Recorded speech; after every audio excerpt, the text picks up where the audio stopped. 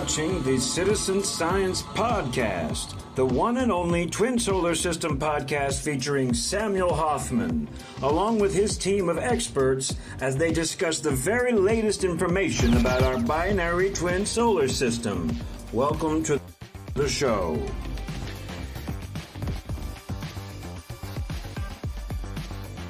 Okay, hello everybody, and welcome to the Citizen Science Podcast. And I'm always happy you are here, even though I'm working out one kink after another today. I don't know what's going on, but I know it's not just me. I'm sure it's a bunch of us. But anyway, we've made it. We're alive and happy to be here. So you know the drill. Let's go ahead and get our good friend Sam Hoffman in here with us. So hi to Sam in Montana. Hi, Sam. How are you? Hello. Hello. Warm and cold at the same time. Hey. It's warm outside and cold in the house. Yeah, the AC's working, thank goodness. And another phenomenal Saturday showtime. And here we go, and yeehaw, I'm ready. Oh, what an awesome week. My God, look at them damn planets. I mean, how the heck? Oh, I don't know. I do not know how the rest of the world is missing this. I don't know. But I saw a lot of good stuff. So, yeah. A lot of great people out there. Right, yeah. Right. I was going to say, it makes all the difference in the world when you actually understand. A lot of people sending in their material. And That too. Yeah. Let's go ahead. Yeah. And you did really good work this week. Oh, good. Well, thank you, Sam. I know Sam told me that there was one of my TikToks that I made this week that he loved. He said it was his favorite. I absolutely love it. And we talk over each other because we have a huge delay between each other, and I apologize for that. But we can blame my horrible internet company, knock on wood, that I love so very much. Thank you for providing me with this internet connection from tropical Montana. Oh boy, let's get Christopher in here. Let's see what is going on in great Las Vegas. Hi, Chris. Hey everybody, welcome to the show. How's everyone doing today? I'm well. Tell me how hot Vegas is. How hot is it? It's not been too bad, but it's still hot, like extremely hot. Yeah. You can't go outside during the day. So I've been seeing a lot of stuff that I just can't. I have to watch it through my window or the balcony upstairs because I can't go outside and take pictures of it because it's just after 3 or 4 minutes it's no good. And after last month I got so sunburnt that. Yeah, I'm not willing to go through that again. So I've been trying to go, outside in the morning, before the sun rises, and then I'll try to get some captures before sunset. But I've been seeing a lot of crazy stuff, just like Sam's talking about. It's been incredible. The other morning, before sunrise, I saw the moon in the northeast sky, which is not normal, and it was this tiny little sliver. And I meant to look up the moon phases, but did we just go through the full moon, or what did I see the other day? I mean, it was a sliver, and it was illuminated on the lower left-hand side. And I don't recall ever in my entire lifetime seeing the moon in the northeast sky illuminated from the lower left-hand side, meaning that the sun would be behind the Earth prior to sunrise, and yet in the north sky by northeast sky. And I saw that, and I looked at it, and I thought, my God, that's terribly strange. But I forgot to look up what the moon phases were, and I do still need to do that. But what I saw was unbelievable. It's like, this is so not normal. And this is a big one on the moon phases. And maybe he knows them.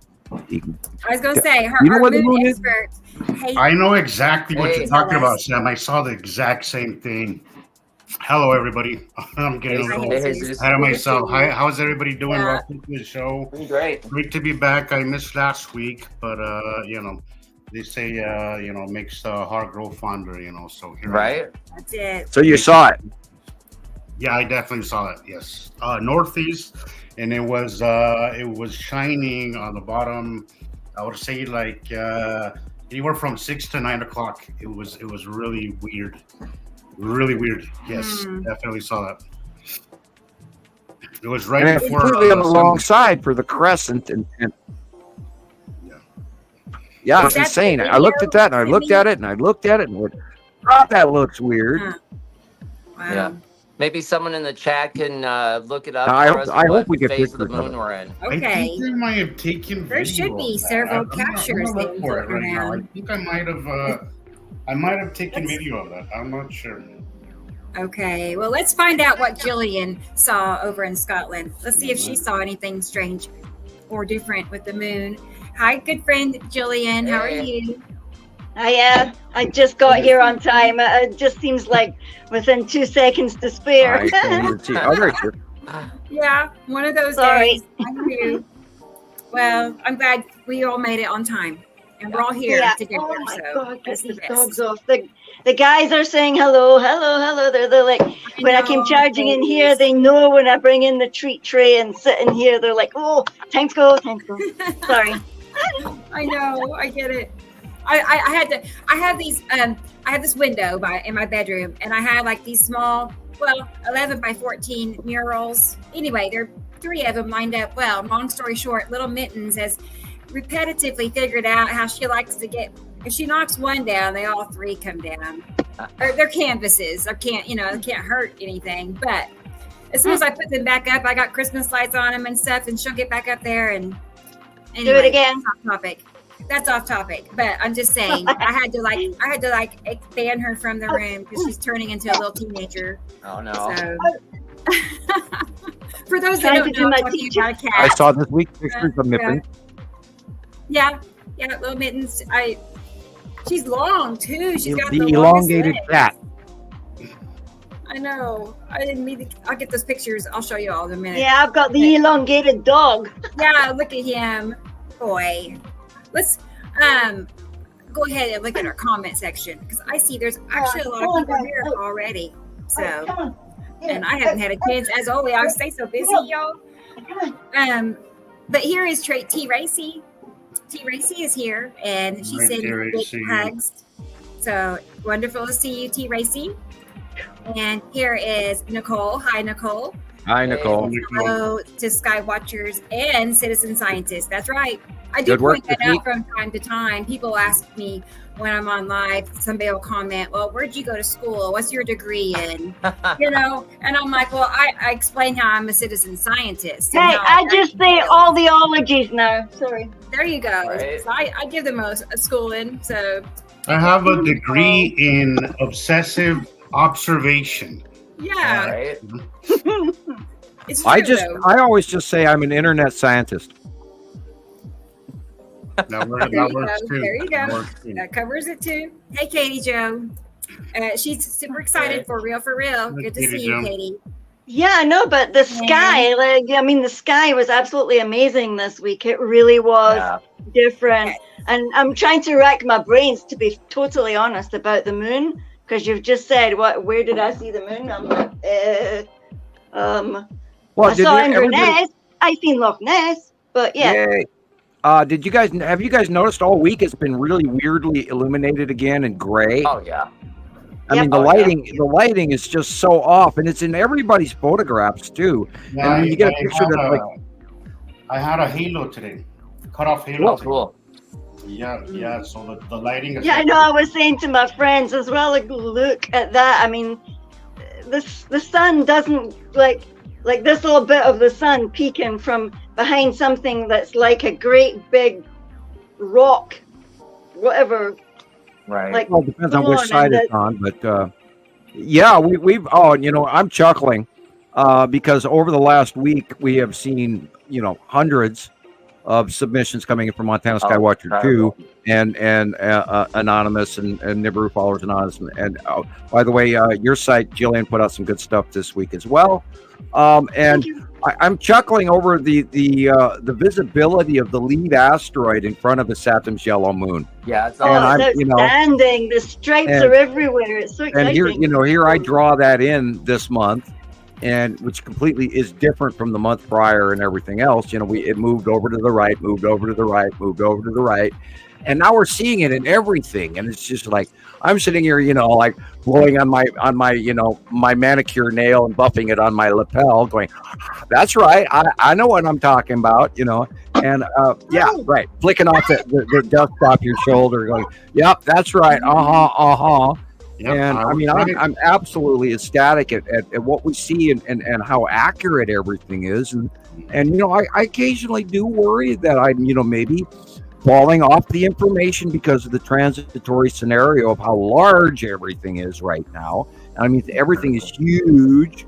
And I the other day, I sat here and I checked, and I think I talked about it maybe on the last show. I don't remember exactly, so I'm going to re-mention it, even if I did or didn't. I saw a cloud pattern in the north sky here in Lolo by eye, and I'm looking at it, and I went and I checked all the radars I could find everywhere, local radar, internet radar, Montana radar, all of the stuff I could look up, you know, everything. And excuse me, I hope I don't sneeze, but I'm breathing the smoke here in Montana. But anyway, and I'm sitting here, I'm looking at this big, massive thing in the sky, and it's there for an hour and a half, and it doesn't even move. Yet all the weather is coming in from the southwest at the time. And so I'm checking the radar, and this thing in the north sky is not on the radar at all, period. Nothing. And I go through and I'm looking at it, and it's stable. It's not moving. And then it dawned on me what the hell it was. Holy shit. In the north sky, prior to sunset, is a Saturn's yellow moon, and a Saturn right overhead. Holy shit, this thing moved in a week. And we're getting phenomenal, absolutely unbelievable captures of a Saturn's yellow moon and lead asteroid right in front of it, along with the long box cube, which is embedded and working its way out of the whole mess. And it's actually moved over to the left more, which was weird. And I have to actually especially thank Wendy. Oh, Wendy is here. I'm looking right at her. Wendy Williams, thank you. You got a great capture today. I did include a picture of that to Rebecca this morning. If we get to it, I hope we do. And there's quite a few other people. Hello, Katie Joe again. Other people are coming down the comment feed. I know. Where did I very leave off? exciting week. Okay. Go ahead. Go ahead. I was going to say, oh no. I think you were at T Racing. I thought I erased. I thought all the comments disappeared, but they're back. I was. Oh no. Okay. What's going on with the internet this week? It's as if things are there 1 minute and then they're gone, and then back, and then freezing, and you can't do anything. I thought it was just the sherbet reception because we'd driven halfway from here into the, you know, wherever, into these like hills that are around Loch Ness, and we couldn't get any reception at all. And my friend's kid was sitting there going, you know. We had some M class flares this week that were Earth directed, so that's entirely possible. And the ones we have to really worry about are the X class flares, but M class flares do cause disruption in internet and other services, and let's not forget also what went through the whole world system with the CrowdStrike program. I still think that is a flag that we're going to re-see another issue from. I don't think that was the only one. There's also some really interesting shit going on between other countries and stuff that they're getting a little bit super negative on some of the super duper crap secret government agent shit that I don't want to go into too much detail, but there's a lot of nasty characters out there right now doing some really nasty shit. Did I swear twice? Yes. All right, Carol Ann. I was like, where's Carol Ann? Where's Carol Ann? She's not here to, to summon her. Get on you about that. Yeah, she might be busy because she's doing more yard work than me. She messaged me right before. Yeah, I was going to say vegetation, but I think maybe she'll pop up. I think she went to the farmer's market or something and trying to can things. I don't know for sure. But that's what my inner self is back telling to the farmer's market myself. Yeah, it's my thing now. I love going to the farmer's market. It's just not fair. It's great. I got I'm gonna have to start. I think buy all those fresh veggies that were grown.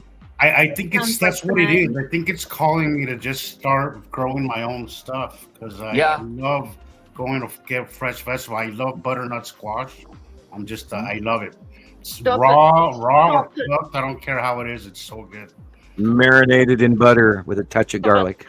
Really? I'm gonna have to try that.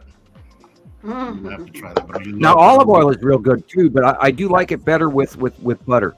But you have to always watch out with butter because you have to cook it slowly because butter will burn. Yeah. Have you heard of rice bran oil? Yeah, but I live on butter and olive oil. That's it. I don't. Yeah, You know, there's been so many rumors about this oil or that oil being good for you, bad for you, all kinds of stuff. So I stay away from all of that. Well, they are pretty bad for you. They're really inflammatory. But I like to use either butter or olive oil is what I've been using. It's so much better. Healthier, yes. Yeah, I just use olive oil as well in general. Yeah, It's a little more expensive, but it gives such a much better flavor to what you're cooking. Much better than that rancid oil, that canola oil and all that crap. I stay away from all that. What did you think of sunflower oil? That was good. I did actually use some sunflower oil in probably the 90s. Another lifetime ago. Yeah. Well, I kind of like using that because I was used to using that, but somebody recently said to me, like, it's bran, the bran seed oil. You won't be sorry. It'll do so much for your cooking and everything. So I thought, well, I'll just give it a try. It was that time of the month where I can buy something. Northwestern or Central. But yeah. I can't believe it outside my window right now. All those little asteroid jobbies underneath Uri. That whole cluster has been mad this week. And oh my goodness, the sun. Yeah. The light pinch. Yeah, it's so weirdly gray out there. I watch everybody's. I mean, I scroll through the news feed and I scroll through Skywatcher 1, Skywatcher 2, Skywatcher Anonymous, Nibiru Followers Anonymous, or any of the other sites that I'm pretty much regular. And all of their pictures are so oddly dimly lit. And it's like, how can you guys not notice that the light is totally wrong? I even go outside and we're driving to the store with my daughter yesterday. And I'm going, don't you see the light is wrong? And she goes, Dad, what? It's like, you don't see that? And I totally noticed that the light is wrong. It's wrong. It's gray. It's weird. It's cut off. Young artists, they should actually notice the light. Come on, Dad. Yeah. Well, yeah. Yeah. This Well, is if you quite don't the mention light. it. I was gonna say this is before the show for me. It's But confused. I thought that was weird too. I got that sun as well. Yeah. It's bizarre. It's insane. It's like tiny, and it's got that beam of light through it that tells you it's being pinched. Yeah. Right. That's Shaft lighting. The shaft light, yeah. There's large objects on either side of the sun. That light is going in between them at that angle. That's why you see the shaft light. And look at the blue. The blue edge tells us that we know that the blue asteroid, of course, is in proximity to the sun again, which we also know that it is. And I believe it's just to the lower right of the shaft right there. There's a blue dot. And of course, I'm on a 42-inch screen. Right. And which brings me to mind about. Well, and it brings me to mind about cell phone use, which is part of that video that I sent Rebecca. And thank you, Ben Smith, for your video. I hope we get to use it. yes. Okay. And what I want to talk about is that if you're experiencing this information through a cell phone, or on your tiny little 4-inch or 6-inch or 8-inch screen, depending on the quality of your cell phone, then you're not getting the full benefit of what I see daily on my very large computer screen. And I'd love to go up to a 50 or even I don't want to do a 75 because they burn out quickly. But I'd love to have a 50-inch screen, and I probably see even more. And our dear friend Alex over in Northern Europe there, he's been getting some captures and some camera shots and some close-ups that are just unbelievable. And if I even had a larger screen, I would imagine that I would see a great deal more than I already do. And the whole topic of why I'm trying to discuss this is, if you're living out of your cell phone, and that's the only source of information, I would implore you to do a little bit of stepping out your front door. Yeah. And looking, get a laptop, get a home computer, and watch our shows on home computer.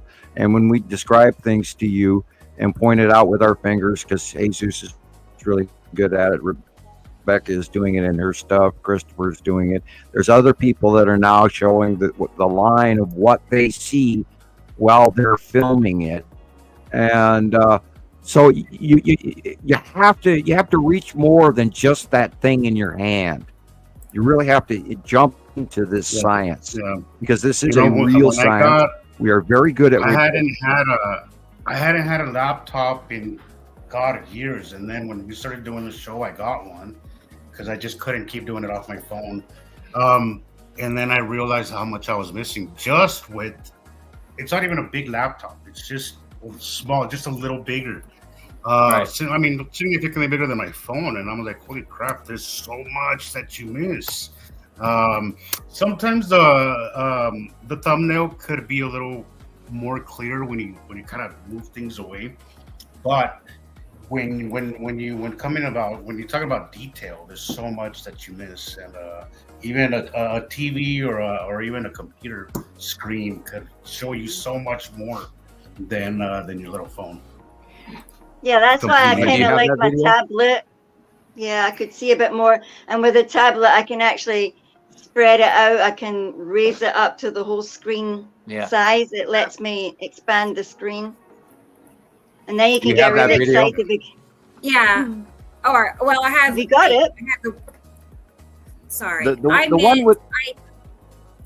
with the people on the train, and they're looking at their cell phone, and it's a parody, and it was created. It was posted, but I don't know if it was created by, but it was posted by a guy named Ben Smith. I don't know who he is, but I had to give credit to the fact that it came from him, and I posted a copy of it to Rebecca this morning because it kind of accentuates something that I've been thinking about for a few days.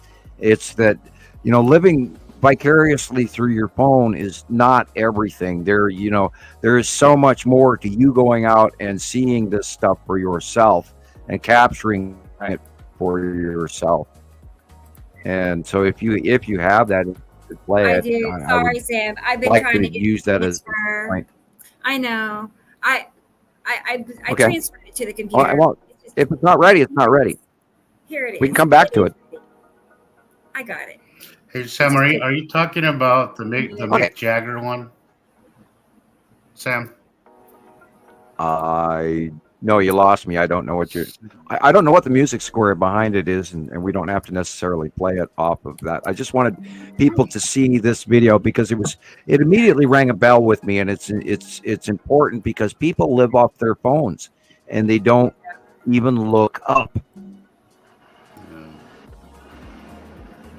And that's true. I see it every day. Yeah, that's about right. Holy shit. No. That is the world we're living in. Like, literally the world we're living in.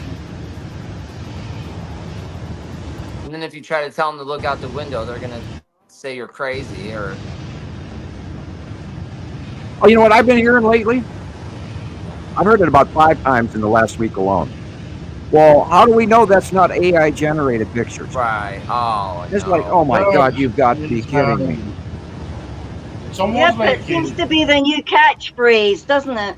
Yeah, and that convenient too? Yeah, here's the thing: is that we're not at a point with AI where you can't tell the difference. There is a noticeable difference. Oh yeah, absolutely. Even when you're seeing like a person, an AI generated person, it's a lifeless person. Like you could see, there's no soul, there's no nothing there. If you can't tell the difference, either get your eyes checked or get out more, because you could tell. There's a slight on my page. I typed that. It's okay if you want to think that's AI, because you're allowed to be as stupid as you'd like. It's that simple. I had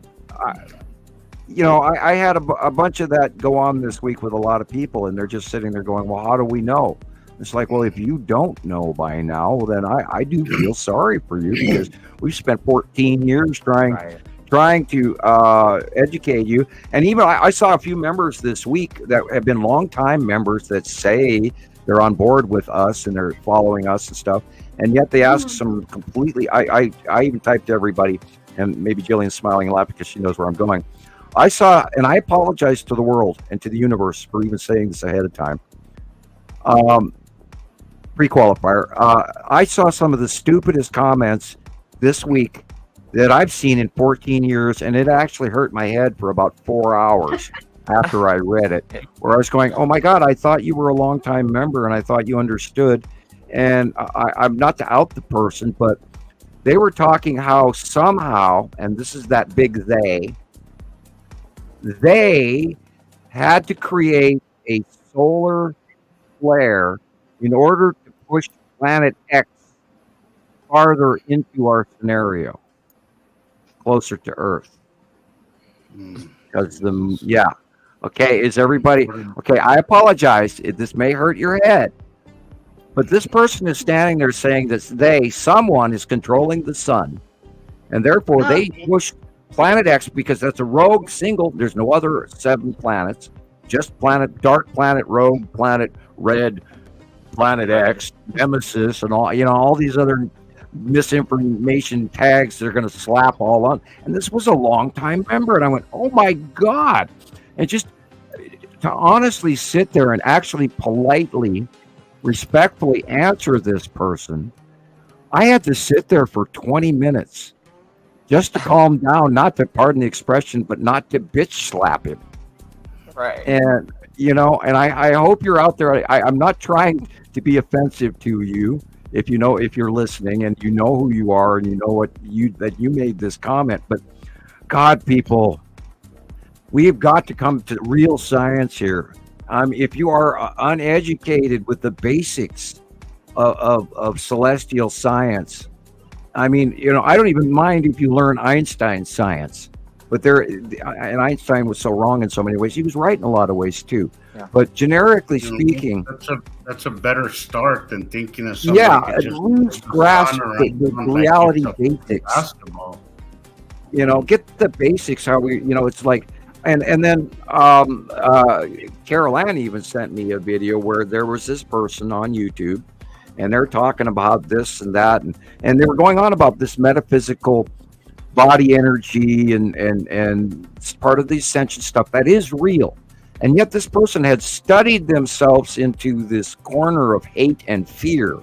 And everything that this person was telling her internet following was that they're affecting us and they're doing this to us and they're changing our biorhythms and they're keeping us from expressing ourselves in our true enlightened mentality here on Earth, and they're sucking us dry through evil and fear. And anyone who is pumping and promoting that level of fear to you on any topic, and anytime you hear them say they are doing this to us, throw it out the window. Get rid of it.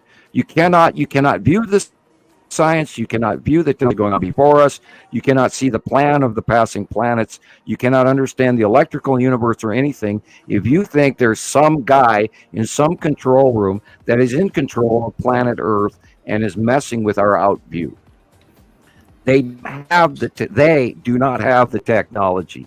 Humans, as evil as many of them can be, do not have that kind of control. Give it up. Go back to the natural. Come back to the reality that a good, huge, and Rebecca reminds people of this all the time, a very large portion of everything we see is natural.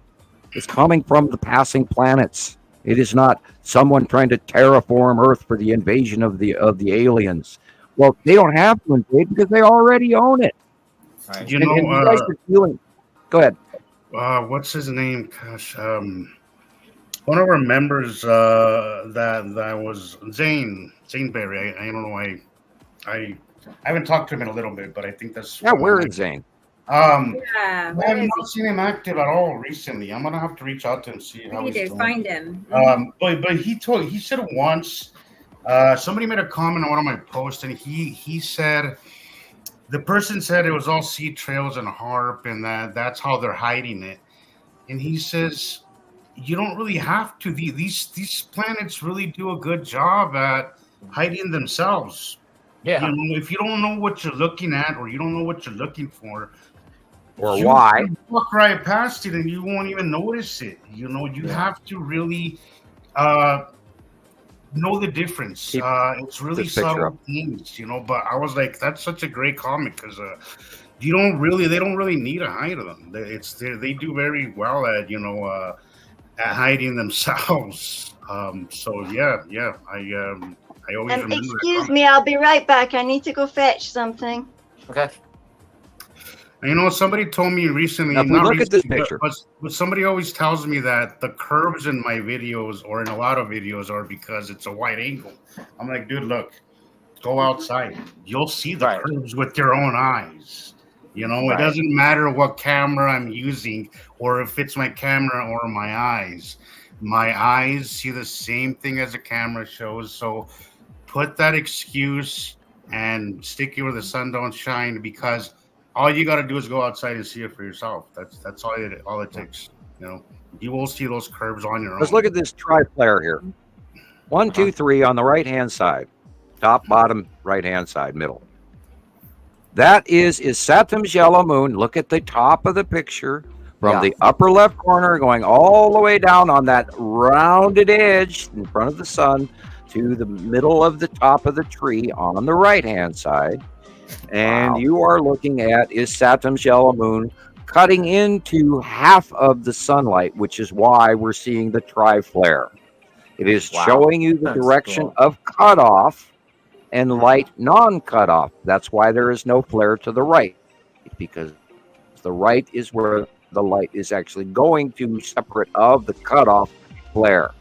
Now in the upper middle right, there's this patchy little square group of clouds, little dots, a lot wider than everything else. And then there's a little black dot in front of that squarish group of clouds.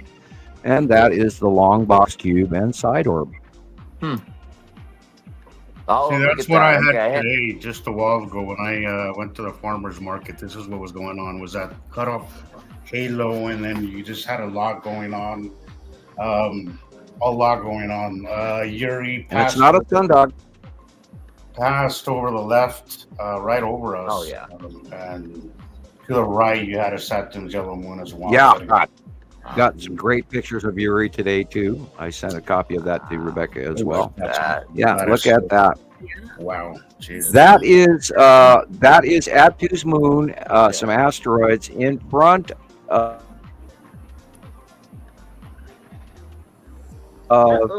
Neptune, which is Yuri, by the way, is moving to the right again, as although it's going I thought right so. and then it's going left and then into the north sky.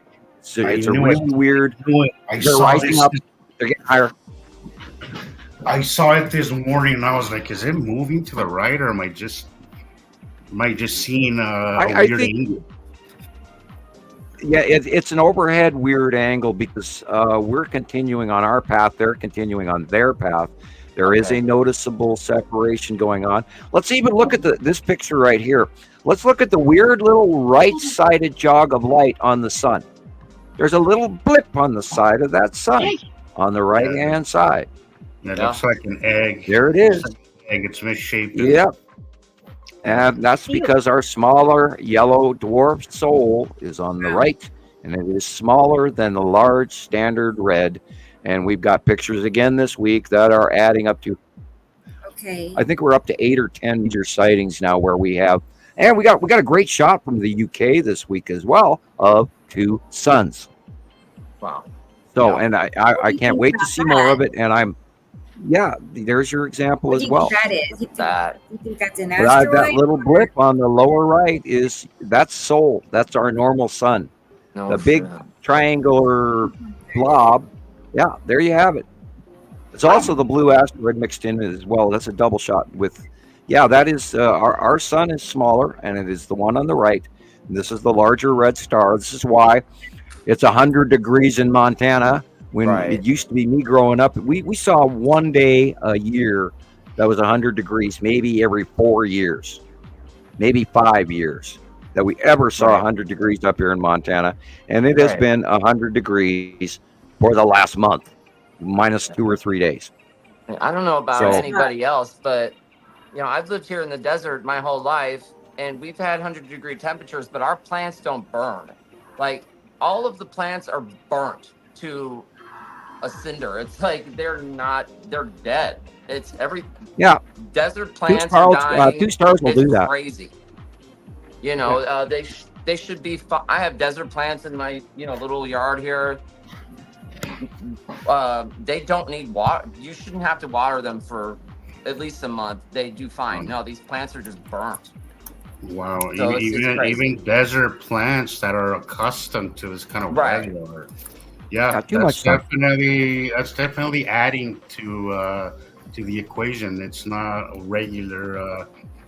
It's not your regular hot day. Something else is going on out there, which as Well, Sam said, on the second citizen sun, science. arm. We are proving all proven information that we've taken 14 years to prove this stuff. That Nepacity. See the open core. Anyway, it's been under illuminated from the bottom, so it looks a little different than usual. But that's Nepacity. We are proving this information. We have 14 years worth of background information. I am not going to back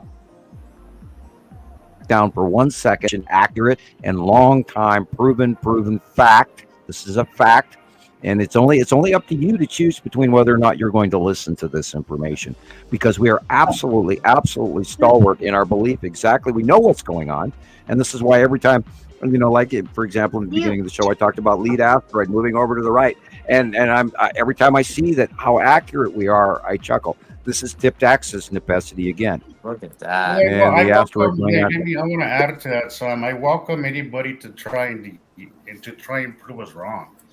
Just come by, learn a few of the things that we have to say, and then go out there and then see it for yourself, or disprove it yourself. Or I assure you that you won't disprove it if you actually give it the time that it merits to learn this stuff.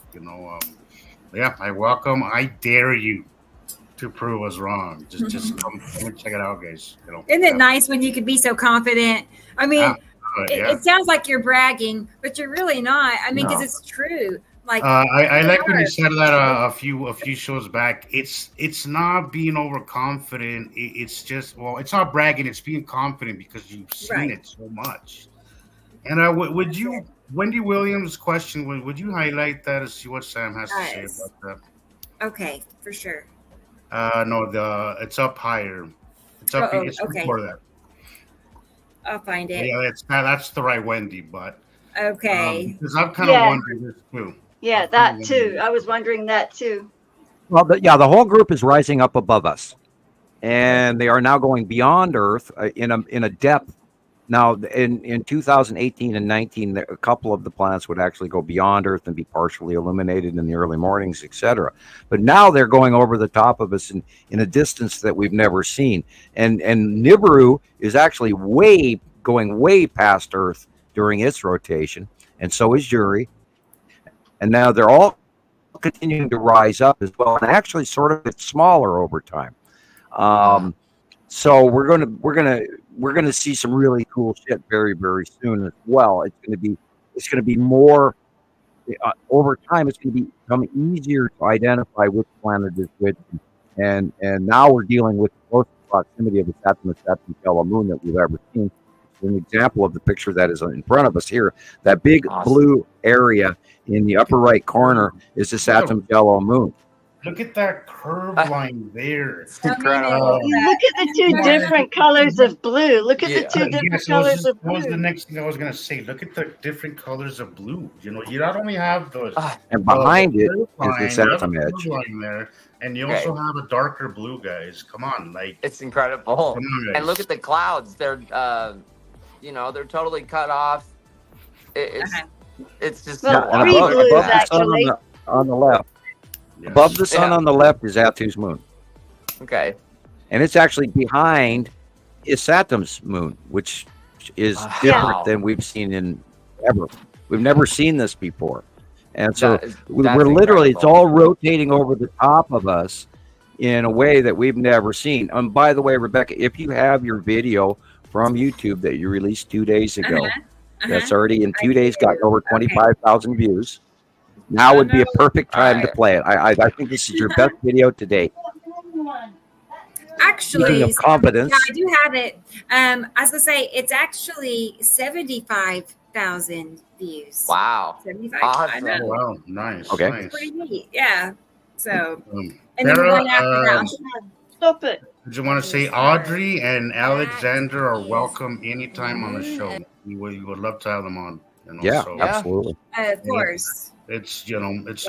it's up to them if they want to come on the Well, show. They are welcome and encouraged to do so. We love Alexander's work, and Audrey. Well, she's Yeah, we been want to find out how he does it. a long time.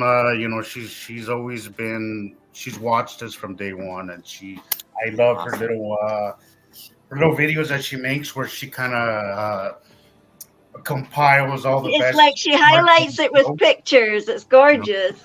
So Yeah. yes, Yeah. they are both welcome. Anybody that's watching right now, guys, you want to come on the show, just reach out and we will work that out somehow. You know, Rebecca is a person to talk to when it comes to that. We can do it. I know. Whoever, whatever, just let me know. I didn't see the comment you were talking about, Jesus, but Yeah, I think Tara that's fine. Okay. mentioned Yeah, that just get in touch with we me. should have Alexander on the show. I'm like, that'd Sometimes be a great I idea. need ideas on who would want to be on the show. I drop a little, note in my ear or something because but there's a lot of people that don't want to be on the show too. I've found that out, but that's okay. It's not for everybody. It is kind of Yeah, scary. yeah. It is, yeah. Stage fright, that happens. Well, Yeah. well, some people just don't want to go public because there is that element of ridicule, that we tend to Yeah. this topic attracts, and I don't blame you. Like, it took me years to actually be like, screw it, this is really happening, and this is really me, and this is some people can do this, others can't, and that's fine too. You could be the silent the silent member, that's fine too, whatever, just as long as We have you're lots of learning. those. We have lots of those, yes. Yep. The majority. Yeah, but and if you have questions, do ask. Get a hold of us. Ask us questions. No. The only stupid thing is not asking. And yes, every once in a while somebody comes up with some real Lulu statements. But when you make a science statement and you're not sure what you're talking about, well, then you can, get yourself in trouble. But generically asking any question is important. That way, Yes, you and have if you to be do need the careful, time guys. to learn. You just have to be careful with what Well, you say. You said it one time, Sam, and I really love that. You said that you have to be you have to be a little bit more careful what you say, because we do owe we Hi, have Ash. a I see you responsibility as a human being to know what you're talking about before you say it, because we live in an age of misinformation and bad information. Not all of it is purposely done, but a lot of it is done out of not knowing what you're talking about. And I know that could be said for even our show, but we have had 14 years. Some of us has been here 7. Some of us has been, but we have, some experience to be able to say that. You guys are the experts. But You guys are you all worked and you all learned. Yeah, and it's important to, we do owe that to our fellow man, is to make sure we know what we're talking about before you open your mouth, because what you say can influence other people, and you don't want the less learned to follow you if you're talking out your nose. And that's why, and we have some people that get a little bit of go-go juice in their socks, shall we say, and they get a little overboard. And I ask you to please rein that in and leave it to the experts. And once you become an expert, well, then off you go. But if you aren't, and there are a lot of people using our information, and some people out there are stretching it. So if you are going to use our information, please do not embellish. Please don't throw in your plasma theories, because plasma only exists in space, not on Earth. There's a form of it on Earth, but it's a different set of rules. But if you don't know what you're talking about, please do not comment and make statements that will either drag you down or somebody who is less knowledgeable than you. So we have a responsibility to share absolute information and not embellish and not fudge and not screw up. And I take it very seriously. Yeah. And keep your mind keep your mind open. Be teachable. You know, always be teachable. Just don't. This is the problem. Okay, this is the only thing that we ask is don't come on to like Montana Skywatchers or Nibiru Followers Anonymous thinking that you or acting like you know what's going on. Like, just spend some time. Be the silent person. Just soak the information in. You know, before you comment, before you think that you know what's happening, because we all were there for a little bit when in the beginning we all came with our own ideas, but most of us, you know, stayed quiet. We soaked up the information, and then we made our uninformed opinion. You know, don't come with the chip on your shoulder thinking that you know it all. I see that all the time, and it keeps you from learning something new, and it irritates people. And instead of having somebody help you, what you're gonna do is just push them away. So just be cool and be teachable. You know, that's all really that we ask. Is just to And if you want to learn, ask. That's And right. If you want more, we'll take the time to teach you. We will. If we hear from you, we'll take the time to teach you. Yeah, exactly. I was going to say, you pretty much have to like start over and forget all the Nibiru stuff you've already learned, all the Planet X stuff you've already learned. Oh, It doesn't apply. All right.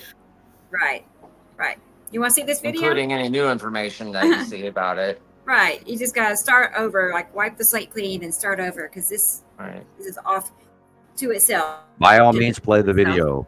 Let's get it. Obvious. Play the video. That is the moon of the planet Isatum. If you look closely, you can see the edge. This is the edge of Isatum, and you can tell right here how there is a darker blue color behind. That darker blue shadow is the planet Isatum. I know I say this often, but yes, most clouds are actually clouds from the atmospheres of other planets. It's just that simple. That's it. Awesome. It's And you're right, just Sam, that it was simple. 25. Short and simple and to the That's point. it. I love that. That simple. I love that you're able to point now. You know, because that makes such a difference. Isn't that Sometimes I hear a lot of comments on Yes. people like you're trying to point something out, and they're like, "Where?" It's so nice that you can do that now with that. I love that. Me too. I love it. Here's one more I made this morning. So here we go. I didn't get to see it yet. Yay. Yeah. Planet shadow of the day. New stuff. We love new stuff. Oh boy. That I love this one. is tip top, undeniable. So let's Wow. look closely here. And you see, here's somebody's roof, okay? And there is a portion of the sunlight. This is our sky. That pale blue color, that's our sky. And then we see a darker blue band right here. Well, that's planet number 1. And then we see another darker blue band right here. That's planet number 2. So we have Isatum in front of Nibiru, and our sky, and our sun, which is in front of our second sun. We have another sun that is tied to this twin solar system, and it's currently behind our sun. It's been behind our sun since 2012. And that's just it. We're currently watching for our twin sun to, at some point, is going to pull out from behind our sun, and it will be fully visible at that point. Things that people capture that look like Which is where I believe it is now. Are actually either asteroids or moons, but technically our twin sun has not been fully visible since 2012. Yet.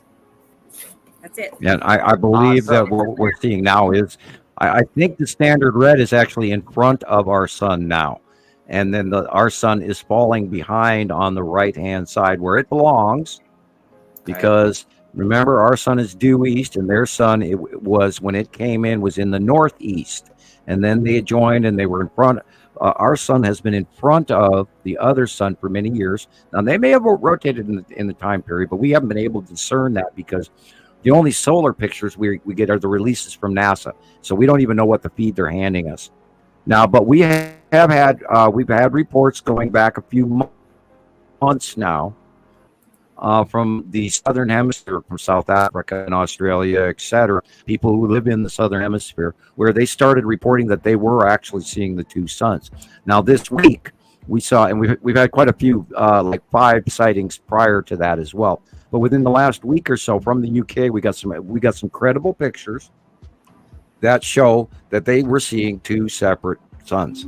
And of course, the smaller one was our Sol, and it was on the right compared to the much larger one. So their caps are matched.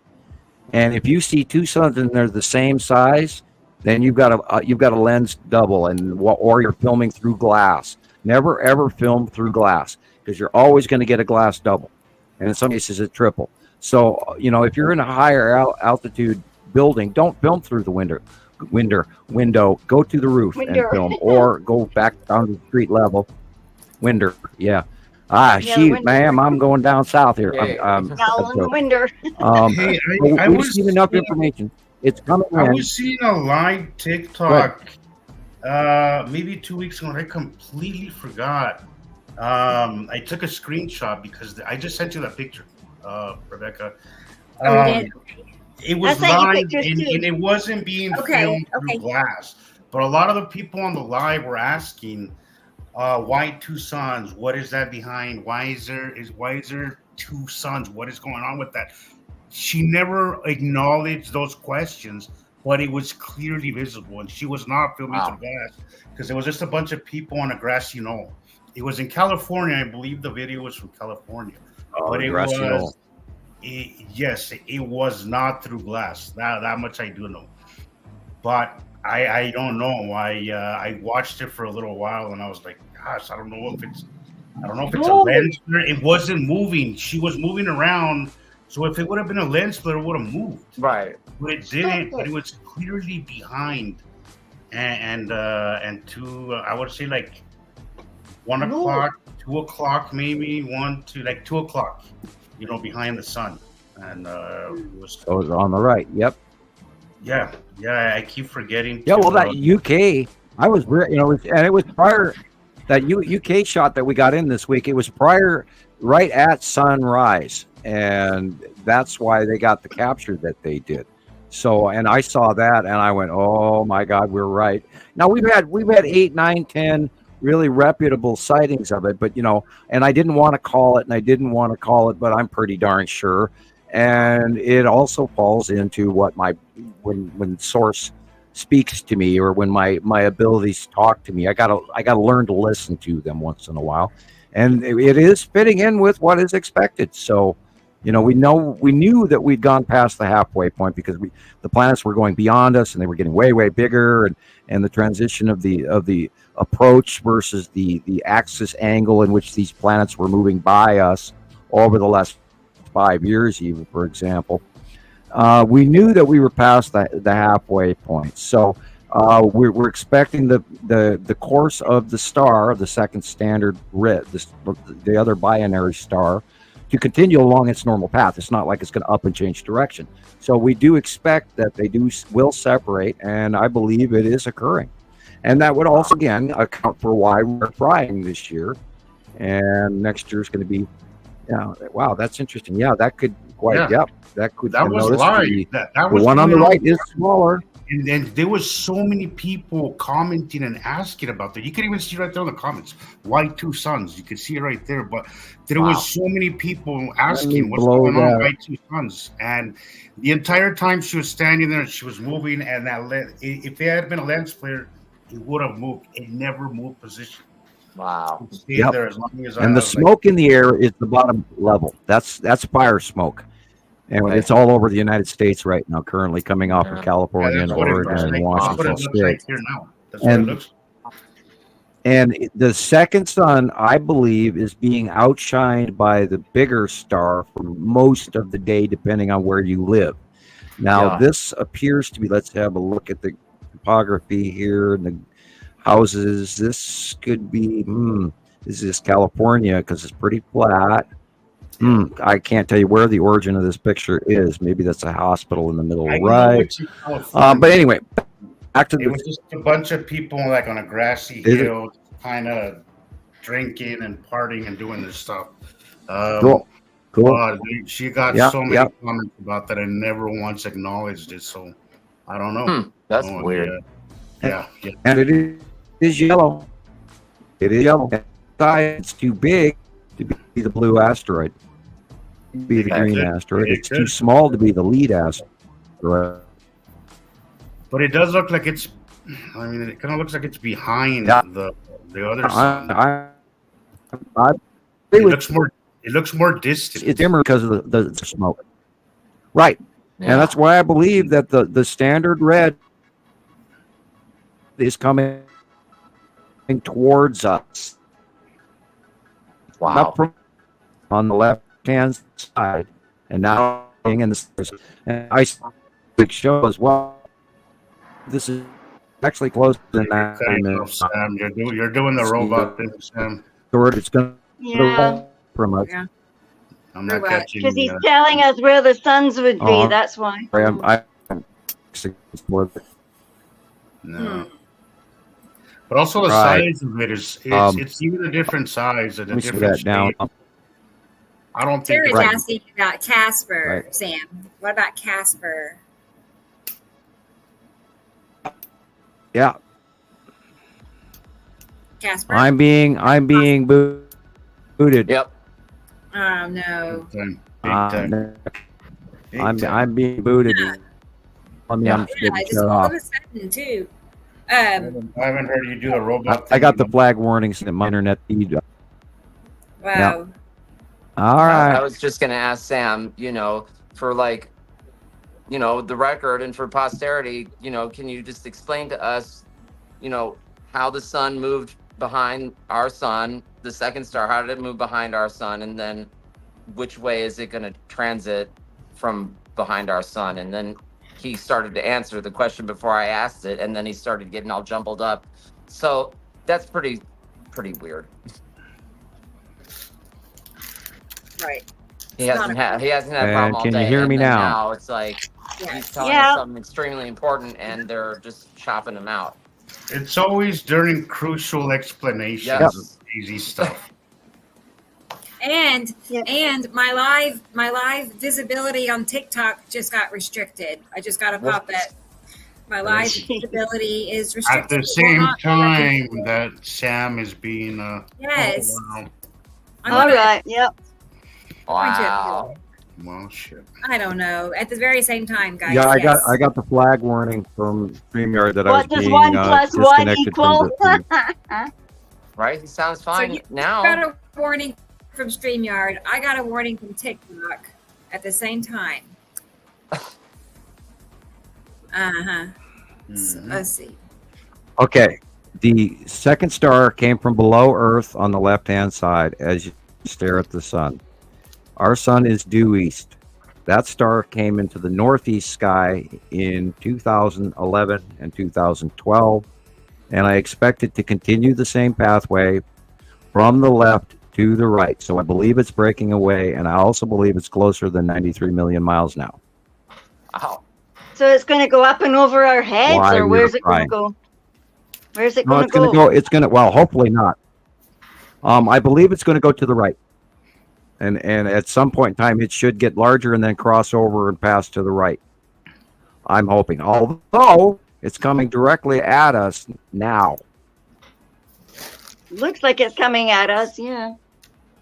So The Well, heat would keep in say that mind it's that coming our star is the smaller one. And this literally looks like the closing scenes of the last Star Wars movie as well, Yeah. by the way. Yeah, look at it. It just looks like Tatooine. Da, da. So Da, Tara was da, asking da, da, about da. Casper. Could this be Casper at all? No. Okay. Is it too big for Casper, or what's? There's no halo. Casper has a halo. No, that's It's a right. ghost. Okay, I see. That's why it looks like a ghost. That's why we call it Casper, because it has this little rounded dual tail ghost, like you put a sheet over the top of the ghost. or over the top of a basketball, shall we say? And that little sheet is what is the halo that's around Casper. God, we haven't seen Casper in weeks. We saw it a couple weeks ago, but we haven't seen it in weeks. No, I haven't been looking for Casper either. There's so many other asteroids that are getting so much larger, especially around the Tan asteroid, which right now I got a picture earlier today from Jerry. Thank you, Jerry. I listed Jerry in one of the movies I sent to you as well, or videos, not movies, excuse me, video. And Jerry did some good work this week, and Wendy did good week, and good. I can almost talk. Hello. Okay, somebody else talk. She has a question. She has a question for you, Sam. Why do some refer to the binary as a megastar elsewhere? I don't know. MAGNESTAR. I don't refer to it. Magnestar. Magnestar. Magnestar. That's a new one. No, it's the Magnetar thing. Magnetar. Is that? Somebody's been playing too many video games. Oh yeah. Internet voodoo. There's one person out there that keeps pushing that stuff. Is that our Honey Boy's secret? Whatever her name is, Dr. C.A. is her initials. And I don't even think she's a doctor in the first place. I think she's an internet doctor, self-proclaimed. Physicist. Oh, okay. Well, I've watched enough of her material that she quotes the science that I've never read in any book in my entire life. So, I couldn't take her serious either. Some people like to make up their own words. Yeah. Magnetar. B Cope, just wanted to say hi. Thank you. I don't know if I've seen your name here before, but I want to say hi and thank you for joining us. Unfortunately, that is a problem with a lot of people. I think it's because we live with societal norms. Anytime that you go outside of those societal norms, people tend to not be very nice to you. So what happens is a lot of people refuse to acknowledge something just to remain socially acceptable, which I find such a bummer, because I think what makes us beautiful is that we are our own person and we have our own brain, and some people look at the world differently than others, and some people notice those things and others don't. Unfortunately, that is the world we live in. I know a lot of people out there are noticing some stuff, but because societal norms, some people don't mention it, some people don't talk about it, some people just keep it to themselves, and that's horrible way to live. I'm sorry. It happens. Depending on your relationship, like B Coop here is talking, my wife refuses to talk about it. And if that is occurring in your home, I suggest that you don't discuss it, because we've seen a lot of relationships go south because some people believe in the binary system and other people refuse to, because a lot of it has to do with fear. They don't want to hear about it because it scares them. And Rob Schenkel just wrote, with the binary twin coming towards us, because I talked about that just now, what is our future going to hold? Well, and when people ask that question, I try not to go into too much of what I do already know and see and give out the wrong information. I would just suggest that you look back 3,654 years ago, what happened. And it's what they refer to as the catastrophe in the Bronze Age.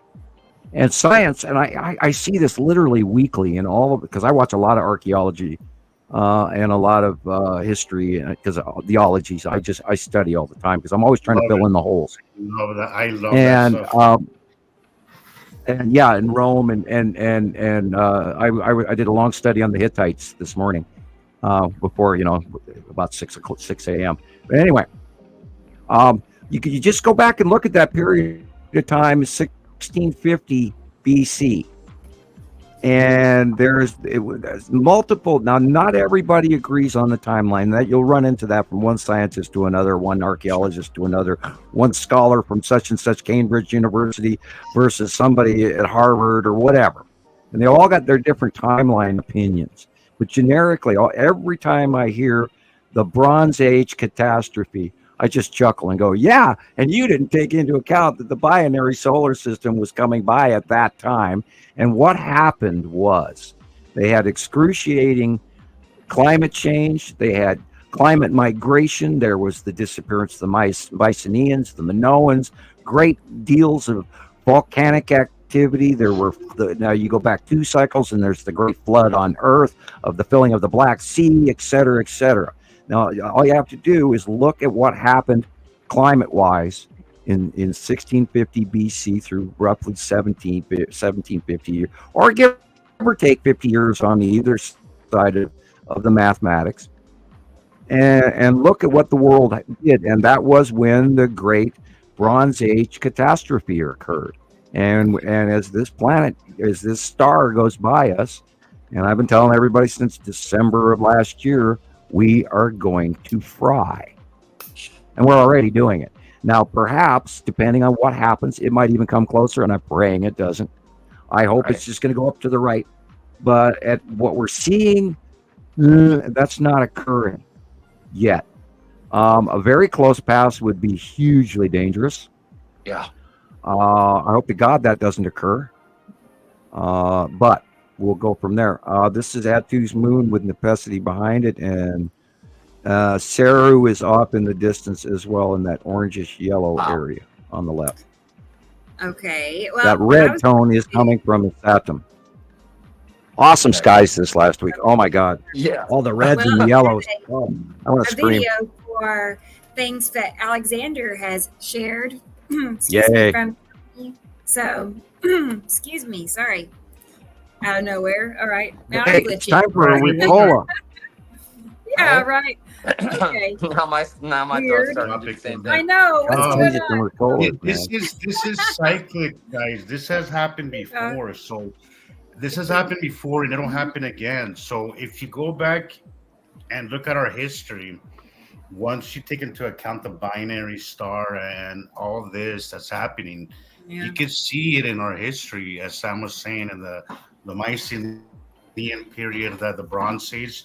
That's the last time it happened. If you go back and you take into account the binary twin system, you could understand so much about our history, because it is very much cyclic. It happens. It's happened before. It'll happen again. It's the reason why civilizations have come and gone, and this is part of our planet, guys. This is part of it, So, and it's not completely a bad thing. I mean, yes, things will restart, but it's like volcano activity. Sometimes I have a reference. I have a reference for that. I posted an archaeological video for a lot of people this week on a location called Barabar, Barabar, Barabar. It's an archaeological site. You can type it in on YouTube. Type in Barabar, the archaeological site of the future. Barabar. Right. India. Yeah. Bar, Barabar, Barabar. And all you have to do is watch that video, and they're showing you a temple, and it's not a crypt, but it's a temple, and they're showing you this ancient, supposedly of a certain era, carved out, smoothed out granite that we don't even do to this day. It has sound qualities and mathematics involved in cutting this into the solid granite and bringing all of this in together to create this underground facility in a level of technology that we can't touch today. And the point is that if you go back this cycle, if you go back the second cycle, where we know that Doggerland was inundated by a very large tsunami and washed under the North Sea, and that whole civilization, which is underestimated as well, of people were living there with technologies that we don't even know about. And then a cycle behind that, and a cycle behind that. There were other civilizations, you guys, that were higher tech, Gobekli and all of that. There are other, there are 50,000 years, 10,000 years, 100,000 years ago, there were other civilizations that we don't even know about. Yep. And this happens over and over and over again. And we rebuild, we relearn, we grow takes about 2 cycles for us to get our shit together, and then we get to a high tech again, and then it comes through and does this. So do your homework. You know, if you don't learn your history, then you're doomed to repeat it. And it's one of the biggest reasons why people want to attribute these level of technology. And I'm saying, okay, so everybody thinks the pyramids were built by UFOs. I'm not saying that I don't believe in UFOs. I'm not saying that at all, because if you know the show, you know that we absolutely are on board with that.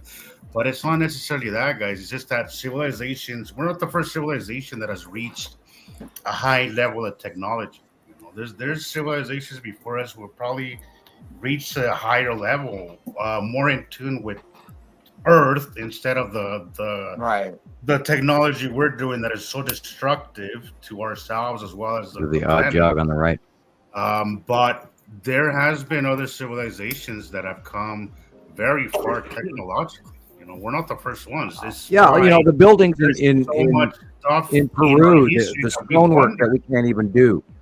Exactly. There's so much stuff. There's so much archaeology around the world.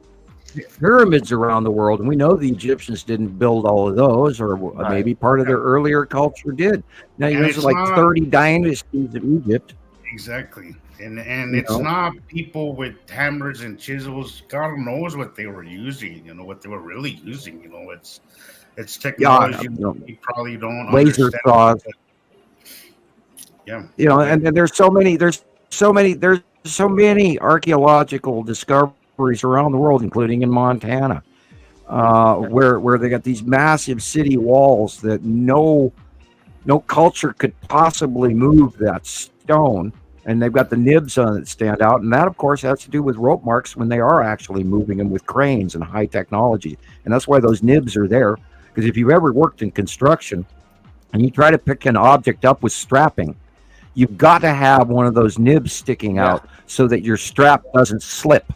Yep. And that will retain the strap. And then if you put several straps on, they'll all stay in place because they move the moment. If you're trying to move 100-ton stone, you've got to have those little pokey nibs sticking out so that the cargo strapping does not slip off.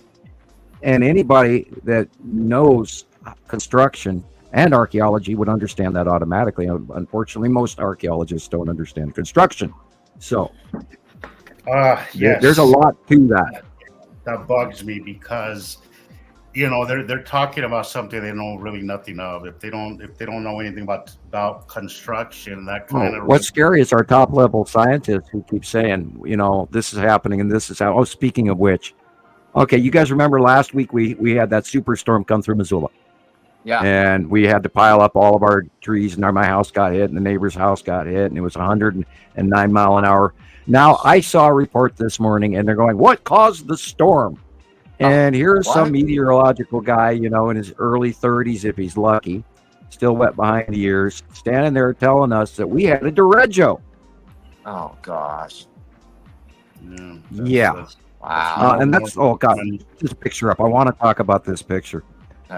So anyway, so what this common term that they're throwing out is a derecho is a southwestern sandstorm from the desert. That has nothing to do with what they're telling you is a derecho. That same storm thing that went through Iowa and Indiana and the other, and they keep calling it a derecho. They're lying to you.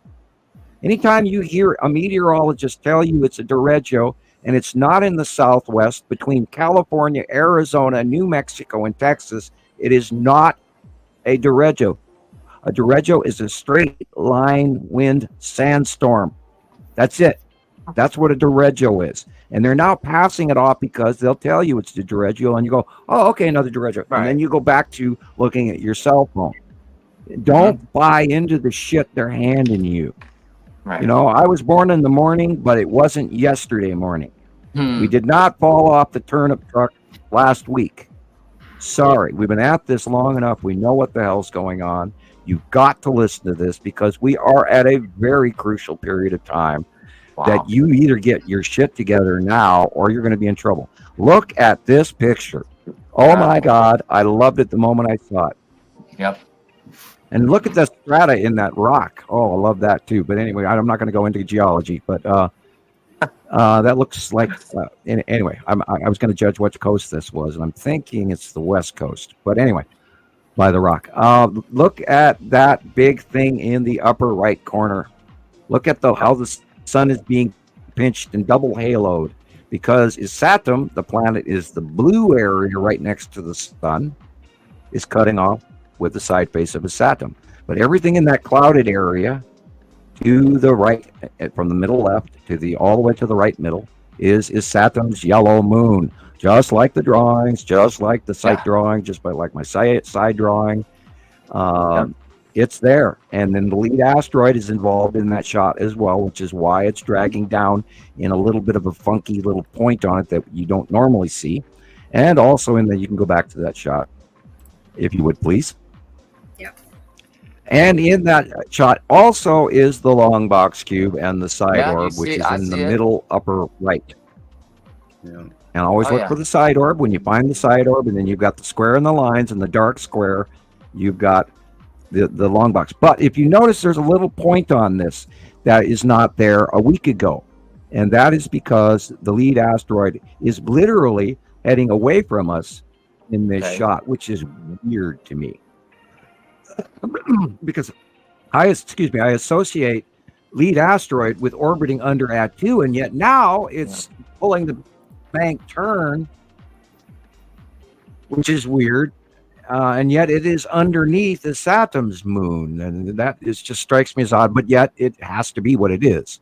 It can't be anything else because we've seen enough of it to know. But the lead asteroid is just on a wider berth orbitation around Attu, which is on the left and out of view in this shot. But yeah, this is, and you can see there's a little sort of in the middle right there. Looks like there's this little face thing.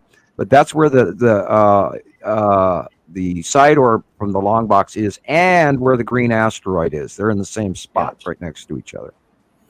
This is like. And there again is another example after the 100th example. Go ahead, Christopher.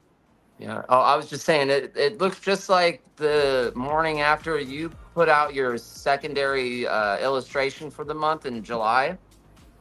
Right. This happened, the very next day after you put out your illustration, and this shot shows Saturn going down more towards the horizon, but it's exactly the same. The dark area that you see showed up, and it's Saturn's yellow moon was even darker blue. It's just absolutely incredible. It's the same thing. It's awesome. Yep. You even called the green asteroid. I draw what there. I see. The long box cube, everything was the same. Look at the dark blue, guys, and tell me that isn't closer than the blue on the left. Yeah, I mean, and your depth perception. If your depth perception doesn't catch that, no. Pay attention to those things, guys. Pay attention to the depth Look perception. how gray the illumination is, and it's cut off, and the light amount is way small, and there's this rounded illumination. Plus that I think that the circular white circle below the sun to the right, I bet you money that's the lead asteroid right there being played in Gulf. Okay. It's not a flare. I would bet you that's the lead asteroid being just illuminated, and the sun is actually shining on it so densely that it's bright. And I bet that's the lead asteroid. Because I was trying to work out where that secondary halo came from, and I went, wait a minute. And then I blew it up, and the white definition of mine on it is so much greater than the original halo that it couldn't be a secondary, because the secondary is less light than the original. So I went, that's got to be the lead asteroid right there. Wow, that's a really cool If you enlarge this picture on my tablet, you see that small round one in the front. That's where the bleed-off comes from. But the long box cube is also included in that bleed-off pointed cloud, is what I'm trying to say. They're connected. That bottom of the cloud goes to the bottom of the lead asteroid, but it does have that pull of the under atmospheric pull. But the long box cube is in that pull as well. But now remember, we've also got the ion tail, which comes off the face of a Saturn's yellow moon. That could also be responsible for that. So it's like a three-pronged thing going on here. But the lead asteroid is either in the cloud mix or the white, and I'm pretty sure the quite thing because I didn't notice that when I was first talking about it again. But I did the day I saw this picture, and I actually blew it up. And so I went back to that secondary story, and I do apologize. But yeah, the long box cube has been sighted all week again, and very big, doing its thing in dozens of shots. And we can move along. Yeah, a lady here in Scotland took a picture, and she got. I've sent it to the content stash, where underneath is a rainbow long box cube shape. Wow. Like, how long ago did you send find it? that I'm picture, on. Rebecca? I can try. I'll look and see if I can find I'm scrolling for it now. I'm trying to download your video right now, and also I BB have a Sussex, video for Winchester Road. Alexander whenever you all are ready. So Sorry. Okay, I'm We're trying to make I you didn't work find double it, time, Jillian. Beck. that is There's Andy, and there's Jillian in Super Volcano Campi Alegre. I do not see it. Okay, was It's it the your last last little picture with the picture on rainbow? content stash. Yeah. With the rainbow in it? Yes. Okay, it's starting to scroll. There it is. Okay. Wow. That's interesting. Well, I can't fully say what I'm looking at right off the bat. It's about the size of the long box cube. It's kind of intriguing, isn't it? I don't know. Yeah, it's intriguing. It could be one of a couple of things, but yeah, or just even the rain that's dropping too, depending. You say, look, the long box cube. It could be. I can't fully say.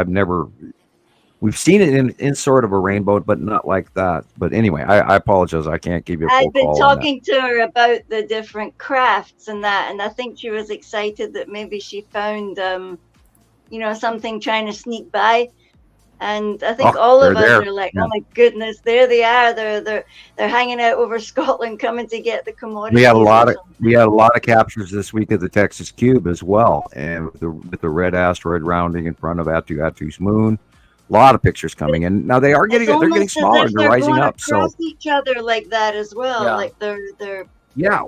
Well, they've anyone else seen rotated that? in front of us. So the stuff that used to be in the back on the right-hand side is now in the front on the right-hand side, and everything else is going backwards, sort of to the left, and yet north of us, which is weird.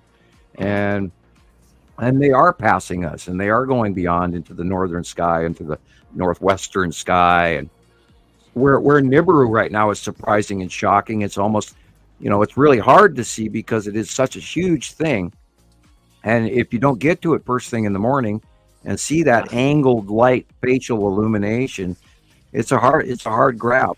And now that Isatum is so big, people are almost automatically mistaking it for Nibiru because Isatum is very dark and it is very big. But just keep in mind that Isatum's yellow moon is massive now. In comparison to a few months ago, we saw, this is the size of a beach ball, where now it is literally the size of a stadium, and it's huge. And we've never seen it with Tara earlier today. Like we talked for hours and hours. The poor girl is probably going to be so tired. But when you get into these like discussions and you're sharing your pictures and your opinions and stuff, you get really into it when you're with each other. And like, oh, look at what I got. Yeah, and then did you see what I got? And then anyway, so she sent me her pictures. So I turned them upside down to show her how it could look if it was Earth, if it was this ways up. And you could actually see it from another perspective. That's cool. I love, that really helped me learn a lot, actually. Yeah. So I showed her, I do this a lot. It helps me because she said, I swear to God, I'm looking at mountains, at mountaintops. And I said, well, most probably you are. And actually, if you look at this, it's got circular depressions, almost like the Atlantis city structure, as if you're looking at something else on another world. But essentially, you're probably just looking at like a basin on that planet, like carved out. and there's water maybe around certain parts, and the colors of the water were different. Like Sam says, Saru's paler because its water's shallower, and Nibiru's water is deeper and darker blue. Anyway, this particular one had the two different colors in the one, and circulars, as if it was going around a basin. You know how natural, when geomorphology happens and it's carving bits and shit out of it from when it's doing its water thing, a planet, you know, and flooding and stuff, and it just carves nature, you know.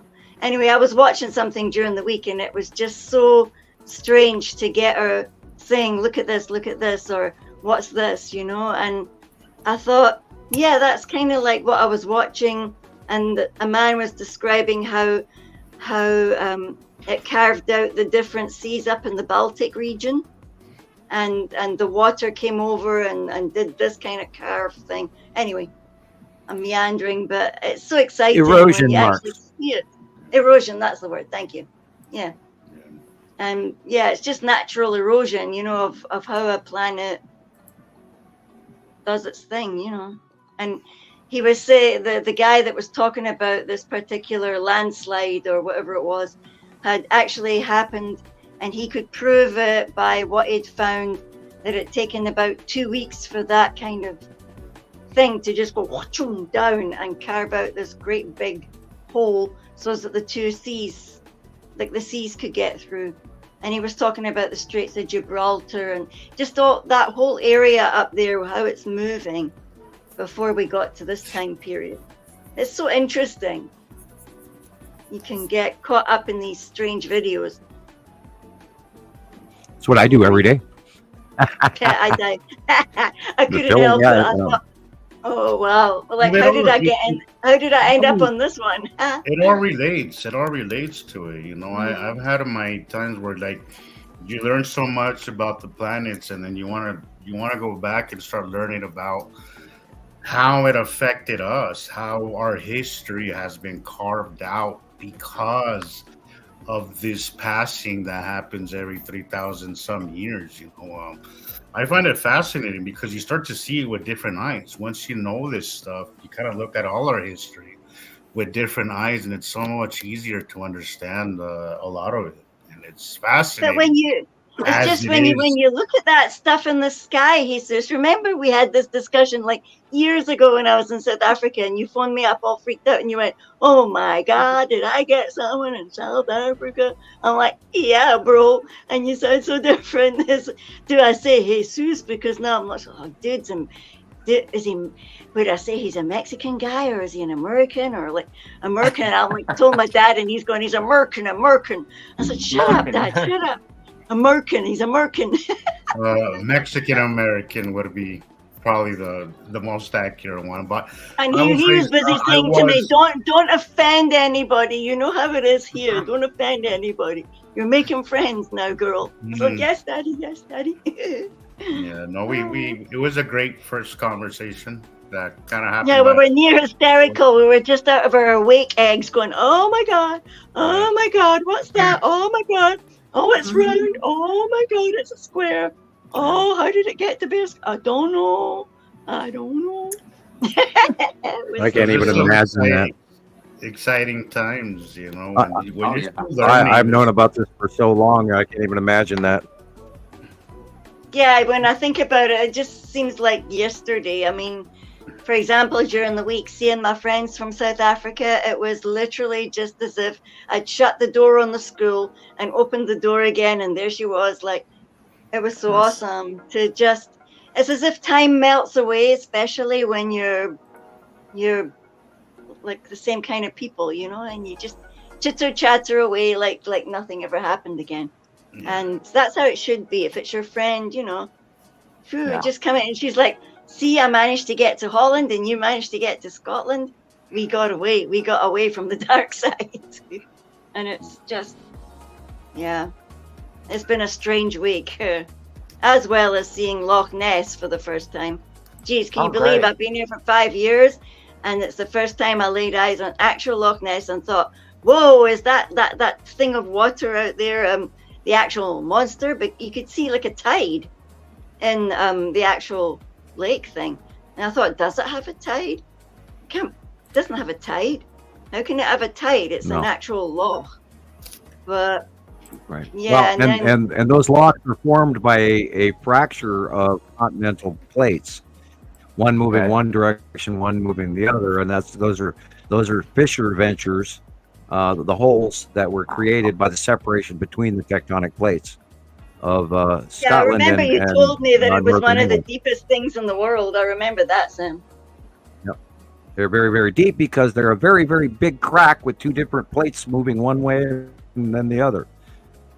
And I believe the northern plate of Scotland is moving. I just wondered if we were rippling during the week, and that's why we had a, like wobbling or something, and that's why there was that ripple thing in the middle of the lake. Now, well, remember the Icelandic crack is also moving, and the North Atlantic Rift, whatever they call it, Earth brain. I don't have one today. That whole region is moving, and the reason that the volcano in Iceland is about to burp up again is that those plates are moving, and so your area is going to be wiggling. This is Attu's moon. See how purple it is, and Attu's moon in the middle center. So beautiful. Front. And it's got you can actually see the base cloud of Attu, which will form the ion drop tail. And behind it to the left is Uri, and then on the right behind it in this shot is where Saturn's yellow moon is, and that's why it's all orange and yellowy on the right-hand side below. But we are staring at a very large Attu being illuminated from the bottom, and then the wispy little round clouds in the middle top are Attu's moon. Wow. And there's a square in there in that dark edge, and there's a round in that dark edge of that wispy bubbly cloud area. In the middle left at the bottom in the middle of Attu's moon is where the red asteroid is. Oh, and wow. if you look just over to the bubbly little cloud, there's a sort of a dark area right there. And that is the Texas Cube and its side orb. And we've gotten 100 pictures in this week on that easy. And then the bottom is the spiral asteroid in the lower left with a little other tiny one below it. How interesting. And off picture to the left would be where the skull asteroid. We haven't seen much of the skull asteroid this week. Very interesting. But I have seen the Texas Cube a lot this week, and the long box this week. Yeah, and definitely with the long box too, I never see it. There have been a lot of people that have not been sending in their photos to Facebook. We need you to. There's been some scuttlebutt, some rumors that people are getting bored with Facebook. We need you to continue to please send them in.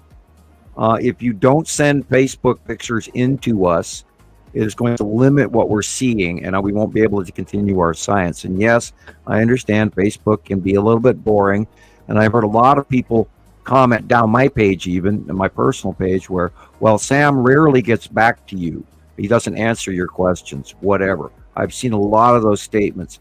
I answer the ones that I see people talking that are talking to me. If they're generically making statements, I may not necessarily answer you. But if you're talking to me and you're asking good, volatile, important questions, then I will try to answer you. Yeah, there's Jerry. Jerry, great work. I saw your stuff, and I shared some of the stuff to Rebecca, and hopefully we'll be able to get to use it here. Very nice work. I have a short clip of some of Jerry's clips. He's shared, 4 or 5 little videos over time. So I was noticing he was talking in them as well. That's good. Good job. That's the one that you sent me. So here we go. Let's look it up. No, and people keep sending in because it's dropping off. It's like the people are leaving Facebook, and we need you to send them. It's sort of like mailing in your information to the library, where our culmination library can take all these pictures, because this is where I run. This is where I save all the pictures off of. I don't have another format to do that. I cannot save anything posted on YouTube. I can't save anything posted on TikTok. I save the material. Oh yeah, great shot. I save the material on Facebook in a format that I can use. So we need you to keep coming to Facebook, even if it's really hard to get a membership. It's easier to get on to Nibiru Followers Anonymous than Skywatcher because I'm adding so few people because we've had a huge troll issue, but it's gone away because we cleared them out. So I'm slow at adding members, and I promise I'll do that this week again. You see trails up there. Yeah. Wow, cover things up they don't want you to see. Moon. Yeah, there's a Saturn Jello moon up to the right of the sun. Clear, plain as day. And they're up there spraying their little butts off to not let you see that. Now, there is the other side of the story as well. Right. The G7 countries that do ski spray, that actually reduces the overall heat that comes into Earth. So be thankful that they are sometimes doing that, even though it's really toxic and nasty. Yeah. We kind of need it right now because we are frying less than other countries out there. We actually can still have our crops, even though they're burning, and even though the cactuses are burning. Telling you, it's not good. You know, that can start, yeah. And has anybody noticed how fast you tan this year? Oh my God. You go out in the sun a couple of minutes and you are a suntan or sunburn, especially if you're a ginger. You can feel it. At least where I'm at, you can. I can't go right outside. That's a Jello moon. You have to bring clothes. If I go anywhere, like say we go to my wife's dad's house or something for the day, I have to bring like 4 different shirts with me because I'm like soaked. It's gross. You got to, and then the sun is just. See that blue right there? That's Nibiru. All the way up in the north by northwestern sky. That is Saturn's yellow moon right there. And there's the bottom of the Saturn. Huge. Yeah. That's the bottom of the Saturn. And then the blue area further to the right. Boy, he went 360 on me before I even realized it. Maybe I was wrong. It might have not. Yeah, I'm doing the parking lot 360. I'm now nauseous. Thank you. Jerry, in the future, can you pan just a little bit slower, please? Yeah, and they're spraying some new stuff there. Let's hide this so they don't see it. That was it. Oh, yeah. And if you do end up like taking a video and you find yourself panning too fast, you can put the video that you took into like any of those video editors, and you can slow the speed down of your actual video so it actually pans a lot slower. That is true. If you make your viewer nauseous, I am not a fan of the sideways views either, because then I got to crank my head, and that's when I stop, using science, and then I have to, deal with cranking head. But anyway, yeah, if you pan slower, we can make better calls. We get a better chance to look at the green on this one. Okay, who wants to call what this planet is? God, we lost Jesus. We lost Jillian.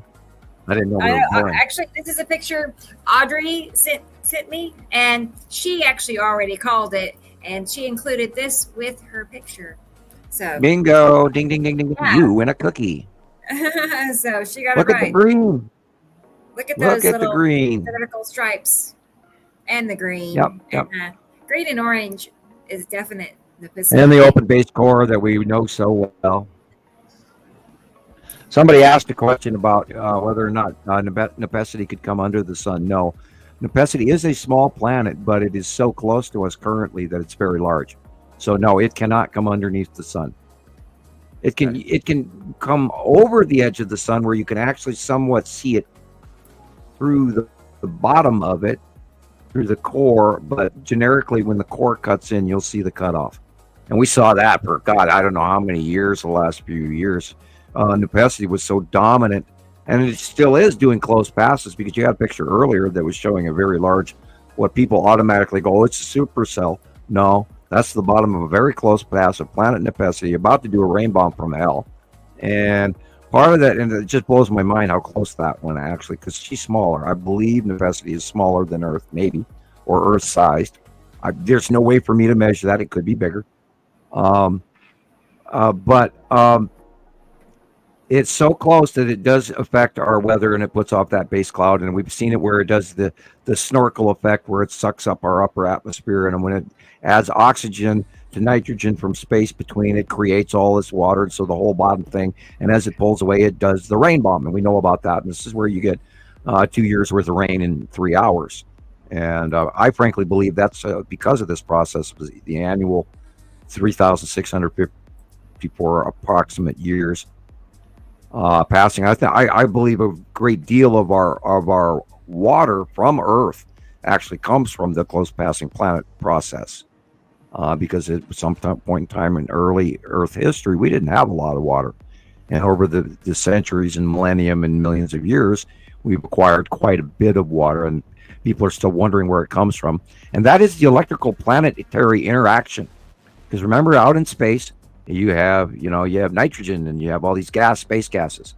And if you add oxygen and nitrogen together, and you have an electrical planetary bleed or ion interaction between these bodies in space, that's what we call the electrical superhighway. And there's an effect that because of this electricity, that these nitrogen and oxygen are being, hydrogen. I don't know why I came up with nitrogen. Nitrogen's in that too, but hydrogen in space and oxygen jamming together, and they H2O form water. So the interaction and the crossing of the planet Nepesi, I believe, has a direct relationship to Earth's water levels. And so, I mean, we could be watching more water form here. We could be seeing the rising of our oceans from this cycle even faster than the tables of scientists. So, trying to calculate the melt off of Antarctica, which, by the way, is also increasing. Something we did not look up this year, and I encourage anyone out there who has a scientific wild hair and wish to do so. On the South Pole, the jet stream is really freaky, acting really weird. Do notice that. We talked about that last week on nullschool.net and that site. But the melt off, and did anybody look up whether or not it actually got dark on the South Pole this year? Because I did not look that up. And I encourage you to go look up the annual. And if you get that information, send a copy of that information to me, or type it here if you wish to do it while we're still here. When it's supposed to be dark in Antarctica, and then cross-reference that at that time period to live cams from Neumeyer Station, for example, and see if it is actually dark down there, because there's supposed to be a period of quite a few months where down there it's pitch black, and we haven't seen that in quite a few years. Yeah. So, and that has to do with the axis tip of Earth and all of that, which is more proof that this is really taking place. And that is a back crescent illumination of an object that's in the upper left corner. You can see the round. Yeah. Trying to figure out where this is in the sun, where the sun actually is. And it's hard. Look how dark the pine is. During the normal day, that pine should be green, and it's not. Yeah. It's another example of how gray and little light we have on Earth right now. Boy, I'm tempted to say that is because my rowan tree is actually getting its autumn leaves already. Oh, I believe it. God, don't say that. I'm not ready. Although I'm done with 100 degree days though, and we're still coming on the huge fire season going on right now, guys. We talked about that months ago too, expecting it. Here it is. Colorado's now on fire. Of course, there's well over 50 fires in Canada. There's 70 some in the United States and in the Pacific Northwest. That's super fire. I did not look up the Durkee fire or the Park fire this week, although I was bombed with it. Yeah, look at that. See that circular gray thing in the sunlight square there? That's the lead asteroid in front of the Bethetham's yellow moon. Yeah, I've seen that little bugger up there as well, like that, with the stripes. God, I like it when my drawings match. I absolutely love it when the monthly site drawing matches. It's awesome. Hey Sam, Right down to the little stripes, man. Ah. Sam, Andrea made a comment I want to talk about that because I've been wondering that, and maybe you don't know the answer to this, but I'm gonna ask it anyway. She's saying she's trying to condition her skin to take the hotter sun. Is that advisable right now? Because I do know the UV rays are just off the charts. Personally, I wouldn't recommend it. It's Look, you're inviting skin cancer. I'm telling you guys. For a decade we've had there's another scientific fact that people don't cross-reference.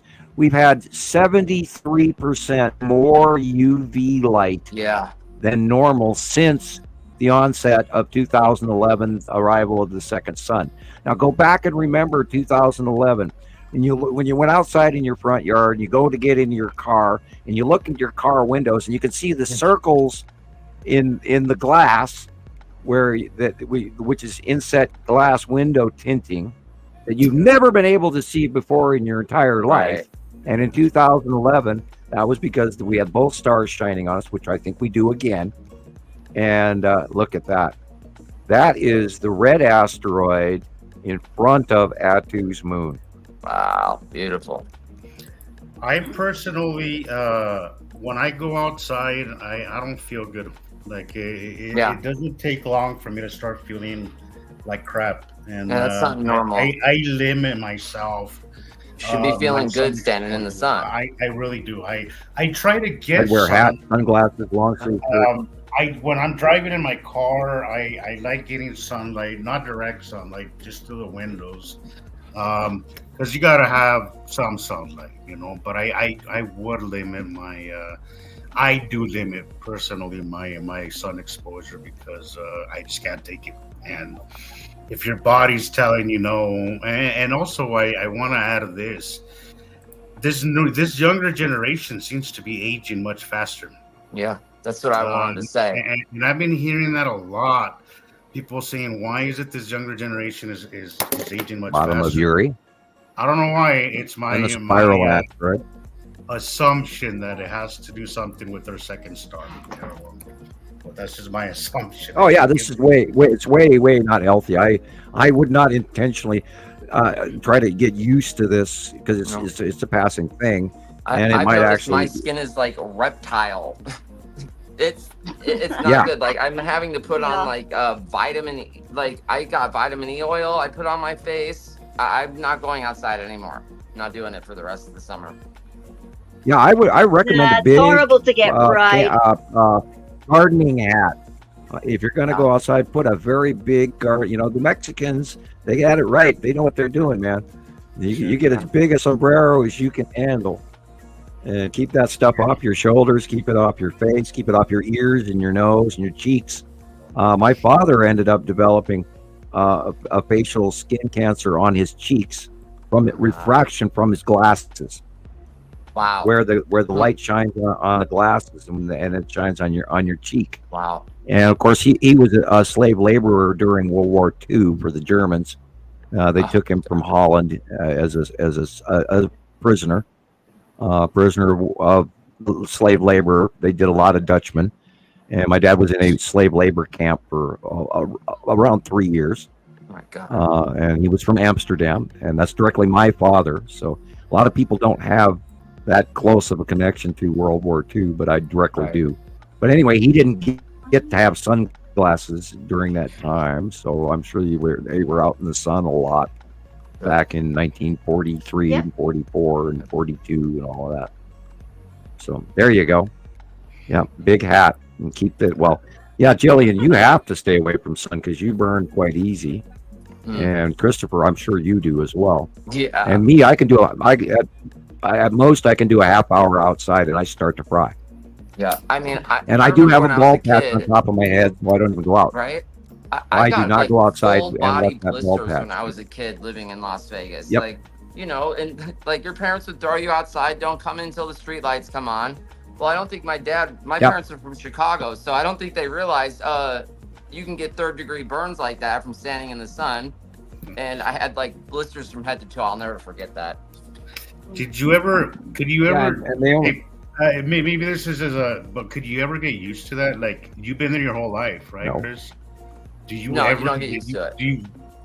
Do I've you ever gotten- think that you maybe got a little bit used to it, or Sure, yeah, but like if you've been out in the sun for too long, I don't know if I got heat stroke before, but I definitely got heat exhaustion. You start spinning, yeah? and it yeah. comes out of nowhere. You start Well- spinning. well, you what can't happened to walk me in straight, and then you're Vegas- puking all over the place. It's not fun.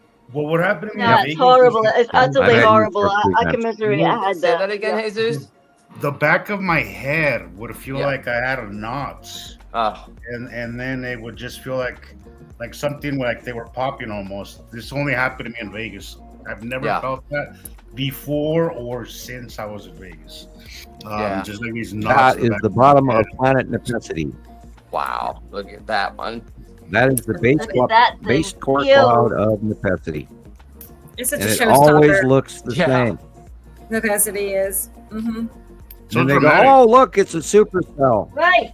Right. Yeah, Oh, right. it's just Supercell. plain It skies. makes for such dramatic pictures. You were saying the other day, Rebecca, that you weren't sure which one was your favorite Atu or Nepacity.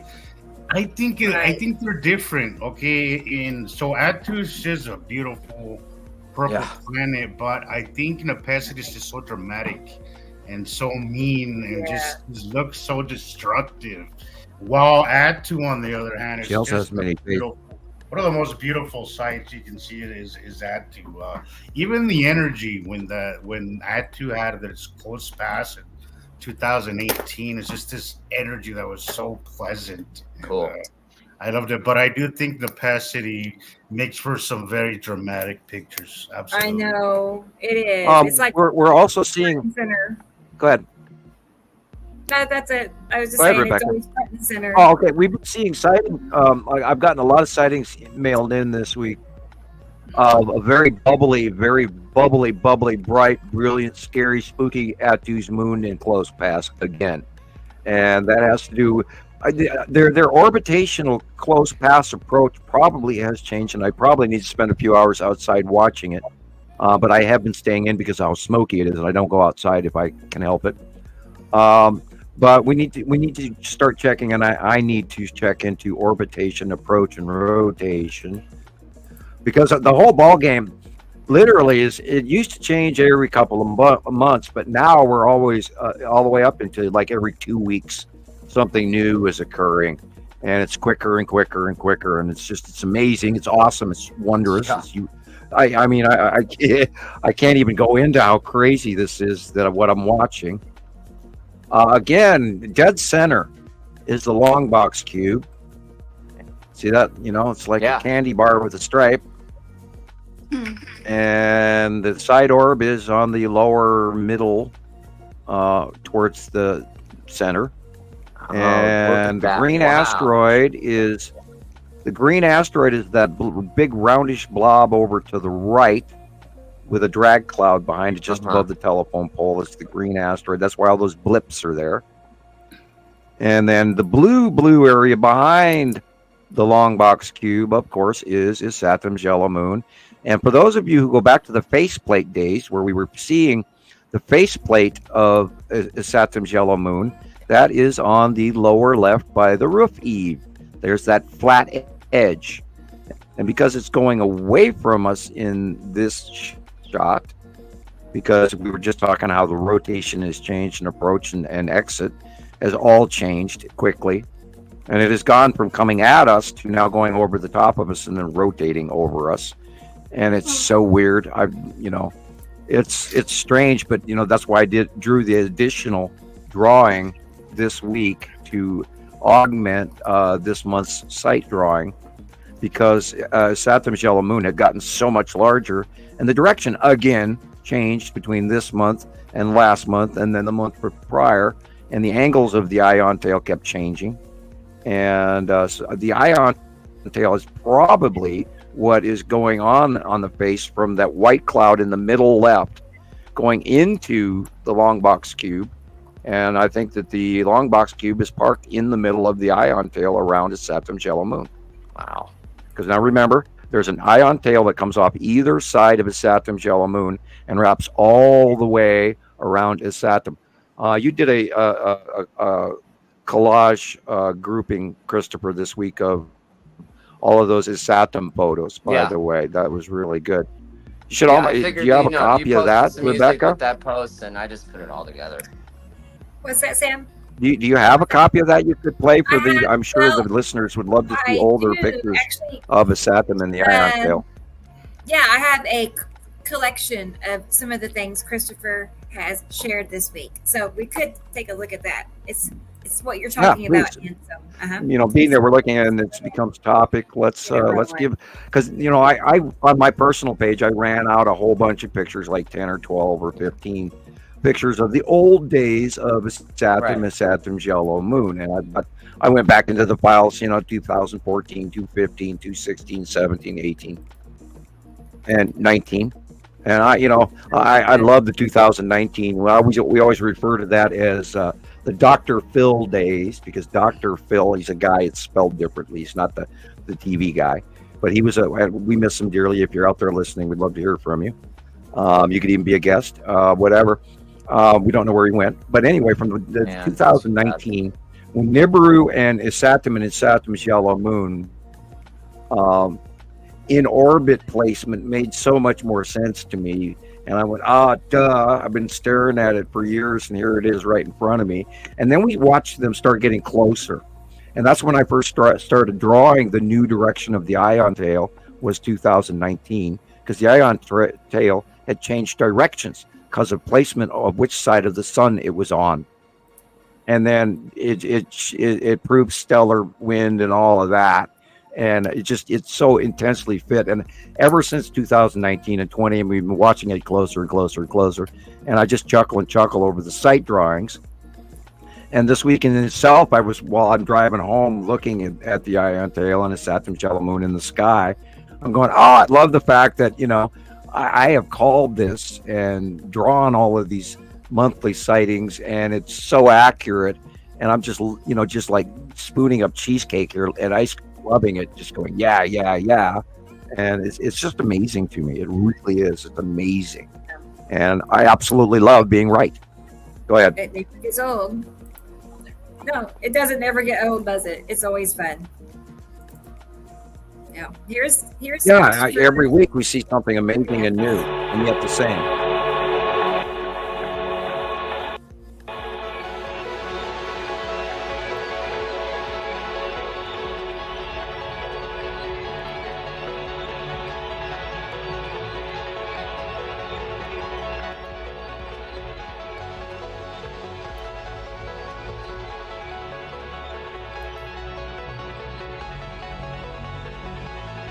Facts, real facts, time proven facts. Not guessing, not supposition. Member sightings proven.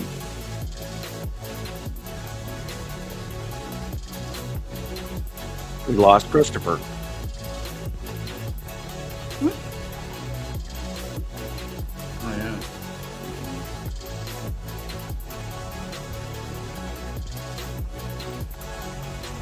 Maybe his phone died.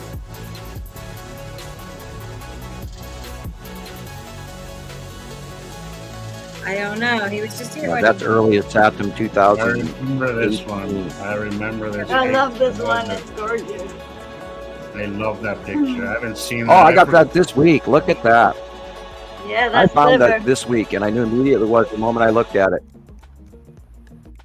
Nice to see you too, Mary. Posted on my personal page. Smaller star behind the larger star, which is kind of what we got going on now.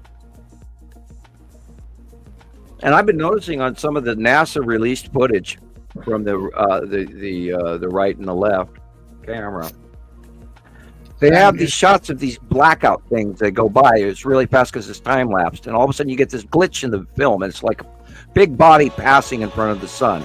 And nobody comments. This is from 2012 when the two suns joined.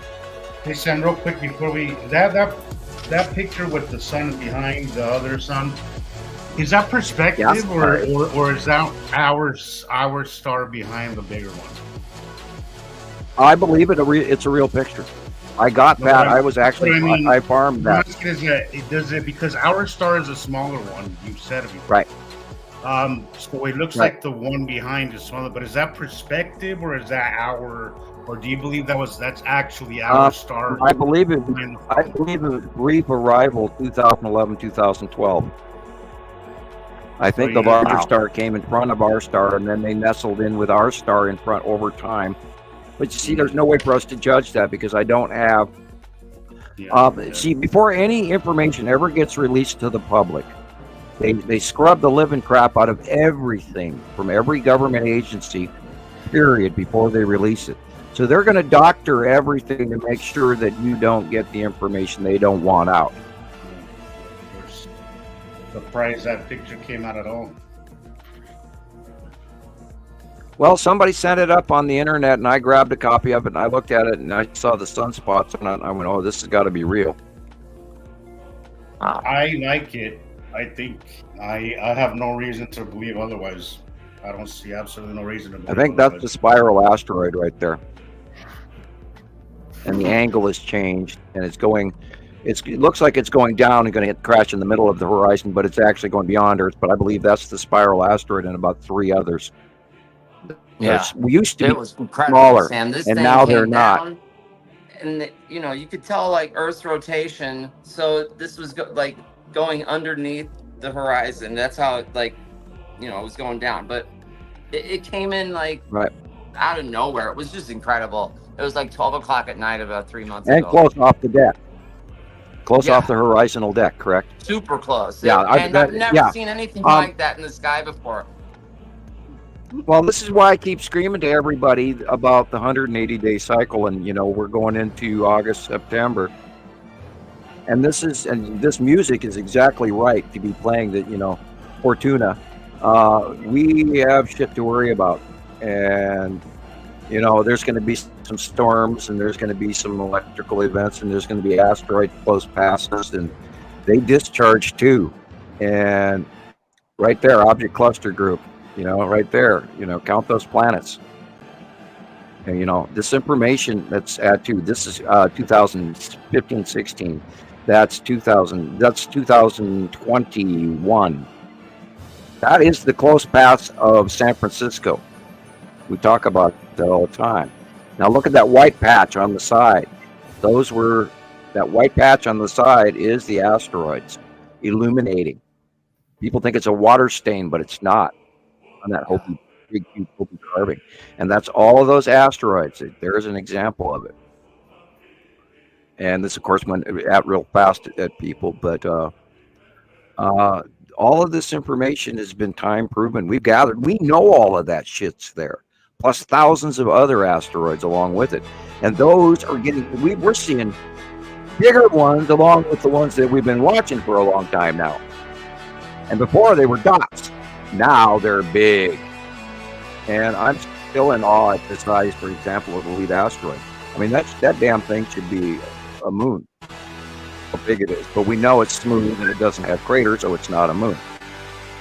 Because we've had enough close-ups to be able to discern that it's an asteroid and probably of metal origin. Can't say for sure. It has to do with the color of the lightning, which is stripes or red, a metal object usually put off a reddish to purple lightning, depending on the lightning.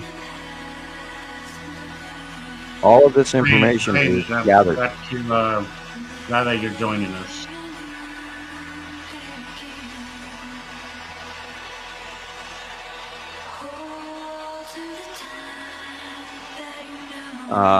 Everybody can see all of the planets, so you just got to look up. Because it's worldwide. People always say, I see it all the time, where's this picture taken? And I just answer Earth. Mal 2021, hi, thank you for joining us. Alaska webcams are not very reliable. Yeah, I don't use them at all. I immediately discount them because they are feverishly known for nothing but lens flares. Over the years, we've watched it, and that's why those ones are still running. I think they have a housing unit. Good one. So We're removed. like a double. That's Yuri. Thing. Look at the size of Yuri right there. Cool. All that orange striped Yuri. And Sarah I was gonna behind it. see Green, blue. those stripes doing Yep. those Can't stripes argue are with those stripes. well known for Yuri.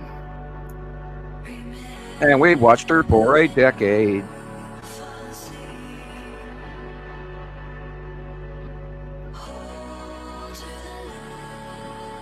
And that is the tan asteroid and the side of Yuri.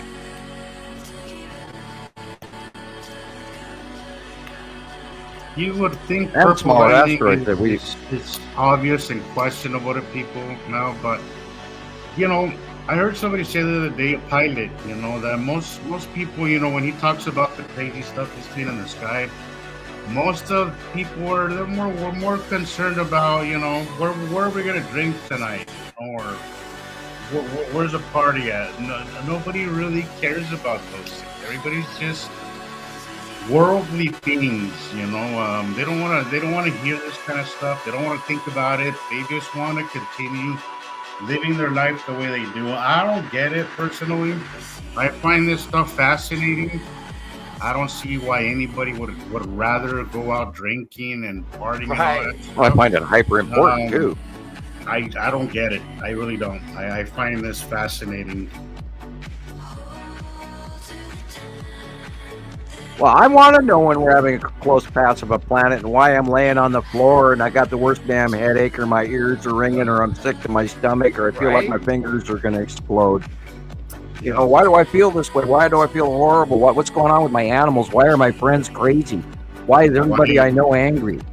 Why is the sun weird? Why is the light cut off? Yeah, why did I have 109-mile-an-hour winds go past my house last week? God. Yes.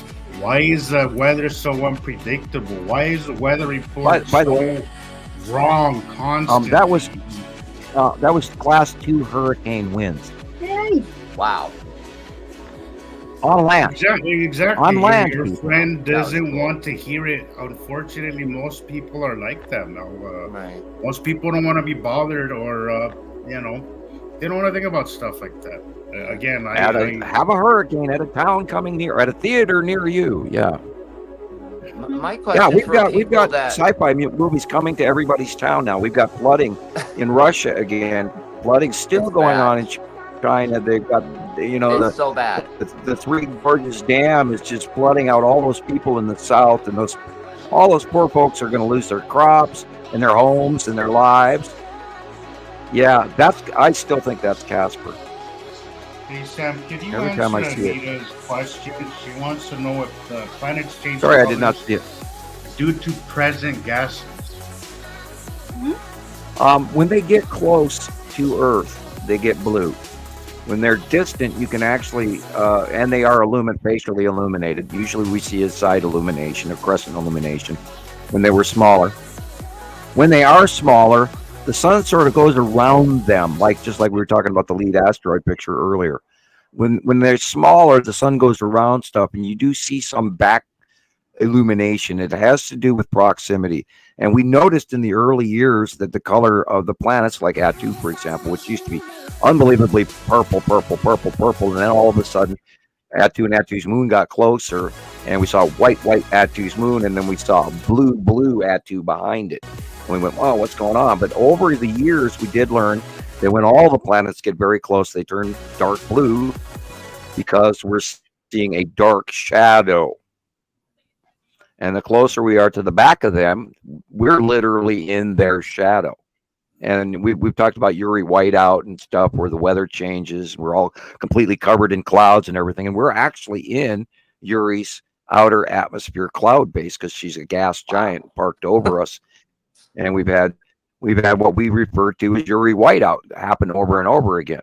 And then there's different variations of the 180-day cycle that has happened, and the close passes of the asteroids and the discharging, because when all this stuff gets close to us, they don't crash into us, the big stuff. They have their own electricity and we have ours, and it's opposite, so they repel each other. And this goes to the purple lightning. Purple lightning is from a way higher upper atmospheric, way up in the top levels of our atmosphere. than normal lightning, and normal lightning comes with anywhere from 20 to 30,000 feet, where the purple lightning comes from way higher, a couple 100,000 feet. So keep that in mind when you are seeing purple lightning in the sky. It is most likely not a localized storm, but a planetary or an object pass. And that's a huge differentiation.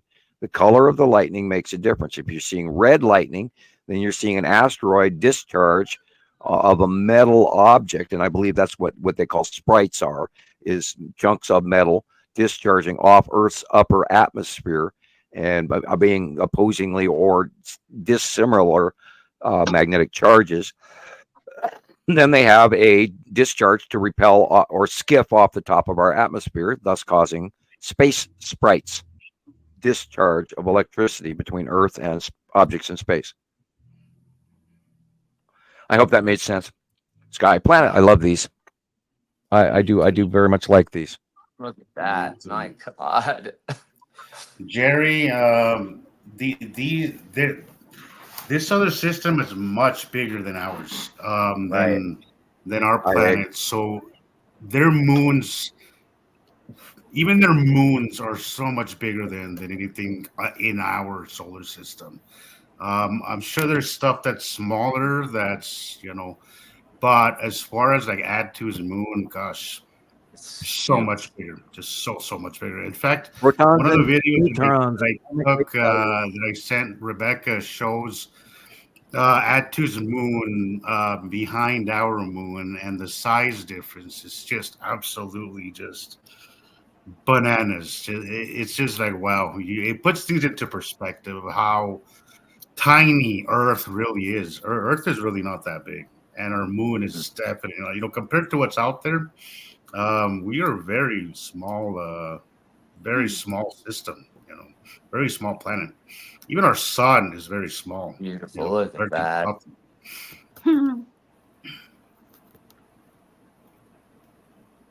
Wow. And that downward pointed thing, just very common. The orbiting asteroids underneath. And remember, during the 180-day cycle, the planets are closest to us because of our summer orbit. And there's objects between them and us. And that is where it gets hairy and spooky. And we see what we've talked about, that earlier San Francisco close pass scenario. And these superstorms come up, like Red Sonja storms. And I believe it's discharging of very close passing asteroids that they're not announcing. And we've had pictures of, the asteroids discharging in over the United States from space shots and all sorts of stuff over the years. And we've got the proof that, yes, this is happening. And we even I think it was about 2018, 2019, we had a series of connected Skywatchers that were on Montana Skywatcher 2. And we watched them come in. And somebody in Seattle mentioned it to me. And I'm over here in Montana. Wow. And they said they were coming in, and you could see them coming in from the northwest. And I went, okay, cool. And then I went outside and I watched it, and I typed down to people in Stevensville and in North Dakota that I knew nearby, and I asked them to watch. And then they started seeing it come in. And then we talked to a person in Minnesota, we talked to a person in Pennsylvania, and we talked to a person in New York and New Hampshire.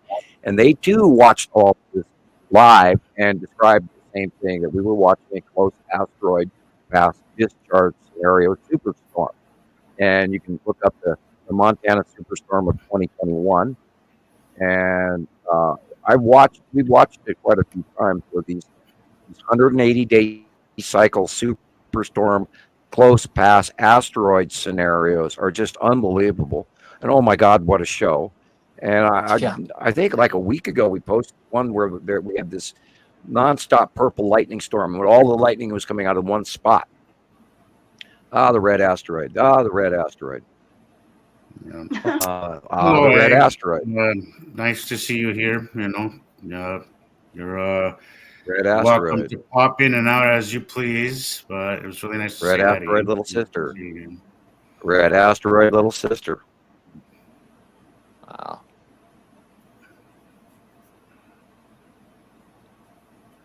Yeah, red asteroid is currently orbiting visually in front of Attu and Attu's moon, with the Texas cube hiding behind it currently. There's the site of Uri and the Tan asteroid and the beginnings of the I love Salamander this asteroid group. picture. God, I love That that. was cool. Resistor, thank you very much, and thank you for joining us. Yep, Uri. She's always the same. Always that stripes and those angles. We can There always tell again the size of Uri because the curve is just so much straighter, and that just tells you. And it's getting higher. So the curve, we're going to see more of Uri because she's actually getting smaller over time and rising up higher, and then yet doing a different approach and then settling into the north sky during the day and stuff. Wow. I'm going to have to go out and relook because every time I quote that, I go, "Am I right?" You know. Look at the water on that. There's a light pinch going on. That's why it's shining on the water the way it is. And that large, flared out large sun is showing you that there's objects on either side, and it's bursting out and over illuminating. Otherwise, you'd see the round circular sun instead of that flamboyant flare. Look at the sun. It's Yeah. Come on, man. It's being cut off by Uri. That's wow.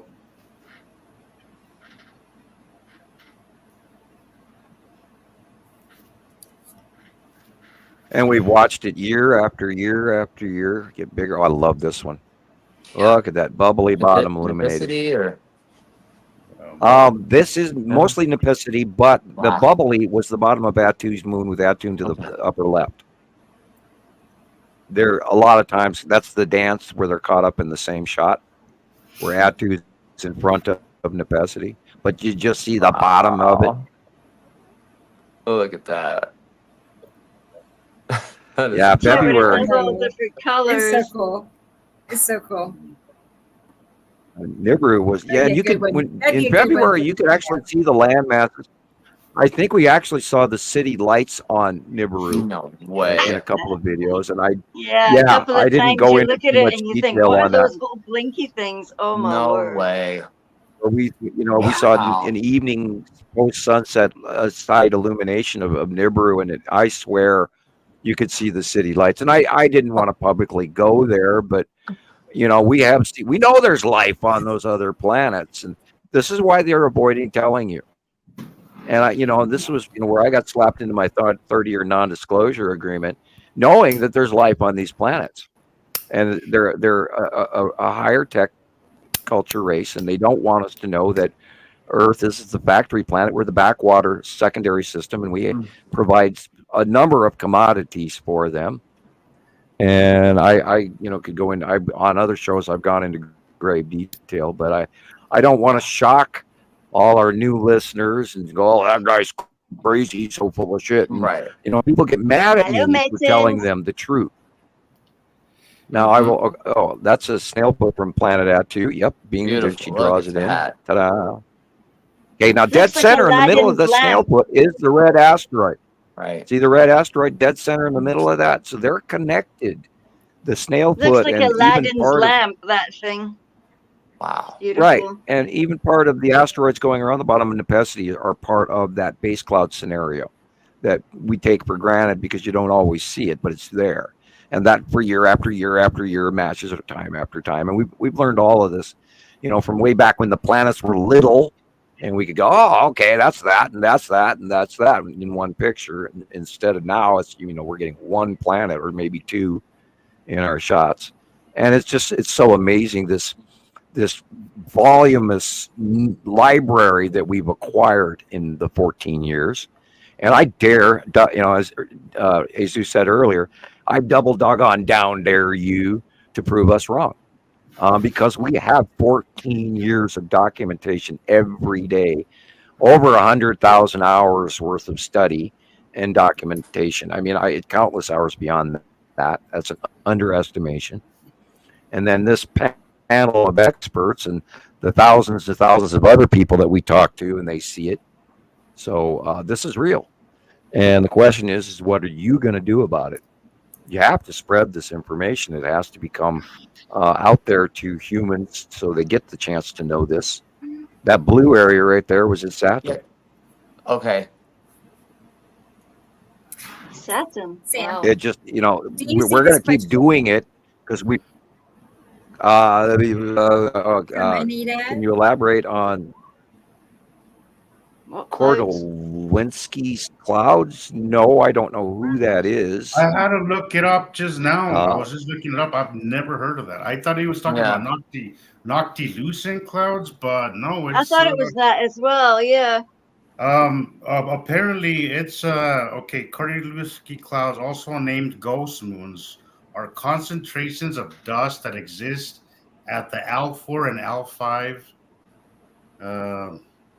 gosh, Lagrange Lagrangian points of Earth / moon system. They were first reported by Polish astronomer okay, so they would be at the pole of the magnetosphere of Earth. So they're very much like noctilucent clouds. There's supposed to be concentrations of dust. Is supposedly what. Yeah, that's the when they go back to that it's dust in the sky shit thing. You also have we're still. I mean, how many years now later, Rebecca? How many years are we chuckling about the new 10 new cloud names that they came up since since the turn of the last decade? And Pretty sure it's 2016. yeah, okay, and new cloud. yeah, all these new clouds, and all they're doing, they're handing out more bullshit for you to swallow, and just like them calling it a derecho, and coming up with their little cute little meteorological terms. You would believe. Typical There are so many. Your typical noctilucent cloud. Yeah, but they don't tell you that only happens if you're standing on the pole. You have to be at the North Pole or the South Pole to see these quote unquote noctilucent clouds. Yeah, I could only get a hold of it when I typed in pole clouds.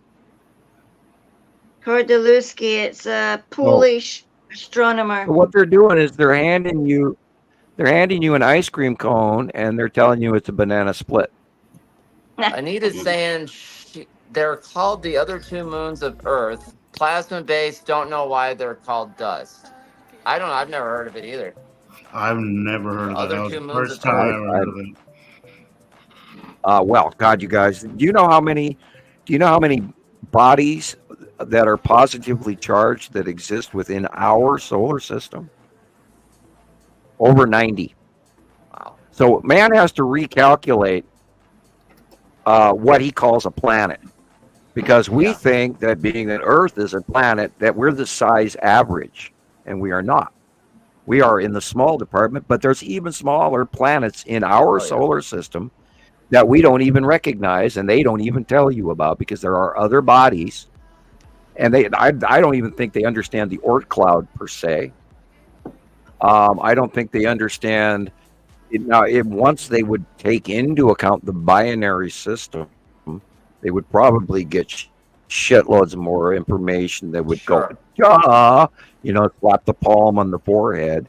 Right. And once you start looking at our solar system as electrical rather than gravitational, and you get out of the dinner plate model where we rotate around the sun year after year in the same spot, which we do not. We follow our star sideways through virgin space every day, and we spiral behind our star in our atomic structure configuration of the half of the binary system, because we have 2 atoms in our compound. We are the outward group. Nibiru and the rest of the planets are the inward, tighter, spiraling, more atomically weighted center of the compound of what we are, because we're not elements. We're not separate elements. We are a compound that's joined with 2 atoms, 2 stars, and we all follow behind the gas giant that holds, and that is the electron cluster of the chemical equation that we are. Our binary solar system is. It's not gravitational. It's not rocks floating willy-nilly until the star grabs it or the planet grabs it, because that's not how it works. It has to be proton and neutron and electron mathematical structural exchange before it's functional. That's why we don't steal planets from Nibiru, and Nibiru does not steal planets from us, because they're placed in their atomic structure placement exactly where they belong, and we are where we belong, and that's why we don't crash into each other, and we electrically discharge and shove each other out of the way anytime. Then now we're just sort of like, we're like a sock, a tennis sock that got turned inside out, and we're pulling past each other. We're just switching places. Ships passing in the night, and every 3,654 years, we cross paths with each other. It's because we're in a spiral. Now, there's some people out there. If you talk about Fibonacci sequences, and then mathematical sequences that form this big, beautiful sunflower pattern, that is the orbitation of our binary system. That's the secret of life that everybody's trying to. That one doctor, he's a black gentleman. He's trying to preach this newfound science. Well, yeah, it's all correct, but you got to have the binary solar system. You got to have the 2 stars to 2 sets of planets, big one on the inside, little one spread out on the outside, and our Oort cloud and all the asteroids and all the rocks and all the other smaller planets are all structurally placed according to the electrical placement of what we are. And once they start figuring that in, they will get more answers about galaxies and formations of galaxies and creations of new galaxies from older galaxies, and the cross-referencing, where if a proton from a major solar system breaks up, well, then it's going to throw off the chemistry equation, and then you're going to have a paradoxical situation where over time where you'll break apart the structure. But even though the atom will still, the star here, they're talking about Betelgeuse doing some really cool shit where it's eating another star and all this. And it happened 600 years ago because it's 600 light years away, et cetera, things that already happened. But and then they fear it's way catastrophic, and yet it's not, but it is, but it isn't. It's chemistry. It's not paradoxical, end of all space and everything we know is about to fry because Betelgeuse blew up. No, there will be a reaction, but our atomic structure, our magnetosphere, our solar system magnetosphere, our bubble, that which we are, because there's more to it. We're this big electrical ball of connected something, and we're one of the building blocks of our dimension. And then it goes bigger after that and smaller before us, which is subatomic versus astroatomic. And then our dimensions are based on size. It goes smaller, micro. You've seen Ant-Man, right? Movie in Ant-Man where he goes microscopic and he goes subdimensional. Well, watch it. Go watch Ant-Man 2 is really good also. Usually 2 doesn't work, but Ant-Man 1 and Ant-Man 2 were quite good. And I don't have all the answers, but I've got a huge amount of them. And I'm comfortable with my science, and it fits. And I've spent a lifetime trying to learn all this shit and be comfortable with it. Right. And when we found out, after 2013, I thought, oh my God, and everybody else, along with anyone who ever looked up anything about Nibiru on the internet, thought, oh, it's gonna crash into us. And I was going, wait a minute, click, how could it?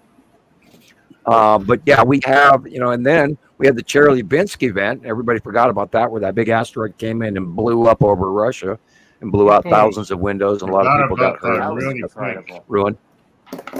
Yeah, we can have another one of those events anytime now, and don't be surprised when it happens. And that's just the small shit coming off the big stuff, and we've been talking about the sightings that we've had over the last week. Now, what we assumed and saw normally, like the spiral asteroid, used to be X inside. We got used to it for about 2 years now. But currently, like what you filmed, Christopher, it came out of nowhere, and it's a hell of a lot bigger, and you don't even know what the hell it is. And yet, look at all the other stuff along with it. Before, that stuff was micro, and we just knocked it off as, okay, that's clouds that are coming off the trail. But actuality, that is a bunch of more shit that is now getting bigger. And this is why I freak out all the time and regularly try to get everybody. I mean, go back and watch that video and look at how the shapes of those clouds. There was a big ball, and then there's just these tails coming off of it. Why would a regular cloud form like that? And then you can see you can see the asteroids if you look really close. You can see that. You can see how much darker, even because it's night, you can still see it. It's incredible. And you can see When I the saw it from trails, the the balcony, I trails, ran down the street to get those pictures. the trails behind it, like you Yeah. say, Chris. How that is what gets me all the time. Right. Like, if you want to chuck it off to clouds, okay, but how do you explain that there's the mass in front, and then right behind it you have these streaks of where you can literally see it traveling. Like I don't know, man. It's You can see it dragging by. And You that's can the see point. it yes, all the time. yes. Yeah, It's and if you always sit out got there these long enough to drag watch marks. it, and then you see That those big past circular asteroids in front, and you see that they're so round, and you see that they're so round, and you see that they're so round, and then you watch them for a half hour, and you watch what they do and where they go and what they leave behind. You're going, oh my God, they're real. Yeah. And we've been, It was here I've been cool. drawing this shit for over a decade, I wish it was trying to during the freak out daytime. and scream at everybody. that's Hell, you've been warned. recently I had that passing of Atu's moon, and it was so fast. There was nothing Yeah. in the sky. It was just completely blue. There was no clouds. There was nothing. But you just Boom. saw Atu's moon just pass over us behind our moon. And this lasted maybe, God, it was so fast, maybe 15 minutes. I really doubt it was even that long. It was so quick. And then, bam, nothing. Just clear skies again. And you can literally see it just moving. And you can see the trail behind it and nothing. Like, just like that, just comes and goes. And I don't understand how people can just chuck all of that off to it's just clouds. I just don't get it. You can see the darkness as it's moving. You didn't even have to. I wouldn't even. It was so quick that I didn't even have time to set my camera up or nothing. It was like one of those things. Like, okay, this one's just for me because it was that fast. Like it just happened so quickly. I'm like, holy crap. Something that fast just tells me proximity when you see it that Right. that fast. I was like, holy crap! It was just one of the coolest things I've seen in a while. But it was just so quick, man. This one is so cool. That's just a cloud. Right. It's just, Yeah. Yeah. Look at that. That's one of my favorites. I think that is so cool. Yeah. That is Atu in 2015, Beautiful. just after she started getting bigger. Wow. Jesus Look at Christ. Yeah, I thought this was a drawing the first time I saw it, and then I noticed the water, and I was like, "That's a real photo. That's incredible. Look at that." Yeah, I sure do miss those Mexico webcams. Oh sure gosh, do. me too. Those were the Me days. too. Those were the days. Right. Yeah. Alexander is I don't- typing here. Look at my video from today. In this video from here about there is so much of Samuel's last drawing. Blue asteroid Casper, Saturn yellow moon is Saturn on the right, and. Awesome. Okay. Yeah, he did send me a new one. And I have the ones that he's shared previously ready to go. So let me check on the new one. I was getting it saved. Okay. Yeah, and great work. I did look at your stuff this morning. I looked at it yesterday. Thank you very much. Again, we'll mention that you're more than welcome to come on as a guest. Yeah. And if you'd like to prearrange with Rebecca, just type out, and then we'll have her send you a link for next week's show. If you'd like, if you want to take time to prepare for it, and you can set up a picture or do live camera, whichever you prefer, or you can do a fast phone in or something. You don't have to stay very long, or as long as you'd like. And we'd love to hear your opinion from what you've learned and how you first found all this information and everything else. So please, if anyone out there would like to be a guest, do get hold of us. And even if you don't really see the planets yet, we'd like to hear from you. Yeah. No, it'd It's be just nice that to have simple. We want to talk to everybody. even if you're kind of neutral or still on the fence about this, it'd be nice and interesting to have somebody that's kind of neutral, and maybe we can show you something that you didn't think of before or something. It's as long as it's done respectfully, it's okay. Yeah, To not that's completely right. agree. Like it's fine. We can talk it out, and we'll see. But I will say this. If you really do want to learn this information, it will pan out in the end. I assure you that very Yeah. much. It will be worth your time. And there's something very special here, guys. And I really wish, it is my wish to be able to share this with everybody because it's so freaking cool. It's just, and Well, it's I think it's important. hugely important too. And it's really highly Absolutely. important. Yeah, I was just going there. It's highly important to be aware, guys, because it's affecting everyday life. And they say, Are you sure you can buy right? chance favors the prepared mind. A lot of people say, well, what can I do about it? You could be a little bit better prepared than if I you had didn't people know. type in. Excuse me, I apologize. I had people type in questions like, "Will there even be food on the shelves in about 20 months?" Was the question that was on my personal page. And we don't know. We already seen food production We're completely already screwed over, and look at the poor Chinese they're going through, and those people have to be fed, and they will be fed, and that will. The Chinese market, they're going to have to buy a bunch of food or those folks will starve, which is not necessarily beyond their government, but which is evident of them dumping water on them in the first place from the Three Gorges Dam because they put too many damn dams in to get electricity, but didn't think about people downstream. And they put money over people, and that, of course, is the Chinese government. We are in a world of hurt. You don't know. I mean, look at food prices, you guys. Look at It's insane. 100-degree temperatures in Montana for the last month and a half. This is nowhere normal. Watch the freak storms. We had a freak storm last week.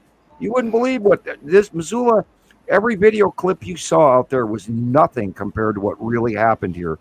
We had a Class 2 hurricane develop over Idaho and they didn't even mention, they called it derecho. What it was that forest fire was putting up so much heat. They're calling it a mega fire, and it is putting so much heat up and together. And now we are going to see monsoonal flow again, which is coming up the Baja over Mexico. Thank God they're getting water, but that is not our normal weather in any way, shape, or form.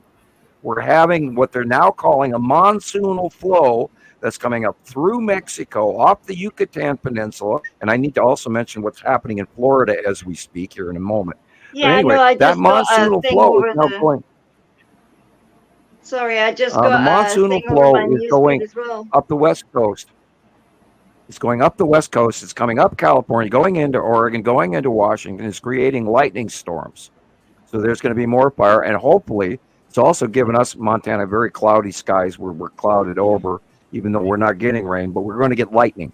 And that's going to happen all throughout the upper Northwest as well as the northern Midwest for the next week. But all of this weather pattern is completely wrong. This is not the way that our weather is supposed to be moving. Now, also, there is Tropical Storm Debbie forming right now as we speak over Cuba, and it's working its way into Florida.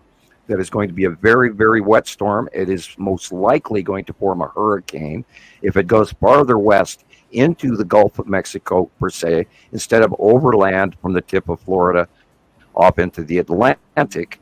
If it stalls like the European models have it doing, it may stall off the coast of Florida and Mississippi and backpedal and turn into a super hurricane.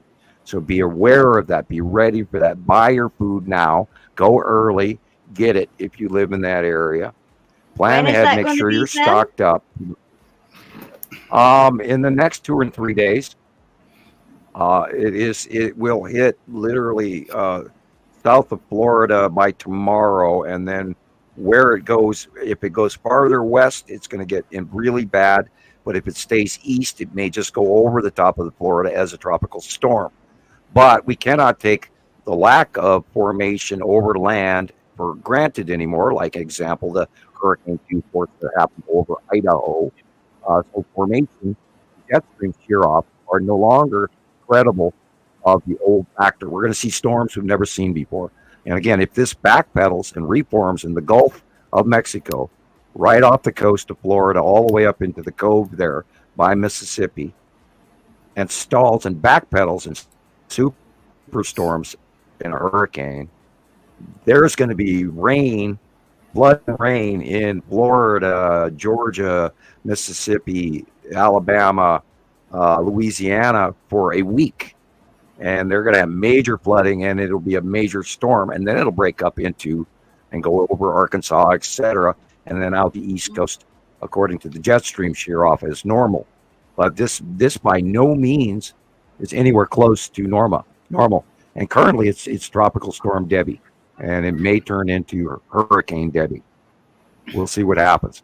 So the more east that it stays, the safer it is. But if it goes west and goes into the Gulf waters and goes over the center of the Gulf of Mexico by Florida there, it's going to hit 98 degree water.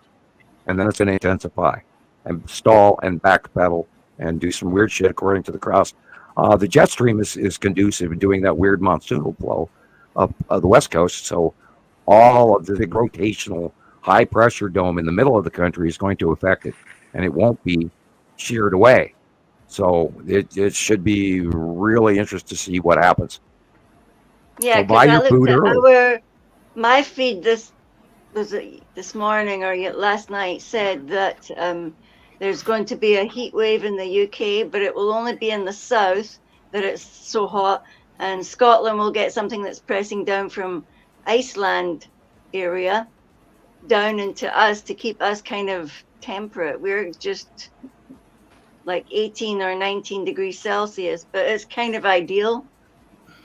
It's just ideal, but it still sort of rains. But that yesterday when I went to the shops, it was really, really warm. And I thought this really heavy twirl thing was Atu and Nepicity is sort of together. But, you know, I've got the pictures. I sent them to Rebecca, but it just looked so big, like a gigantic snail foot thing. But then it just kind of twirled over us. Yeah. And sprinkled us and then left. There's came back later, of course. Heat warnings going on right now about the U.S.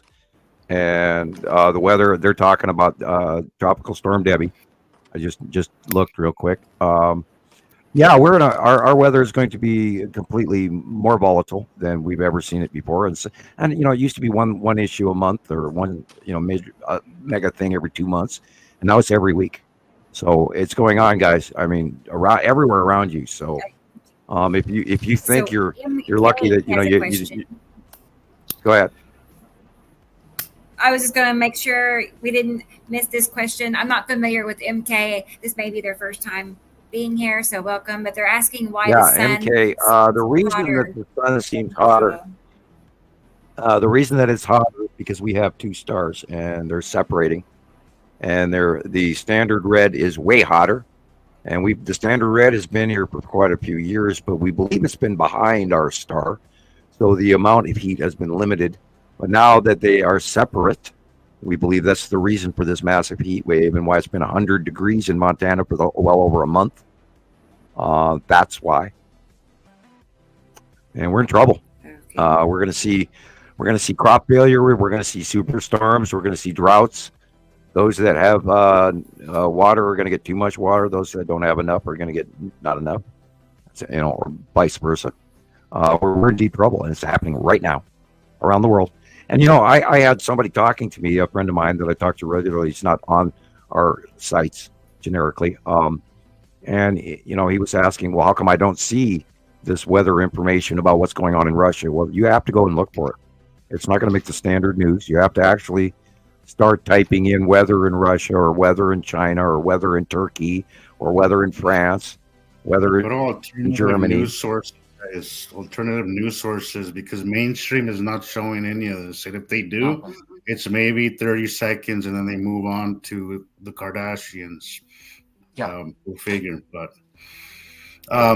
Mark was telling me a month ago that they had so much flooding in Ireland that their potato farming was down to 20%. What do you think that's going to do for the potato cost for their crop. Did you hear about Idaho State? Yes, Idaho's another. Did you hear about what Idaho State did to the farmers? Yeah, they're screwing them with. I mean, I think that there's a certain group of powers. I think there's certain powers that be that are attempting to. I mean, we're getting corporate greed has like raised the price of food so bad that we can't even afford to live anymore. I think there's a group of folks that are literally out to get us, and I hate to say they, but I think we're in trouble. And where there's misery, Sam, there's always an opportunity to make money. That's unfortunately right. That's the world we live in. We saw it during 2020 during all that supply and demand. We saw it was a huge money grab for a lot of companies, a lot of corporations, and a lot of people in general. It was just a big money grab. While the rest of the world was suffering, there was a bunch of better way to raise the price of potatoes. A-ones on the left making a lot of money. I can't tell you how many people I came across with my job who told me that they bought up toilet paper. Right? They bought up so much toilet paper and made so much money just selling it. I'm like, how can you sleep at night, buddy? Like, how can you sleep at night? I don't. Anybody who takes advantage of a situation when somebody's already down, you are a horrible human being. You are a garbage human being, in my opinion. You are just should not be with society. But unfortunately, it is the world that we live in. So it's good to be informed, guys, because we are going to see prices. We're going to see price hikes in food. Right. We're going to see price hikes. We're going to be limited because the weather is making things difficult, right? And volatile. I talk about this all the time. Look back in history. What happened wasn't good. Person, I mean, there were people that entirely moved out of their regions where entire cities were where people just left where they lived because they had no choice. And that's what we're seeing with the immigration right now from South America and Mexico. Everybody's trying to come up to America to live because they're drying out. Look at the Amazon. They're having a drought in the Amazon. And we talked about that months ago. That's going to affect worldwide weather. It's going to affect world oxygen ratio. It's going to affect world hydrogen and everything. Our atmosphere is going to change. Well, everything. Yeah, what 2 years ago, major rivers around the planet's dried out. The balance is so perfectly well balanced that anything that takes place here is going to affect everything around. You're right back. And we have to pay attention to that, guys, because a well-informed person makes better choices. Absolutely. I feel like it just brings, a good amount of peace of mind, just knowing the truth. Absolutely. Right. Absolutely. Just knowing Absolutely. what's really going on. I'd rather know than not know. Yeah. I'm just freaked out about what the sun was doing. Every single sunset that I've watched for the last 2 weeks, I swear I could see 2 suns or at least 2 glowing shiny things. And thank you, Chris, for that lovely video. Yeah. Thank you. Oh no. Yeah, we have fun making that. Yeah, I do have it saved. He makes the things look so beautiful. I'm like, well, you picked it all out. Yeah, he does. Jillian, you did all of that. I just put it in the app and hit, I just don't make apps work so well. Well, I want to be like you guys when I grow up. Yeah, when you grow up. Here's a video that Alexander sent. I haven't seen it yet. Apparently, he posted it today. So it's new, hot off the press. And then I'll share the one that Christopher made of Jillian's pictures. Cool? All right. Here we go. Here's from Alexander in Germany. Okay. Yeah, we're all Brought to seeing you this by funky Cherry sun. Coca-Cola. Right. All these dirty looking gray cloud things that inch-light. we're seeing. Well, look how dim it is. Yeah. Which clouds are these dirty ones?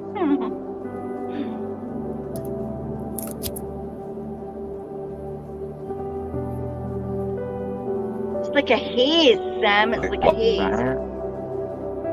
Locked up. Oh, he's fritzing out again. All right.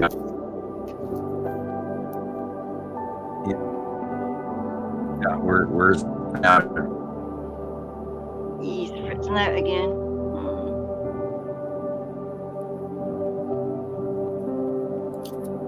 Notice we don't have any problem until we start to. Yep. So as soon as we talk about the sun, man. Yeah.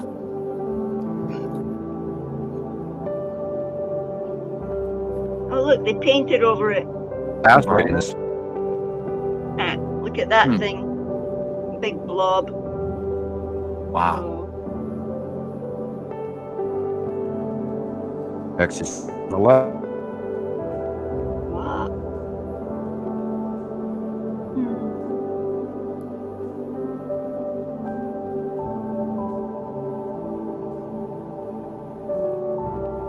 You guys hearing? I'm hearing the up. What? What's that?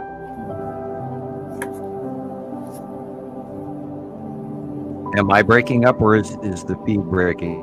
Yeah, Yep. it's like glitchy, glitch, kitty. It's a little bit better, just a little bit.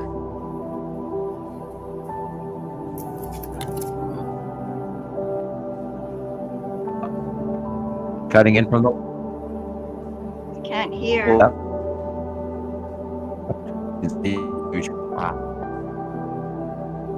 Yeah, I'm watching out, so I'm not allowed to talk apparently. No, you're not. Take notes, Sam. Right? It's like I that mean, just started out of nowhere. look at the right side of the sun. Okay. Wow. Look at it. Look at that. It's like fluff, like steel wool or something.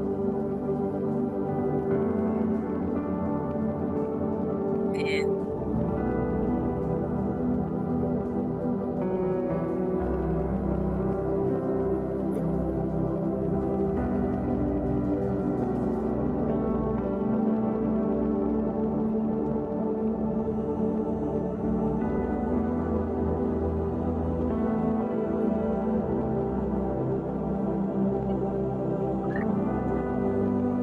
Isn't that odd? That texture. It's just so.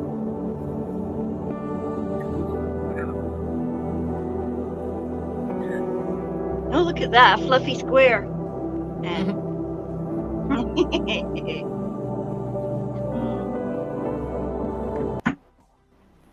Gink. Uh-oh. Boonk. What happened? Oops.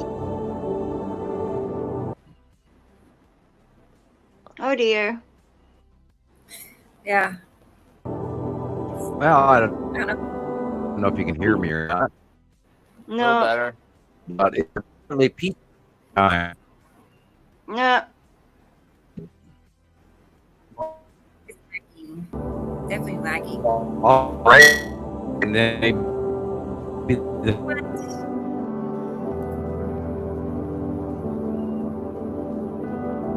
Look at that.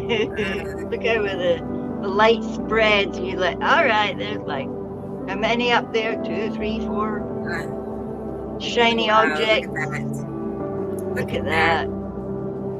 I seen one like that during the week. It's like a white ball, light glowing, and it's up to the left, as if it was Matim. It was up in Matim's place. It's like a big chunk of rock, man. But that looks more like a planet, you know? It was up on the left. I just freaked Right. out. I got so excited. I started, oh, look at that. Wendy thinks there's two light There's sources. definitely- Mhm. I was going to say there's more than one light source right there. There's more than You know, one could be color up there. Look at it. It's like 3 the colors at least. blue. Beautiful. That bright one, and then the golden, and then that orange. Yeah, that's 3 different colors up there, man. And we've all been seeing it, like, how long? A week, 10 days? It's been doing that now. And then you get that pinhole sun and the laser beam.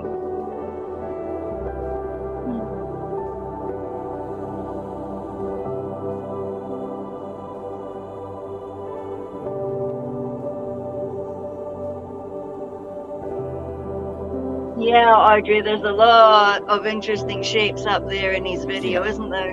Yep. Yep, Tara, it's really amazing.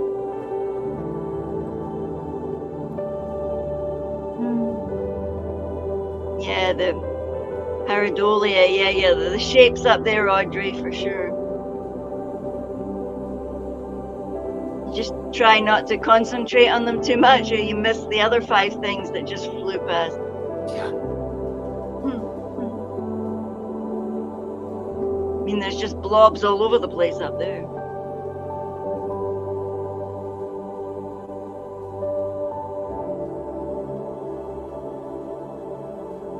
Like birds flying past your dirty windscreen, and you really would like to see them. You're really making our The windscreen girl dirty. like aren't you? podcast night.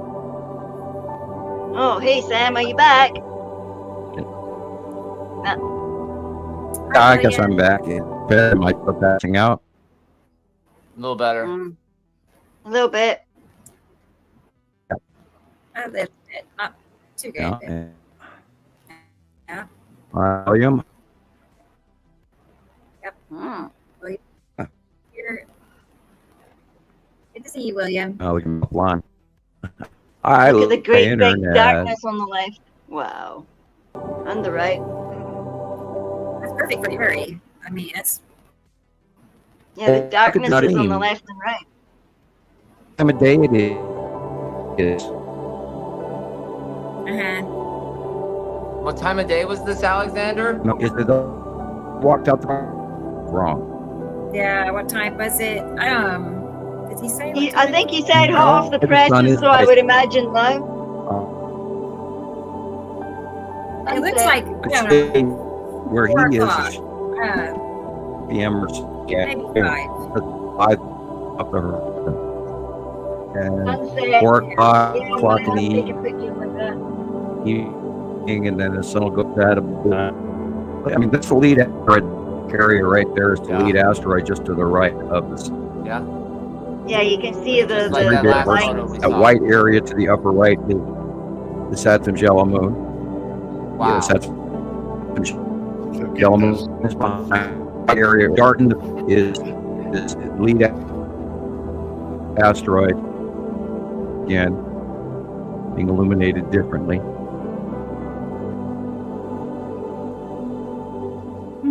There are asteroids across the Earth again. And of course, moons and planets. Oh, yeah, nice to see you here. Hope you're having a good day, So- buddy. And yeah, I hope I'm not I don't patching know out if you- again. I don't know if you caught that last week I missed the show, but the week before that we discussed your pictures.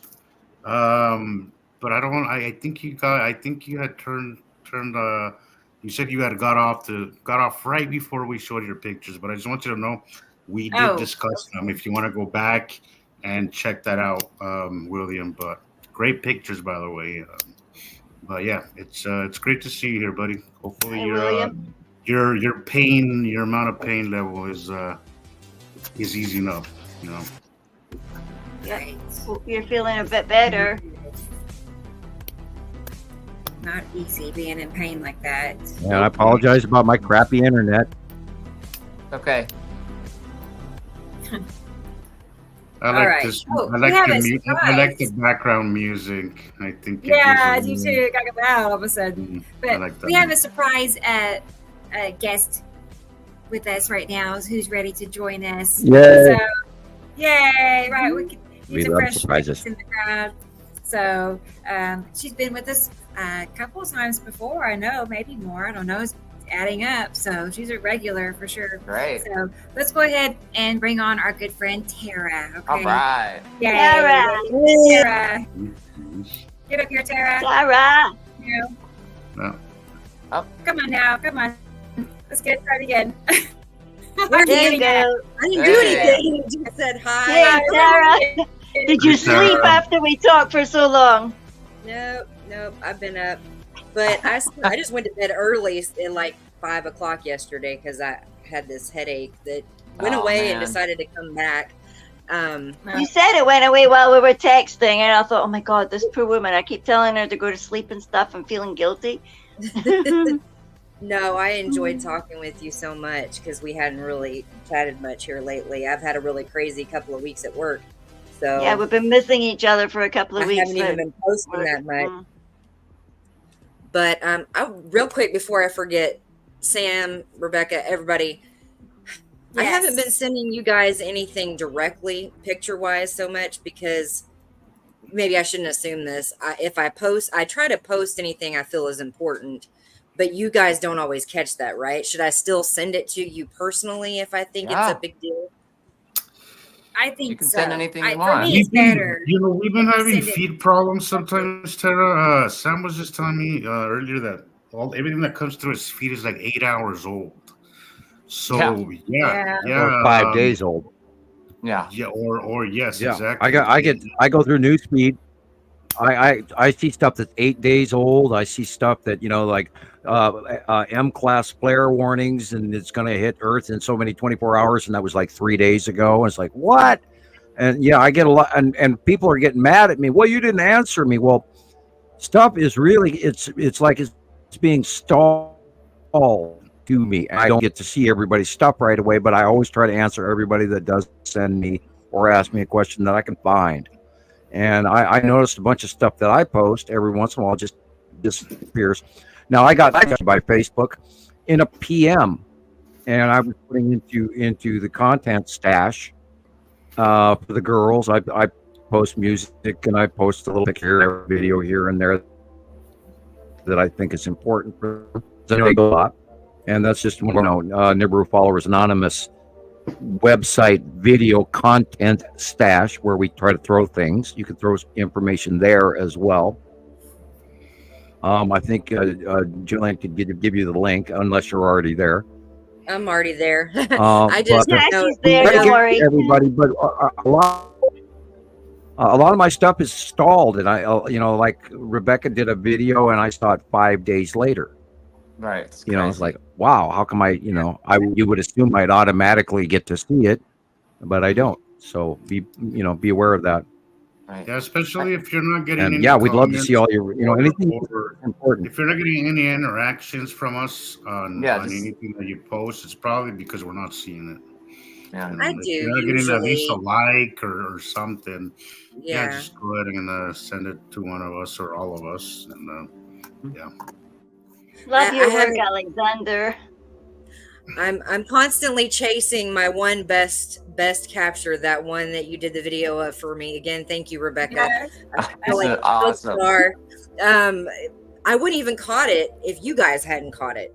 I think we all inspire each other so much to just keep going. Like when you flag and then someone says, "Oh, that was great," you're like, "Oh, better see if I can find another one." Like, "Oh, that's cool."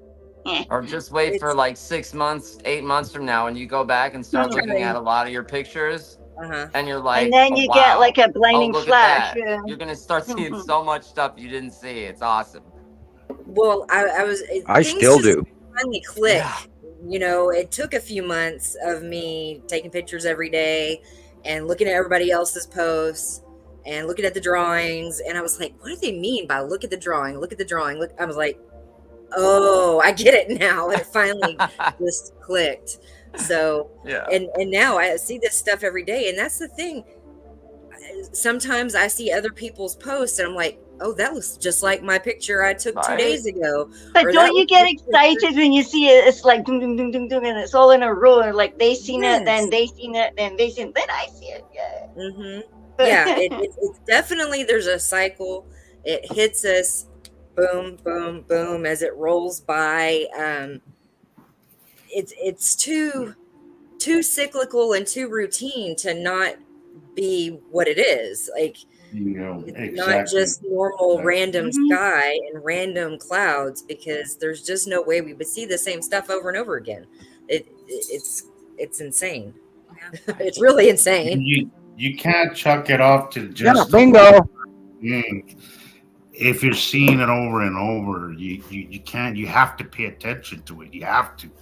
And once you start catching the patterns, you're in. Like you got it. Like once you start noticing those patterns, you will not unsee it.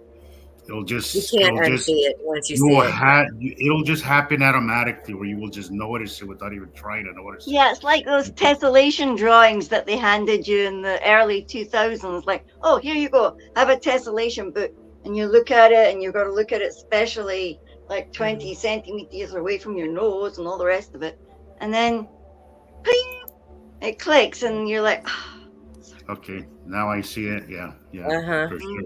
I can't even watch TV. TV screensavers. I've posted some of the stuff or sent it in the groups. I see what? That's Atu's moon. Oh, what? That's Adam's yellow moon. Oh, look at the sun. Oh, yeah. No, I see it even in screensavers and on TV shows, y'all. I don't know about y'all, but and commercials and it's so patterned. I can watch any television program or any TV commercial that has a filming of the sky, and I can tell you what year it was filmed just by my memory of how the planets looked and when to date. And I a couple of shows ago I was pointing out Time Team, and and then I'm watching something in the filmed in the French Alps and all of this and etc. And you see these areas and you see the planets in there and you go, oh my God, how come they don't see that? Look at that behind them. Oh, there it is, a huge ass planet. Oh, I remember when Uri was over there, and I remember when Atu was over there. And oh, look, there's there's the lead asteroid, and there's month after year after year after year. And you get these patterns so glued in your brain that they jump out at you. I look at a picture, I automatically, most of the time, within microseconds, know what I'm looking at. And, if I have to stare at it 4 or 5 times to understand it, I'll do that as well. And there's times that I'll save a picture and I'll put it in a file, and then I'll look at it later and I go, okay. And then I'll look at it again, and out of the corner of my eye, something grabs my attention. And then before you know it, I'm like, Christ, it was right there in front of me the whole time. And a lot of times I'll miss some of the smaller stuff, like the green asteroid or Little Sister or Terra or Pappy or the Skull asteroid or even the Tan asteroid R, because I'm focusing on one thing or another, and then the light cut off, and this is this and this is that, and that's Uri cut. The thing is to see that a lot of times you'll even miss some of the nuances. And then you go back to the picture months later and you go, holy shit, it's all really right here. And then, of course, that's what's cool about the monthly site drawings is if somebody sends me a picture from 2020 of, June, then I can go back to the site drawing, a hand drawing of 2020 of June, and hand a copy of that to them. And then they can personally compare it to their capture, which is why I always say, watermark your pictures with the date for sure, your name and what you're which direction you're looking at. And then you can cross-reference all this information and go, oh my God, it really did happen in June of 2020, and wow, I didn't even see this, and this. And it's also a teaching tool. And that way you can learn these patterns in your head. And even some of the experts don't fully even see the asteroid patterns as well as I do, but I've been watching them for well over a decade. We've watched. I was just going to go there, Sam. Now that I've tried to focus on the smaller stuff, I go back to a lot of my older stuff, and I notice a lot of stuff that I totally missed. And I'm getting a little better with looking at those smaller things. But yeah, I go back and then I'll reference your drawing and I'll be like, holy crap, it's right there, which I totally missed because I've always been more, and still to this day, I'm more focused on the planets than the small stuff. That's really my obsession, is just seeing the planets move. And I always miss the small stuff, but I have made it a point recently to kind of get more familiar with the smaller stuff. And it is interesting to go back to my old captures and see, oh crap, there it is, and there it is, and it's always there it is. So yeah, that's pretty cool. I've noticed it seems to be their front row. A lot center. of the times I'll see Yeah. I'll see irregularities on the planets underneath Attu's moon, and irregular looking cloud formations underneath the front of Saturn's yellow moon. And then it cross-references, like, oh, duh, the Texas cube, the long box cube. Oh, this is where I forgot where the green asteroid we know is over here. And oh, shit, right about now, the lead asteroid should be doing this. And so you, over time, and this is why it helps to stay up on the dailies and current, as long as you try to place all of these objects in your mind and how they're moving. And if you, once you settle in your brain in a 3D position of they're moving rather than stationary, then all of a sudden those patterns will jump out and they'll talk to you. And then you go, well, I know this is happening. I know that's happening. And I know that's on the left of the sun. I know that's on the right of the sun, no matter what time of the day it is. So it should be blah, blah, blah. And then you work it through and you get your own answers. And then you see all of it. Hell, I don't even see all of it. There's more coming in that I have to start like cataloging now. You have to take into consideration that we're moving, they're moving, and also that we, as opposed to the dinner plate model, we're behind our star constantly. We're always behind it, catching up. Basically, we're always behind it. We're not going around it this way, which actually, when you think about it, makes absolutely. We're going like this behind it, right? We're going like this behind it. Yeah, we're corkscrewing an oval behind it. Oval. So think about the dinner plate. We have a winter orbit. We have a summer orbit. I was watching something on just binary solar systems, and this professor or scientist or whatever is going over the different types of binary stars. There was like 3 or 4, maybe 5. Send a copy. Oh yeah, I saved it. It was very interesting, and I was wondering if you knew which type. I'll post a link. We are a binary star. We have 2 suns. We are because what Earth produces. We are in the soft metals group, which has 2 atoms. And it's hard to place Immaru in our minds because Immaru is a very massive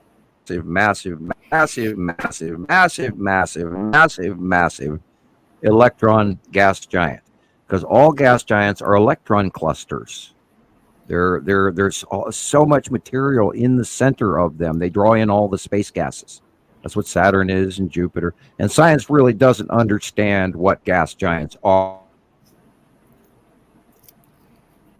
but that's what they are. Structure of atoms. And see, this is where Einstein doesn't cross the street. He doesn't look at it as being a chemistry equation, because and they were always looking for the unification model of what existed on Earth and what existed out in space. And actually it's deeper than that. It's what exists in the tabletop also exists in outer space. It's the same rule. The unification is that we're not gravitational. We're atomic structure of chemistry. And when you alleviate that gravity, it's part of the equation, but it is not the equation. There are gravitational effects, but that has to do with proximity and et cetera, and solar winds, and you name it this and you name it that, and about 18 other rules. But gravity is not the overall principle. We live in an electric universe. Immaru holds the 2 stars. The electron cluster holds the 2 atoms, and the 2 atoms hold the protons and neutrons of the structure of what we are. And that's how space works. And we are one solar system out of billions. And we all form this larger whole, and we're all part of that, and we're all connected to it electrically. Even though it seems like, 6 light years away to Andromeda, or however far it is, could be 9 light. I could be wrong.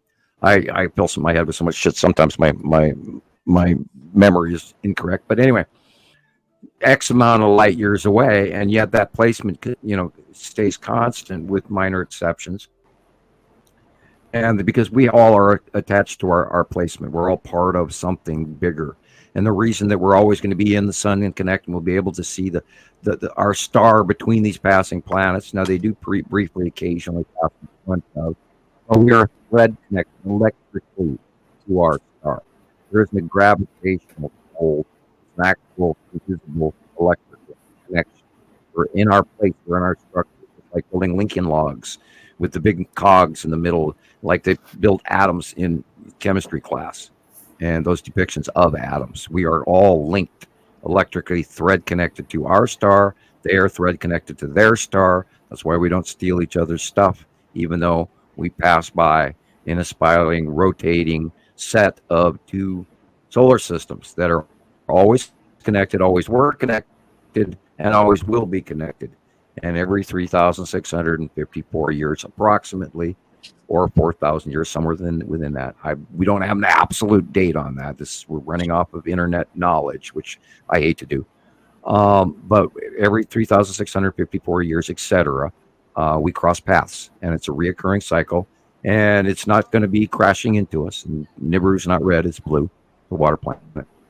Anyway, so it's a reoccurring cycle. It's not paradoxical. It just happens over and over again. And every cycle, we lose a whole bunch of people. And every cycle, we have huge climate change.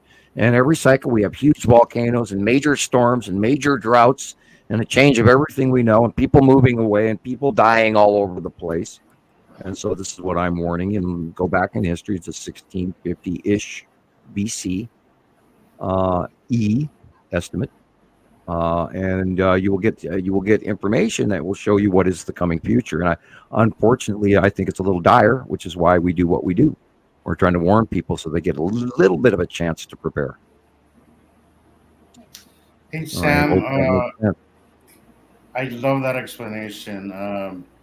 So gas giants, unlit stars, right? Correct. Star on deck. Gotcha. Because if your atom were to die, what would happen to all the protons and neutrons?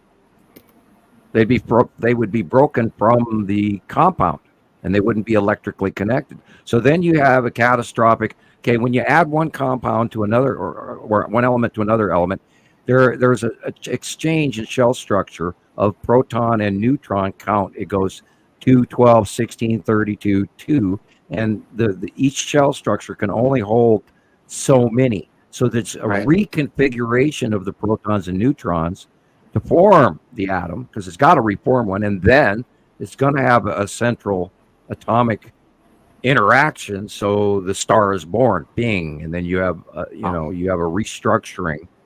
And the electron cluster, of course, is all these suppressed gases. And so it's the easiest, largest body in the whole property and has the most atomic weight. Therefore, would have a greater electrical capacity to grab, et cetera, and more likely to light on fire and become the new holding star. Now, sometimes new stars will form in the side, halfway submerged in an old star, or vice versa. Wow. And so there's all kinds of different stars and star reconstruction. But yeah, I do believe that gas giants are on deck stars. And if you look back at the formation of our solar system, and it was always believed that Saturn would become a star in the early chemistry, even though they somehow missed the fact that we have two of them in a binary system, and nobody takes that into account. I'm amazed that for as much people that do believe in a binary system, that they haven't caught on or gone to a level of higher science that we do, that we accept is real, because we've had enough proof to prove it.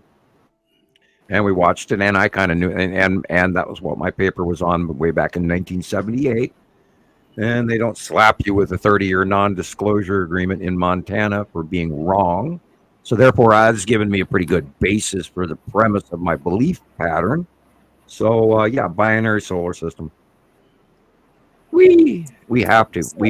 And let's look through history. How do you explain the Anunnaki? How do you explain Planet X, which is not one rogue planet flying without its own star, because people couldn't live on a planet without their own star to stay warm, and they haven't been anywhere near sighted to us. So therefore, it can't be a rogue planet floating off over there and now just approaches. So it's not rogue, and we know it's cyclic. We know it returns every 3,654, etc. And we watched it coming in with its own star, and it was a big blob in the sky for a while in 2000, way back in 2009, and you could see it. It was orange and had little black dots, and it was way far away. And And then we watched it get bigger and bigger and bigger and bigger, until 2010, 11, 12. And the rest is history. They're here. The planets are here. Nibiru means the planet of crossing. And oh boy, does it cross. It's huge. It's very close. And then they come in here and fly down and pick up the commodities and pat their little heads and then hope that we are fruitful and multiply and recover from the disaster that's each cycle passing occurs. And it's gonna suck, and it sucks already. Look at our heat. Look at our plants. Look at our lives. Look at our world. Look at our history. It's been written everywhere. It really bugs me when mainstream science takes all this ancient stuff and writes it off as mythology. It's these people didn't didn't carve these things into rock just for the fun of it. They saw something that they felt was significant enough to make a record of it. Right. Whether it's petroglyphs or something, you can't just take it. You can't just. The Egyptians wrote it down. The Sumerians wrote it down. The Hittites wrote it down. Exactly. People don't study far enough back into history.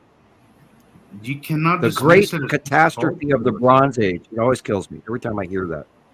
Yeah. Yeah. Before that was the Copper Age, and they don't even talk about that. And it's like God, and that's where history stops. And then they go, but then comes Rome.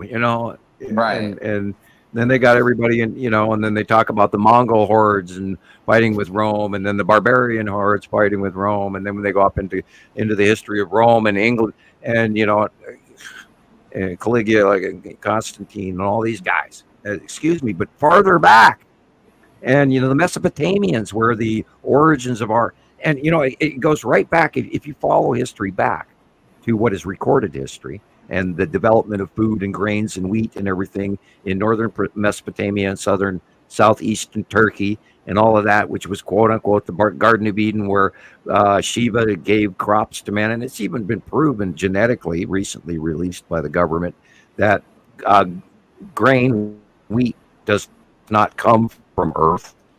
And they traced it all the way back to southeastern Turkey and Mesopotamia. Göbekli Tepe and all of that, all of these original brand new unearthed cities that are thousands of years older than anything that they come to understand. And now they're realizing that a lot of the carving is on the pillars charts, and the animals are star charts, and they're matching. And this is information that no one could have ever had at that time period. And yet they're carving their animals. Their animal depictions are actually turning out to be star charts.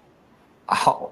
And and it's hilarious. And actually, it was buried. The city was buried on purpose. And I like that archaeological post I posted earlier. And the city of Petra, and all of these things. Oh, and you got, Petra and there's amazing. underground. It's amazing. There's underground irrigation systems in Roman building that are thousands of years older than Roman actually made. They just made use of what was available. And there's the great cyclopic stones. The cities. We go on and on about this again. There were other civilizations before us, and we are now stepping across the threshold of a close passing of the binary system, and Nibiru and Saru and Uri and Atu and the Tetsu and the Saturn and all. And here we go again. It's happening right in front of our damn faces, and everybody's already getting wiped off the map and flooded out and dried out, and our animals are dying, and their trees are dying, and our food prices are going crazy, and we're going to war everywhere. And if this isn't enough information to spark your interest by now, I think maybe you ought to go back to watching the Kardashians and bury your head under a couch pillow or something. The world is changing as we speak. It's been changing. I think everybody expects for this to be something that happens all at once, but these kind of earth changes are a little bit more gradual. And I think that's why it's easy for people to just kind of overlook what's happening. Well, 2 years ago, every major river on planet Earth dried up all at once, and that did not make the news. I remember it did. Exactly. The Yangtze, the Ganges, the Danube, the Mississippi. If you do not educate yourself, guys, nobody is going to do it for you. This is something you have to seek out yourself. It's not going to be on the news. It's not going to be in the It's not going to be in the class in college. It's not. This stuff is not going to be taught to you, and it's purposely done that way. You have to seek this out. That does not make the news. Because there's a lot of Well, you have to become your own researcher. There's a lot of sources of information or history. They left us a lot to go on. They left us a lot throughout history for us to learn from. But we have to be able to see with the proper eyes.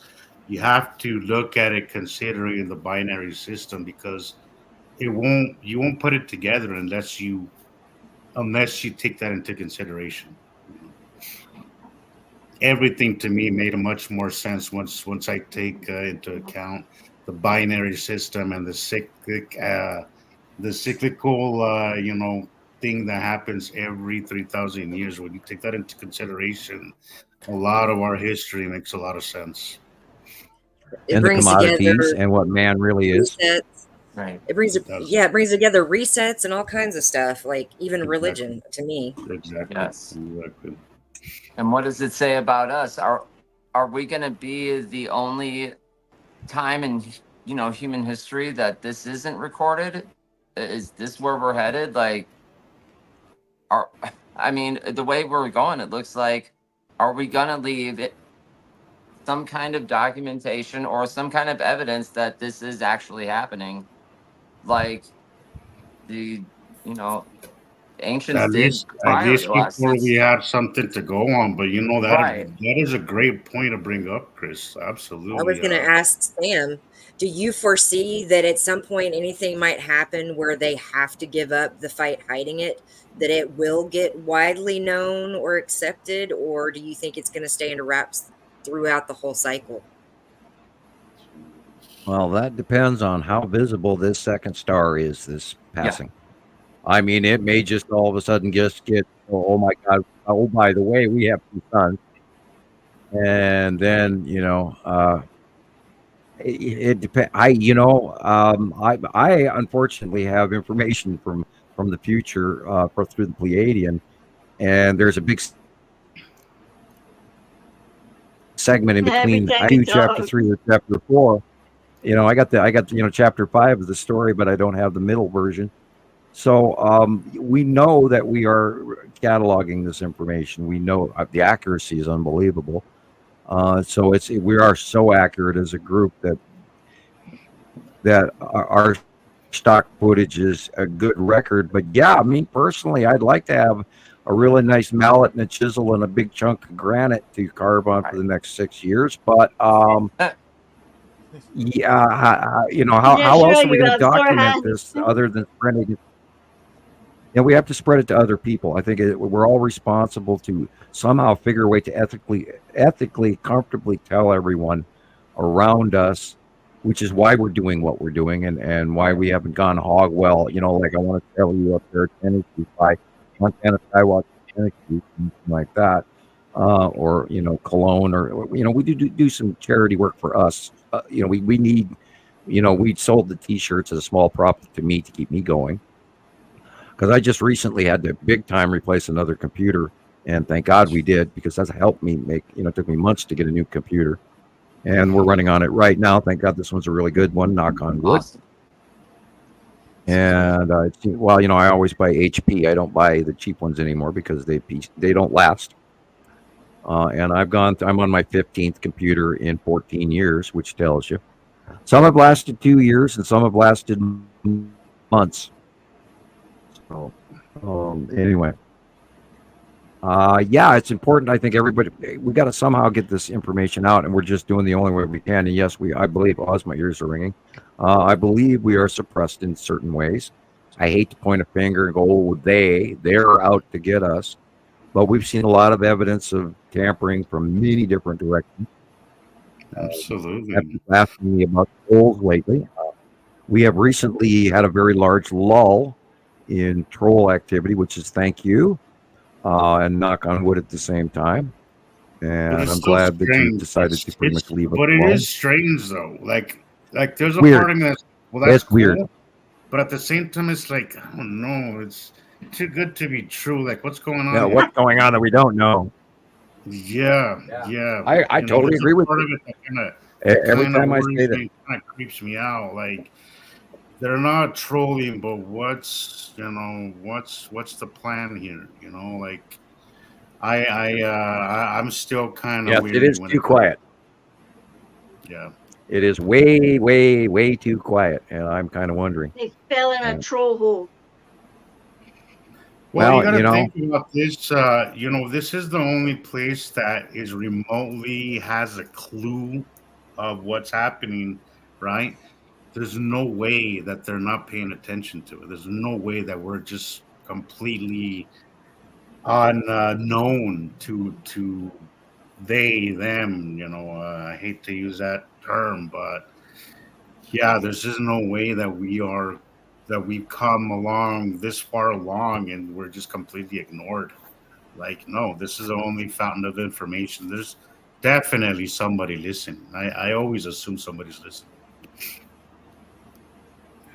Yeah, I haven't patched out in a long time because I'm not describing anything that's going on the screen, and internet's been fine. You've been muffling out here and there, though, Sam, the whole show. Yeah. More than usual. Oh, okay. Bummer. Yeah. Well, it's specifically when you talk about the suns. It's specifically then. Yeah.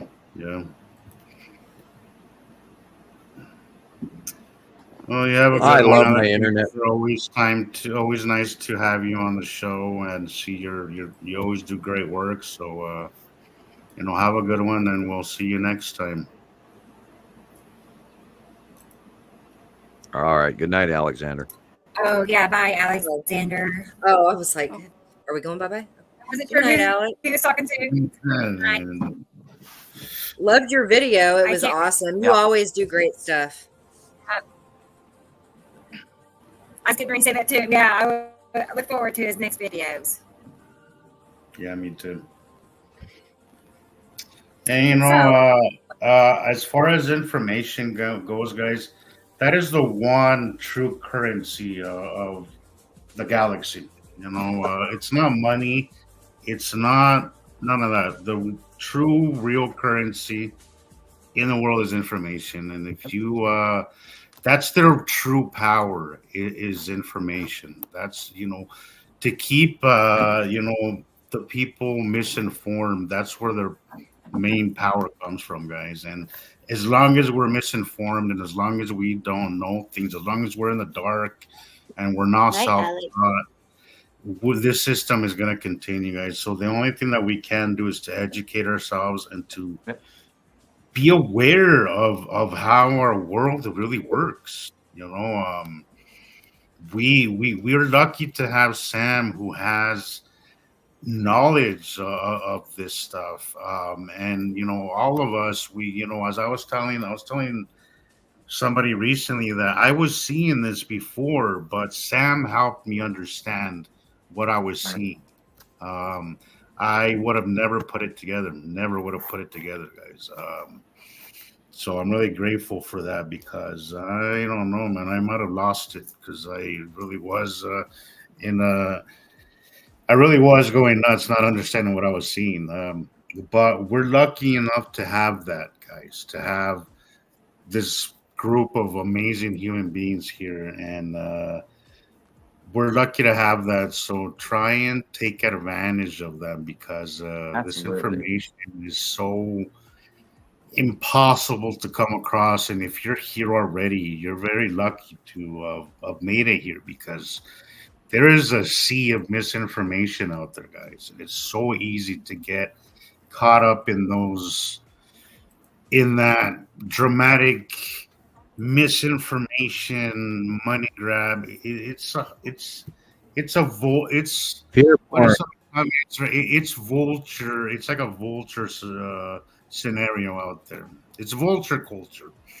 You know, I would it say really is. it's more disinformation than information. Most of it is Absolutely. wrong information. It is. You have to learn to discern things. Frustrating You and have to. sad, really, because I feel When bad for somebody these. tells you information, you have to ask yourself: is it simple and it fits? If it's simple, it's explainable and it fits, then it's the truth. If it's complicated or frightening, then most likely it's a lie. Now, if somebody's handing you, and I got a video sent to me from some of our regular members, and they were concerned, and they'd all seen this, and they wanted to know whether or not to post this video. And this author, the person, this YouTuber that they sent me her video, and I won't mention her name, but this woman spun so many trinkets into a web of fear that she was slinging out to her followers like she was scooping slop to the pigs, so bad that it spun me out, and I couldn't believe a human being was tying all of this excruciatingly beautiful research that she did know into a common fear and pointed the big they are doing this to us. They are out to get us. They are changing and there's this big dark force of the dark ones out there who are affecting us humans on Earth now. And that's not what's going on.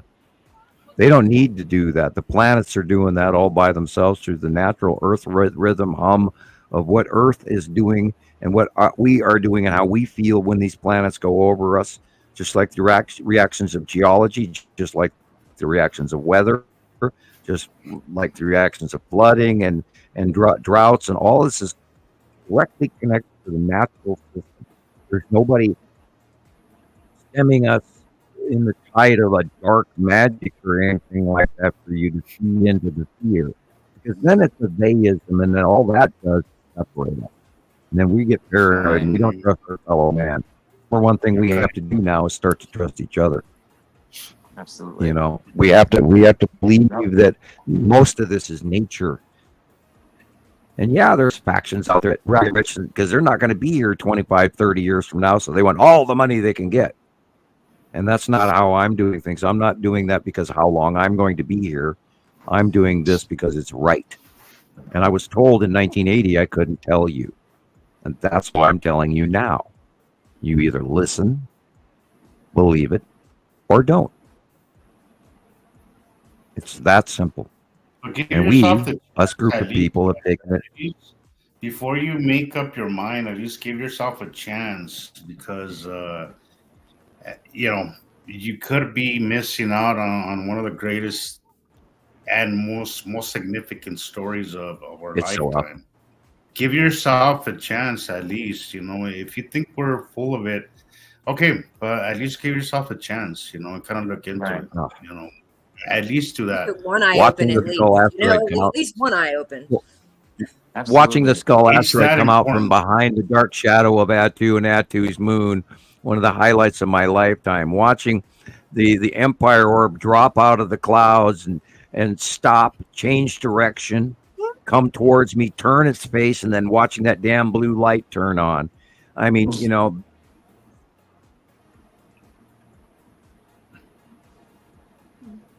Keeps getting cut off. Did they cut him off for that one? Oh goodness. Oh dear. Oh man. Sam, you there? Thank you again, Tara, for this donation. You're welcome. Thank you, Tara. Thank you very much. Like I say, it would be more. Is you know. Don't. I figured trickling in a little bit here and there is better than nothing. Yes. Yeah. And here's information if you do want to help donate, because we could use your help. We really could. Yep. Trying to knees buckling and feet wiggling. Yeah, there he is. Can you hear me? Sam, can you answer Audrey's question? I think that's a good question. Where did I cut out at? You cut out at the point where you were talking about the Empire Orb and the blue light, and then you got shoot. Yeah, completely cut off. It wasn't even muffled. It was just completely cut off. Hey, there's Carol Ann. Hello. Hey. Hello, Hey, Carol. Carolyn. Hey, she's here. Good to see you, Carol Ann. I bet she's been busy today. I bet she's been very busy. She's I had feel a it. morning of tree hugging from what I I saw that. Yeah. Oh, Yep, really? everything went, Oh, there you go again. and I got cut out again. Yep. Okay. Did you see this question, Sam, about It's related to a question I had too. Uh-huh. Yeah, good question. Oh, okay. Where will the OTG for the following 180? Well, they're there. They're just not as close. Our winter orbit, the planets are just on a slightly different. Jesus, they're really messing with Sam. They are today, aren't they? That's really bad today, isn't it? It's really bad. It's kind of the worst it's been. But is it them or is it the solar flares? Is it a bit of both? Is it? Yeah, we know he's got really slow internet. But it's just us. Sam seems to be the only Max one is not as close. None of that. We didn't catch any of that, Sam. I mean, you're cut off all of when I get into the meat and potatoes. Yep. They cut. Yeah, every time you get to the meat and potatoes and something. I really wanted to kind hear of, that. To go along with Audrey's question, I was going to ask, since I'm still relatively new, with the 180-day cycle, like at some point will like Ice Adam's yellow moon and Atu's moon be on the other side of them, and we won't see that. It will just be the face of the planet above us, or that's over us. The moons rotate around their planets, though, don't they? So at some point they will go behind, where we won't see them. Is that right? Maybe it'll be like our moon. We see it some days and other days not. Our moon, there is no tracking our moon right now. I mean, it just makes sense to me that it's because various things are moving around in the sky, even at night, and they're blocking the sunlight that has to be there on the moon for the moon to show up. I mean, it just makes logical sense. Because, the moon comes up when it wants to. We have weird moonrise times. Weird shadows on the moon. It's like, whoa, where's that shadow? It's not visible for days. The answer is a new moon. Was no. They are test or a test science. And they're Ooh, doggy, you're stinky. I heard something gas giants.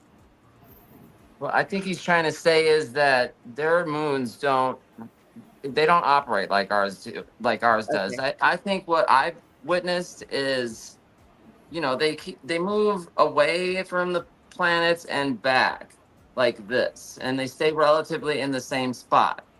So they're not going to go behind the other planet. It just, while their planet rotates, it depends on how if they're tidally locked, they doesn't orbit it? like this in front of the planet, right? That's why they're all part of the coming really close now, and then like in February it was crossing over the sun. Now it's like way close. So that's what I'm two thinking. giants on my table you're pumping away. Yeah. But I don't know if that's the truth or not. So I mean, I don't know. Stinky dogs. But that's a good question. Back. Hello. Yeah, Sam. Hey. Hello. Maybe get off, Sam. Yeah. Maybe and come back again. Go off and come back. And maybe go check on your daughters. Maybe they're taking up all the bandwidth. maybe that's what's going on. Teenagers would never do that. No, teenagers, no. Yeah, they're probably like Jesus' videos. What's that he sent me. I have your videos from Jesus that we could watch. Yeah, I'd like to. Cool. Yeah, I'd like to see that. I really want to see that. Show that one with Atu's moon, because it's right behind our moon, and it's just the size difference. It's just insane. Oh, I thought I had it ready. Bear with me a second. But yeah, we Is have mine that not too. downloading or something? I have that too. Yeah, you want to do that first? We can. I have to get Jesus's. So let me see if I got yours ready. Yeah, let's see what And There now we happens. Sam's gone. And now Hopefully Sam's Sam gets gone. back He'll be back. on. Oh, I can hear the Yeah. birds outside now. Yeah, it's about 1 a.m. What? That's right. I had a kind of boring week this last week. Today was the first day I Yeah. saw too much, but the week before, I swear it was like every day. I know y'all probably saw my post. Literally, I walked outside a couple hours before sunset and I got startled, like scared almost. Things were Wild, so right? crazy and so close. I was like, it was the first time I can honestly say I was startled. And of course, it never comes through that way in photos, not near the same way as it feels to be witnessing it in person and looking at it. And then it's even crazier when you see people just kids playing, people walking around, Right. people driving by, nobody notices a thing, and you're just like, what? This Yeah, I is what know, Sam's talking Oh, about. I have It's it. like, I go outside my front door and take pictures, and people in cars go like, yeah. They're like, what are you looking at? and then they Right. look at me like, Yeah, Oh, it's just wild. I know my apartments know me as the lady always taking pictures of the sky. Yeah, I think that's a really common thing. You know, you're just a weird guy taking pictures of the sky. You know, hopefully nobody calls the cops on you. I think we've all had, most of us here have had the cops called on us at least once. or Jesus, twice. I had somebody call the cops on me. You're official, and they buddy. pulled me over, dude, like 2 weeks ago. But like, it Really? was like early in the morning. Yeah, I got pulled over for taking pictures in the neighborhood. No kidding. No, yeah, My what is what this do they thing? do? What do What they is say? this thing? They What do they said say, hands sus- up. They made me put my head on the police hood. He patted me down, and then he said, "Okay, what are your activities this morning?" or something like that. And then I gave him my name, and I told him I'd take pictures of the sky. He put me in the back of the car, and he ran my Wow. name, and they let me go. They was actually weird. put you in the back of the car? No Yeah. kidding. Wow. Wow. That's nuts. I mean, they didn't Yeah. handcuff me or anything, Yeah. but yeah. he Yeah, was but I like- mean, jeez, wow. Jeez. Yeah, and it was I early in lived- the morning too. Like it wasn't like people were leaving Awesome their houses song. for work yet. It was early. I couldn't believe it. My apartments are right by the office. My apartment is right by my apartment office, and I was outside one day, and the apartment manager came up. She was in her car, and she stopped, and she said, "Excuse me, can I help you?" And I was like, "No, I'm okay." She was like, No. "Why are you taking pictures of my property?" And I was like, I live here. Right. I live right over there, and I'm not taking pictures of the property. I'm taking pictures of Right. the sky." She looked at me funny, and she left. It wasn't that bad though. Nobody put me in Right, the back it's of the like- car. Like, Yeah, it like must it's be. so, like it's not even something people would guess you're doing watching the sky. I don't get it. Like, No, it's really sad. Or why are you taking? You're being pictures? suspicious. What's so interesting? Yeah. Yeah, I had the That's cops actually called on me come for on. taking pictures in my driveway. Yep. I'm in my driveway. I've lived here longer than anybody else. Everybody knows me, and yet I had the sheriff called on me for taking pictures in my driveway. There you go. There was a picture in the beginning of this video. I wanted Sam to tell us what that thing is. Okay. Sorry, Jillian. Will I get bumped off again if I do? All right. I just want you to tell me what it is because it looks like one of your old pictures. Well, tell me when it was Okay. captured, and then I can do that. Look at that. Like- though. Hello, Yuri. That's Start the it bottom over, of Yuri. or- Yep. Whoa. Wow. That's the bottom That of is Yuri. so Big, cool. beautiful Yeah, these Yuri. were great. Great pictures.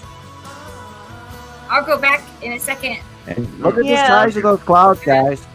Oh, Jesus Christ. Those Yeah, are micro, awesome. big, huge That's clouds. shadowy. That's the atmosphere of Yuri. Jesus Christ. Yeah, and I don't ever remember That's cool. seeing quote clouds that Our look local like gas this, that are giant. just blanketed in one big huge patch. Right, and then it just ends completely, and then you see the sky, totally normal on the other side. Or what is Yeah, it? Is there's it nothing Yuri going that always on has that the side hole of in the sky, center? but It makes no sense. If we read the bottom caption, is it so strange to see we're all capturing the same image in diverse places? That's because they're real and they're planets and they're not in our or in our atmosphere. They're above us, so we all see them, and that's what makes it for sure for real. Because we can't capture the same picture in New York and in Greece at the same time unless it's way up there. So that's the point. That's why we started Montana Skywatchers and Nibiru Followers Anonymous and Jesus channel and Jillian's channel and all the other people that we talk to around the world. Is because we are all seeing the same thing at the same time around the world. And it's matched for 14 years. And it's amazing. It's in a cycle. Amazing. Like one day like Jillian will see something, and then the next day it gets over here to the States. Like as we turn. Yeah. No, yeah. There's certain people that we haven't figured out. There's certain people that I pay attention to because I know once they post something, I'll be seeing something. I'll be seeing it in a little while. By the next time it's a sunrise or sunset, I'll be seeing it's my Christopher's turn. One and Tony. Tony, is it Orley? I'm not sure to say his last name. But every time Tony sees something within a week or a few days. Yeah, we're all seeing it. My guys go nuts too. So, yeah, there's always that person you can follow. And then you know that once they see something, you're coming up next. Yeah, no, you're outside going, no. And it's usually the same exact structures happening in the sky. It's the same awesome. Pictures, the same thing. Yeah, absolutely. But I've had a week like you, Tara. I've had like a 1 week good, and then another week off, and then another week good. You know, it's been like off. Yeah, sometimes about 10 days here, it's just raining and gray. Yeah. It's the other morning. Well, we've had sort of a cloudy. It's been the other morning. I could only see stars in one area of the sky. The rest of the sky, I could not see any stars in at all. I had one tiny patch where there were stars, and it was in due east. And for the rest of the sky, I couldn't see any stars. Like, what is going on? That's the main question I had when I found you guys. It's this picture that comes first, Sam. I swear it looks like that one little planet you showed us with the wee. It takes a minute for me to see it still scrolling. I'm looking at the thumbnail still. So I see nothing. Okay, that's one of my drawing. That's my drawing.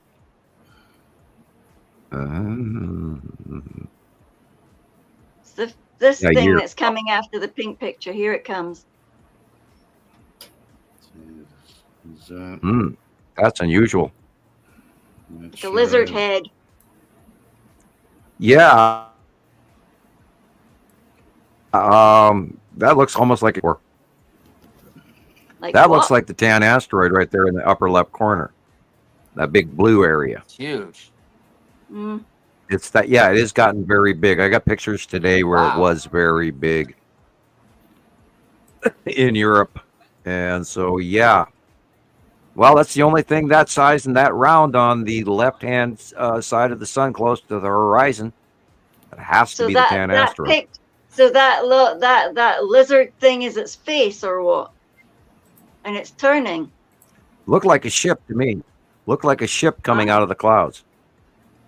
Whoa. See it again, Rebecca? Cool. I want to see a ship coming out of the clouds, man. It's got prongs like wings that go back like a stingray. And then out of the center is the engine trail behind it. Looked like a ship to me. Can we get back again? Which is it? This picture? The three pictures. That first picture where they're all three the same. That one. Yeah, just leave it there for a second. Doesn't that look like a manta ray ship with the emissions coming out the center back? Yeah, popping out of the clouds. Was it straight up, Jillian, or where was it positioned? Or you got the real dragon in space, the dragon head. Of course I'm kidding when I say that, but that looks like dragon face. I don't know. Remember what I captured the day of the eclipse that a lot of people captured? I was crazy. Yeah. I don't know. Yeah, that pass by ship, that was intensely quick. Yeah. Shows you how close it was too. Because if it Yeah, would have been where was farther this away, it feed? would have been slower. Where was this It was- facing, Jillian? That's a good question. Where you? Where? It Where? was over the back of my house, back where I see the northern lights over there. Okay. So Like north. left of the So what sun, direction right of was the it? sun. So that would be no man. It was in the back. It's between the side that's between. See, east is there. Like you can't see where I'm showing. So it'd be north by northwest. It's north. Well, East. wait. Look where the light's coming from. Yeah, I was gonna say. Yeah, the light is coming obviously, from the this lower is right left. in the sun. So it would have to be on the right of the sun. Yes, it was northeast. Is It it was the northeast. Empire Orb, the dark circle? You know, I was thinking of that too. No. What do you think, Sam? No. To me, it looks like a ship. Yeah, for sorry, sure. I definitely for sure. guess. There is an orb in the lower left corner, really small Yeah, I one. saw that. And there's a lot of stuff there. You know, there's a lot of stuff in this shot, and it's hard. If I would add a larger, when you take a snap like this, also get a full sky snap so you can actually say this came from that, and then we'll be able to do a better examination. And sometimes you just take random things and you catch it when you go back to look at the pictures because I was looking at the but then pictures and I seen it. Then you're being, I have 8,000 pictures on my phone. pareidolia into trying to understand what you're staring at. This is an interesting What picture. artistically, what do we see? We see an elephant in the clouds, we see a sailing ship, we see this, we see that, and I try to avoid that. And my best, It looks what like I a see in my contemporary piece head of art or is something, You might be able to like. Well, sell yeah, this like a manta ray downtown flying Las it Vegas through for the like sky ship. $100,000, Jillian. What's that? I'm saying you could like put this in a frame, sign it, and sell it for One on the like left. $100,000 downtown. Be better than the so-called art we see today. That's pretty I awesome. know, right? Like I'm telling you, Yeah, it was just so obviously a thing. And when I looked at it, I just went tunk, and then it was gone when I went to go take another one, as if it was like gone. So to me, it felt more like a ship than anything else. wow. Yeah, Christopher, my lower back is hurting too. Oh man. Yeah, I my gotta- upper back is hurting. Yeah, that's the worst, Rebecca. I'm like, Between my when you have shoulder a- blades. Yeah. yeah, like right in between. I got a degenerative problem with my back, so. Uh-huh. it But sucks. it's Me what too. woke me up Yeah. this morning. I had the worst backache I've had in so Yeah. long. It's the mornings are the worst. Hello, you know? overhead I just passing blame planets. that kind of Headache, backache but that's what on you sleeping say. too long. I always It think has it's to because I be- slept too long, but it's the planets, isn't it? No, it has to. Yeah, be I think there's a lot of that. that was unusually. I don't usually Barometric get pressure, I backaches, think, can cause but it. good God, it was so bad this morning. So bad. Yeah, it was at the base of my. It was at the base of my spine. Like I felt like I'd been lying on. But that you don't Yeah, sleep yeah. on that part of your body. You're curled over on your side. How does your back get sore? Well, I'm a side sleeper myself, so I know it wasn't that. And as soon as I went outside, I looked up and there was Yuri passing over us. So yeah. My healthy 8-year-old just said her back hurts, and she's Oh, never no. said that until the last few days. Get it. So, Get her looked at. I mean, like I told my parents when I was a teenager that I had pain, and they never took me to see a doctor. And, but I guess that was the 90s or something. They just told me you're having growing pains, and yeah. I've been dealing with this since I was a kid. So, yeah. Well, Okay, I'm so Carol Ann sorry. says she's also mondo sore. Right. So if everybody's got accentuated sore on the same day, Feeling it. Yeah. I was literally moaning it out Yeah, as it's I not was just walking you. down the stairs today. Like it was so bad. I have not had And everybody I haven't thinks felt- it's just them. Right. In the well, Bible, when somebody that doesn't know about any of this complains of the same stuff, then you're like, huh? verification. It's like every second Oh, well, person. remember when we were You can hear them on the high a couple street of weeks too. ago, we were all seasick. Remember Yeah. everybody a couple of weeks ago, we were all seasick. Everybody was nauseous.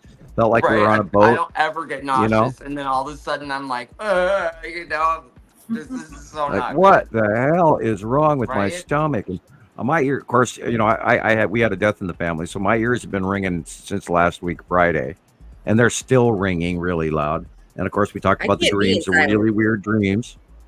And Oh. we're all Don't even go in the there. Bible. It's referred to as birthing pains, and so we're all Right. being affected by these planets. And look at the times that Nepenthe is doing the close pass regularly and creating all these superstorms and all this shit. And then the national meteorologists call this a derecho. Like, right. And excuse me, no, it's a violent lightning storm that has class 2 hurricane winds. Thank you very much. Just shut down the entire Missoula County, including where it started, was right over my damn head. And oh Christ, I have never in my life seen a storm come on like that, and the screaming, Did any of you guys screeching see it on the news? I didn't. dozens I of saw shipping nothing about containers. Montana until Oh. Sam said something about it. Nothing. No. Oh, Yeah, they don't we tell went without anything power. that's for, real. no Watch the water, news, no. So that's Yeah, on me. And it was bad. and- that was bad. And there's tons of aftermath. videos out on YouTube for it. Hmm. But the videos, there's tons now out there, but now they're saying, "Oh, it's a derecho." No, what it was a firestorm, supersized supercell from the firestorm that created a huge mega lightning storm from hell, and we're going to see more of that. And this is part of what you have to fear if you're downwind of a super fire. You have to watch out, and we're going to see more lightning storms coming through off the West Coast tonight, tomorrow, and Wednesday. Tuesday-ish, and maybe Wednesday. But yeah, the whole process is going to kick up a whole bunch of new storms, and that'll spread across to the Midwest, and maybe they'll have another derecho going through Iowa and Illinois and Indiana and all of that. So when they tell you it's a derecho, it's not. It's a supersized storm from what's going on, and in some cases it's a close planetary pass. In other cases, it's close asteroidal discharge, when they fly by and zap off the top of Earth. And like that. Oh, that one. Hey, remember, we got in trouble for that video. You did? I forgot. I thought this was electrical discharge. It's not. No, we got in trouble for this video. Oh, We had a thunderstorm last night. It wasn't anything too severe, but we had the good old This strobe is a light wormhole lightning being up generated the sky. by a ship. And I That's spent not- Seen that? You seen that come out a of the week in cloud? Facebook jail, I think. Man, what was that? Hold on, Jack. I gotta rewind. was it this What were thing y'all that we saying you spent got a warnings week for earlier? Both you and Rebecca. Rebecca, you got a live warning. Yeah. Well, right. They took me off of on TikTok, off of like the FYP. I can't be recommended. I got bummed. At the same time that Sam got a message from, was it When StreamYard? when I answer major solar system questions, and when I answer talk about live videos that they're playing and try to describe people, they cut me because I'm fine now. I'm not describing stuff, so they're not cutting me out. Yeah. We need, You know, code, we need I code hate words. to talk about it like they. We need code words. I mean, what Yeah. else you got? Part of our main practice is not to hide things. We don't have any. We don't make messages of secret societies. We try to do this on the complete, honest, open.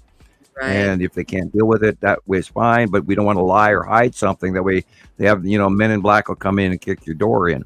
You've got an encrypted channel. We want your Watch computer. it. And then they Yeah. don't have an excuse to say, "Well, he's got child porn on his computer," and I don't have anything like that on my computer. By the way, for the record, I only use this for Montana Skywatcher only. I don't do banking on this. I don't do anything. I don't order anything on Amazon. The only time I really use my laptop is when I do the show. I don't, nothing really. That's all I do on here. Let's just use it for the show. So, yeah. Yeah, if we stay out in the open, that way, honest and open, that way they've got no reason to bend the law any further than they already do. That's the bottom of Batu's moon right there. Yep. Look at the Overhead, difference, straight guys. up. Hello, normal moon. Look at our moon, Yeah. and look at the size difference, guys. Just look at that. This really gets me. You see the asteroids on the left, right underneath Batu's moon, and then you see it right behind our moon. That is the craziest thing. I just really wanted to show that, guys, just so you can get a perspective of what to look for and just how much bigger How this tiny is we are. and how tiny we are. Yes. Oh my God. You Gee, know, do you think they even see us on Nibiru? we're a little speck. Oh, yeah. We're in a sea of- microscopic. We're a real I mean, bright little ball. We're a You know, well, speck yeah, in the middle of monsters right now, guys. Like we are just. A Oh, look, speck here's in the factory, middle. kids. it's like what's the movie Horton Hears a Who? We're like the Who's. Yeah. Yes, exactly. Oh, look, it's there. There's the It's going. And that is the Saturn's yellow moon right there over the head just after sunset. That's how big and close it is now. This one right here, Sam. Is it any specific asteroid or is this? That is probably the spiral asteroid or both of them. Because we know the spiral asteroid, there are two of them. One has been just so big, we've never really paid attention to the next one. But that's why it spirals. They have a concentric orbit of each Is other. that why it does that? And so So they now, cross. yeah, that's why it leaves its spiral trail, is because it's one larger asteroid with a smaller one. And of course, now it's close enough. And look how close it is to the horizon. So we also know it's on the left-hand side. We also know that's where the spiral asteroid is. You know, And there are two objects in this. Yeah, And, there's. and a bunch of micro stuff as well. So there's probably 5 or 6 asteroids right there.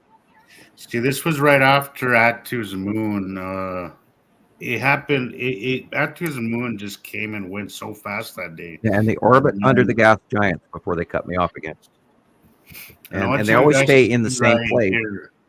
See how the light is just going underneath, guys. It's basically funneling underneath this planet right here. That blue area is Uri and Batu's moon up into the north sky by above, but to the northwest sky overhead. Can you pause that, Rebecca? Yes, A little. right here. Right there. Look at the sunlight, guys. You can literally see how it's going underneath it. Like you can literally see the sunlight. Just going underneath. See Most this down of that is Uri. And the blue in the upper left is Batu. And then Batu's moon is above you and off the picture to the left. Yeah. But you can see how the sunlight. You can even see the little shadow right there. The little. I'm pointing at it on my screen over here. I wish I could point at it, but you could see the shadow line. Of the sunlight. You can see the sunlight just coming right underneath, funneling right underneath between us and the planet above. So it's not. There's Look at more the than- horizon color, then look at the above color. Exactly. There's so many signs here, guys, to pay attention to. There's a dark blue. There's the sunlight working its way just in between Earth and the planet above. There's just so many things right here that tell you this is not normal. There's something to pay attention to here. So yeah, I'll always look at that. It's always it's always some sign, guys. And the way to tell the difference is go back to a movie from 1975 or 1985 or 1990 and watch an old Western and where they're going to do a pan out of the sky. Yeah. This is not the same at the turn of the century. And we've been going at it now. We're in 2024 now, and we've been going at this for 14 years. Our skies have been completely, significantly different. Yeah. And most people Thank don't you, Katie. take the time to even look up how they're ever going to study the last 10 years, which is what we did. And the thing is that lately it's been so We saved pictures. it's been like nothing. The skies will be It went by so fast. will be completely blue, and then you'll have this really quick pass, and then the skies will just go back to just blue. This is how it kind of gets me where people aren't noticing something that's literally happening It's in fleeting a few minutes, and sometimes. then it's gone. So how do you not? How are you not noticing at all? Drives me nuts. I try not to think about it because I really can upset myself. Yeah, But me too. yeah, it's crazy. It's crazy. I'll have days where it's just this haze. Like it doesn't look right. There's no noticeable clouds in the sky, but I can see the shadows with my naked eyes. I can look here and there and see the darker shadows. And there's just this thick haze that I've never seen before. And then when the sun does set, sometimes all I'll have is colors. And it drives me crazy because my phone won't catch it. But literally, where the sun is, it will be like this teal green, turquoise green blue. The sky has never been green. And, except for maybe certain types of major storms can give it, like if you've got a tornado coming, it can turn a greenish tint, but not clear sky post sunset teal green. I'm like, or the rays, when like you get the Uri, the orangey red just ray of light up in the sky and then blue over here. I've never seen that in my life. And I don't understand why everybody's not jaw dropped going, wow. I have one photo where there's this big old white triangle ray or whitish pink in a sky of blue on the southern sky post sunset when I've got rays of color all over. I mean, just even sometimes on the clear days, post sunset especially, is nuts with just the colors. It's like rainbow colored sky with nothing there. I don't know, it's the craziest thing I've ever seen. Well, then in my there's life. something there breaking down the light and refracting it into a prism. Right. It looks like Prism. there's nothing there, but there it is, and that's the that's the thing that a lot of people can't wrap their brain around. You have to think about the concept of a new moon, and that it's there, but all we get is the shadow of it because the sunlight is on the other side of it. Well, And we have just- in our mind that how Hollywood has portrayed what we would see as a close passing planet. Mhm. And I could clearly see, which is example of the thumbnail behind, on Rebecca's picture tonight, which shows a very clear planet. Now, back in 2011 and 12, when we first started seeing the planets and they were in the southern sky, because they came up from below us, and then up here in Montana, if I look south, I was like looking down the side of Earth into below us, which is why I saw the planets coming. And I was trying to warn everybody and tell everybody, what we were seeing, because we saw it in the live feed cam from Antarctica and New Meyer Station, back when you could still get a live feed cam that was actually looking at the sky rather than at the station now. And we watched it come in, and then I started correlating what I saw, and I was expecting them. I knew they were coming from the 80s on. So, and that allowed me to see them so much easier. But now they're leaving and they're going above us and beyond Earth. So it's going to be a different illumination, a different thing. But it's going to be predominantly easier as time goes by again, because as they leave, we will get a better view of them. And then we'll, in some cases, actually see their facially illuminated front of them. And we may actually, at some point, actually see them like Hollywood portrays them. But I had to come to terms years ago that they were between us and the sun, and they were close, and they were passing, but we were seeing their shadowed dark side. And as long as you take that, and you got to learn, you have to really relearn on the eye. You have to teach your eye not to see just clouds. You have to look beyond the first layer of clouds. You have to look for the dark areas, and you start with the dark areas first. The normal people look at the light areas, and then they sunblind themselves, and then they go, oh, look, what a beautiful sunset. And that's all they see. I did that for years, So, Sam. you have to teach yourself to look at left side, right side, not the center of the sunset that's blinding the hell out of you. And then you'll start with the dark areas and work your way back to the light, and you'll see the objects so much easier. And I had to try and teach that to people over the last decade. And I once I got there with that as a process, I still do it now. I don't look at the light. I look at the absence thereof. And I see the cut off edges of the round circle of the sun. It's I see where the pulsing light is. My eyes automatically do that now. Like I don't even look at the sun. I just focus on naturally. It just comes as a natural response. Differences, like Jillian was saying earlier, you can sense the depth differences when you look at the darker areas, and I don't know how else to explain it. You can, like, in a way, see that there's something there.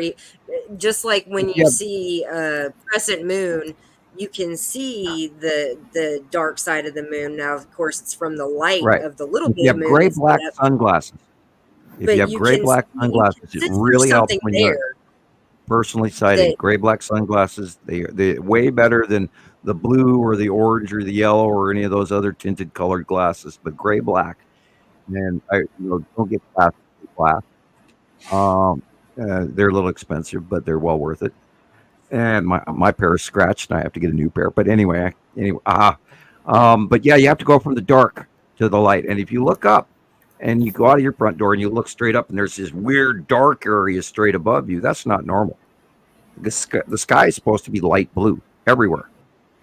Pretty light blue. All one shade of blue. One shade. Across the whole sky, everywhere you look, and it's not. And it hasn't been for well over a decade. And remember, it's just the light not reaching that area of the sky, right? Oh, well, because there's a big, huge round ball in the way, and you're seeing the shadow dark side of a planet. Yeah. You're seeing the big dark side of the planet that's overhead of you. Yeah. And then when they leave, we will see their facial illumination. Because for many years now, I've seen the back of them. And as they go away, we will see the front of them.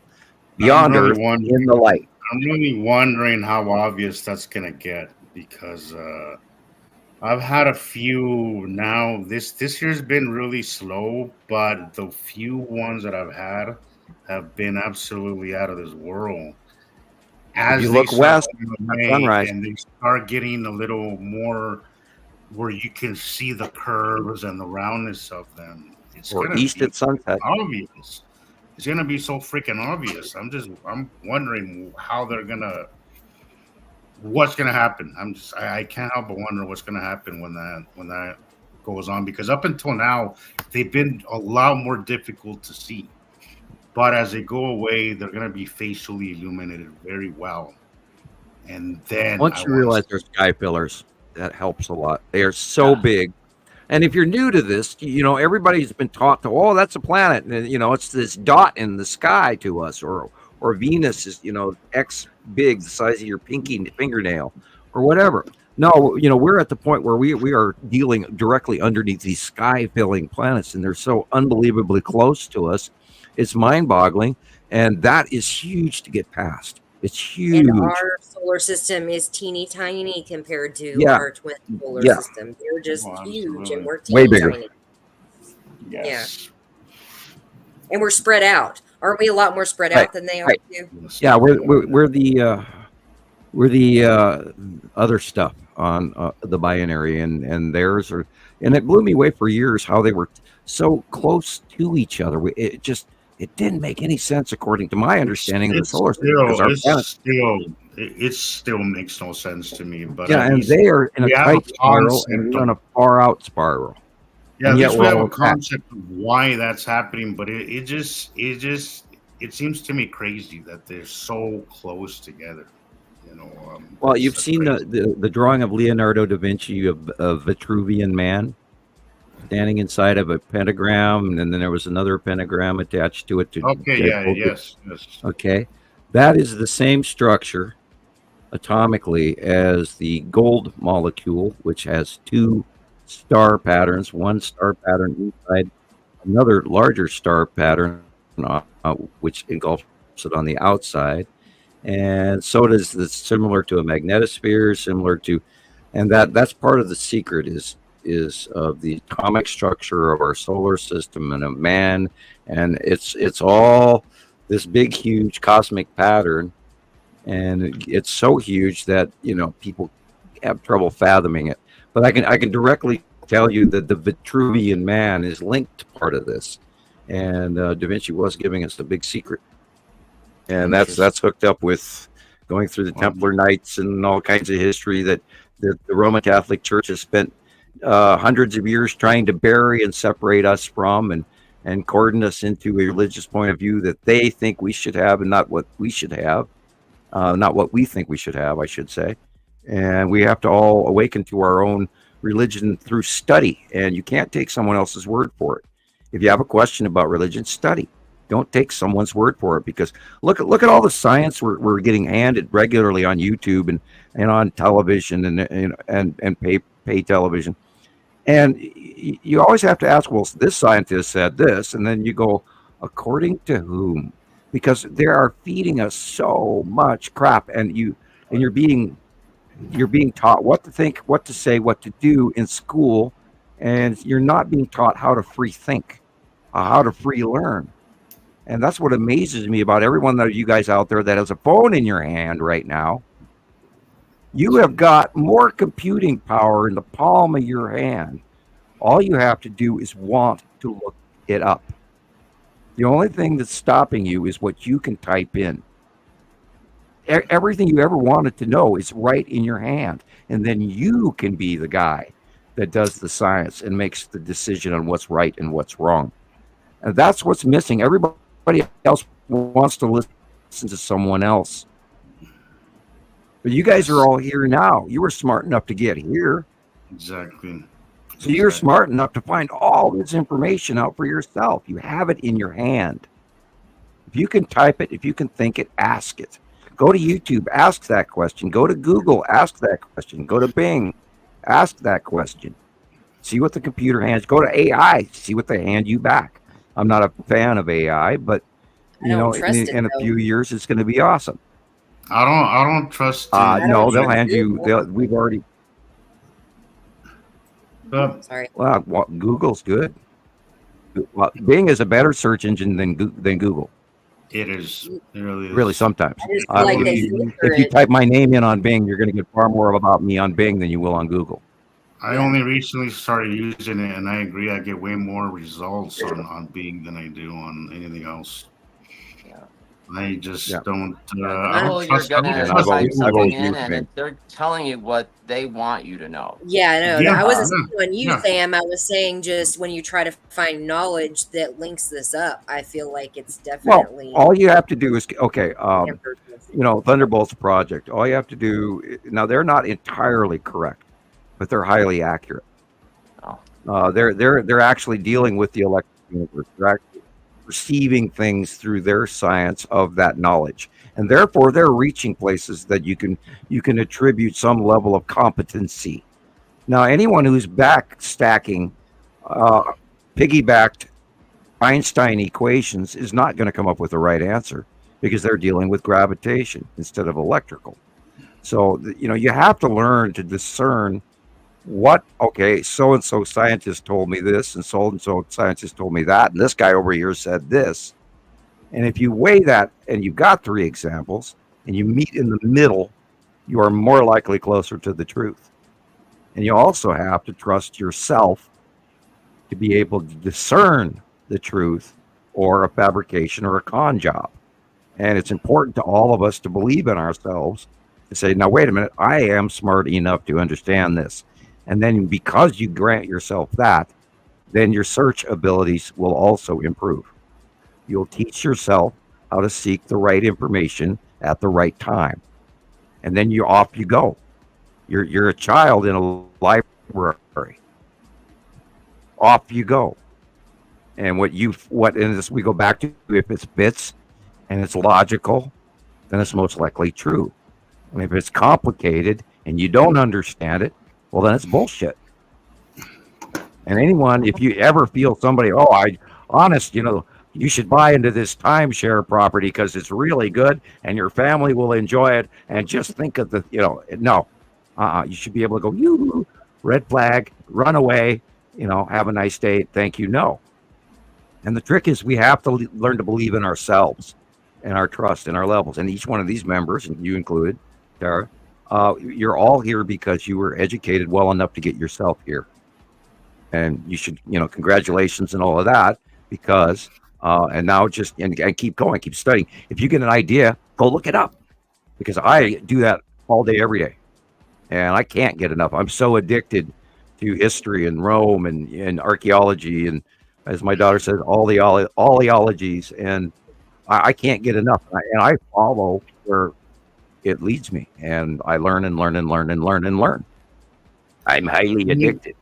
And it's very important that I want to add to that, Sam, that go right ahead. I think mainstream information, mainstream science really makes things out to be like you have to be some sort of genius or whatever to learn this stuff. But this I am. is stuff that anybody can follow. Anybody, short of, having, some shortcoming, at birth or something. We all have the brain power to learn this stuff. You guys got here, so you're smart enough to say that you deserve all this information. Exactly. Don't let that intimidate you, because I think that's really we all do that. We're intimidated by what our level of knowledge can reach. We all have the power to do that, guys. All it takes is just there's learned and then there's unlearned. There's not smart and dumb. There's just learned and unlearned. It makes nobody. If you don't know this, it doesn't make you dumb. It just makes you haven't learned it. That's all. It's easy to follow. It's really, it boils down to learning how to learn. Exactly. I think one thing most everybody. Yeah, you have to be self-serving. You have to want. I think most everybody here has some kind of level of intuition or discernment that maybe not just everybody has on some level. That got you here in the first place, yeah. Well, I think I agree with you. I think there is some level of some people's intuition that some people actually listen to, and then there's others that kind of just leave it like it's just they're crazy, whatever voice in their head or whatever. It's a passing fad. They're going to go away. Is that we didn't just ignore it, because I think there's a lot of people out there, and there was a comment earlier that said that I don't remember what his name is, but he said his wife refuses to talk about it and acknowledge it. I think there's a lot of people who have an intuition, but they're not following, and I think that is a big problem because of societal norms or all whatever. But I do feel that there is a lot more people that fail to come forward because they don't want to swerve, stray away from, societal norm, whatever. I find that crazy, but it's just, society is a bitch. It really is. Once you kind of go the other way, it's like, unfortunately, it is something that you're going to deal with in this topic, but I'll tell you, I don't give a crap what people think about me. This is so significant that I don't care. Like, it was something that bothered me at one point. I don't care anymore. Like, it's... In gathering all this information, we went through science, we went through empirical science, we gathered all this information under rules. And I was very strict in the beginning years with Montana Skywatcher and Montana Skywatcher 2 and everything.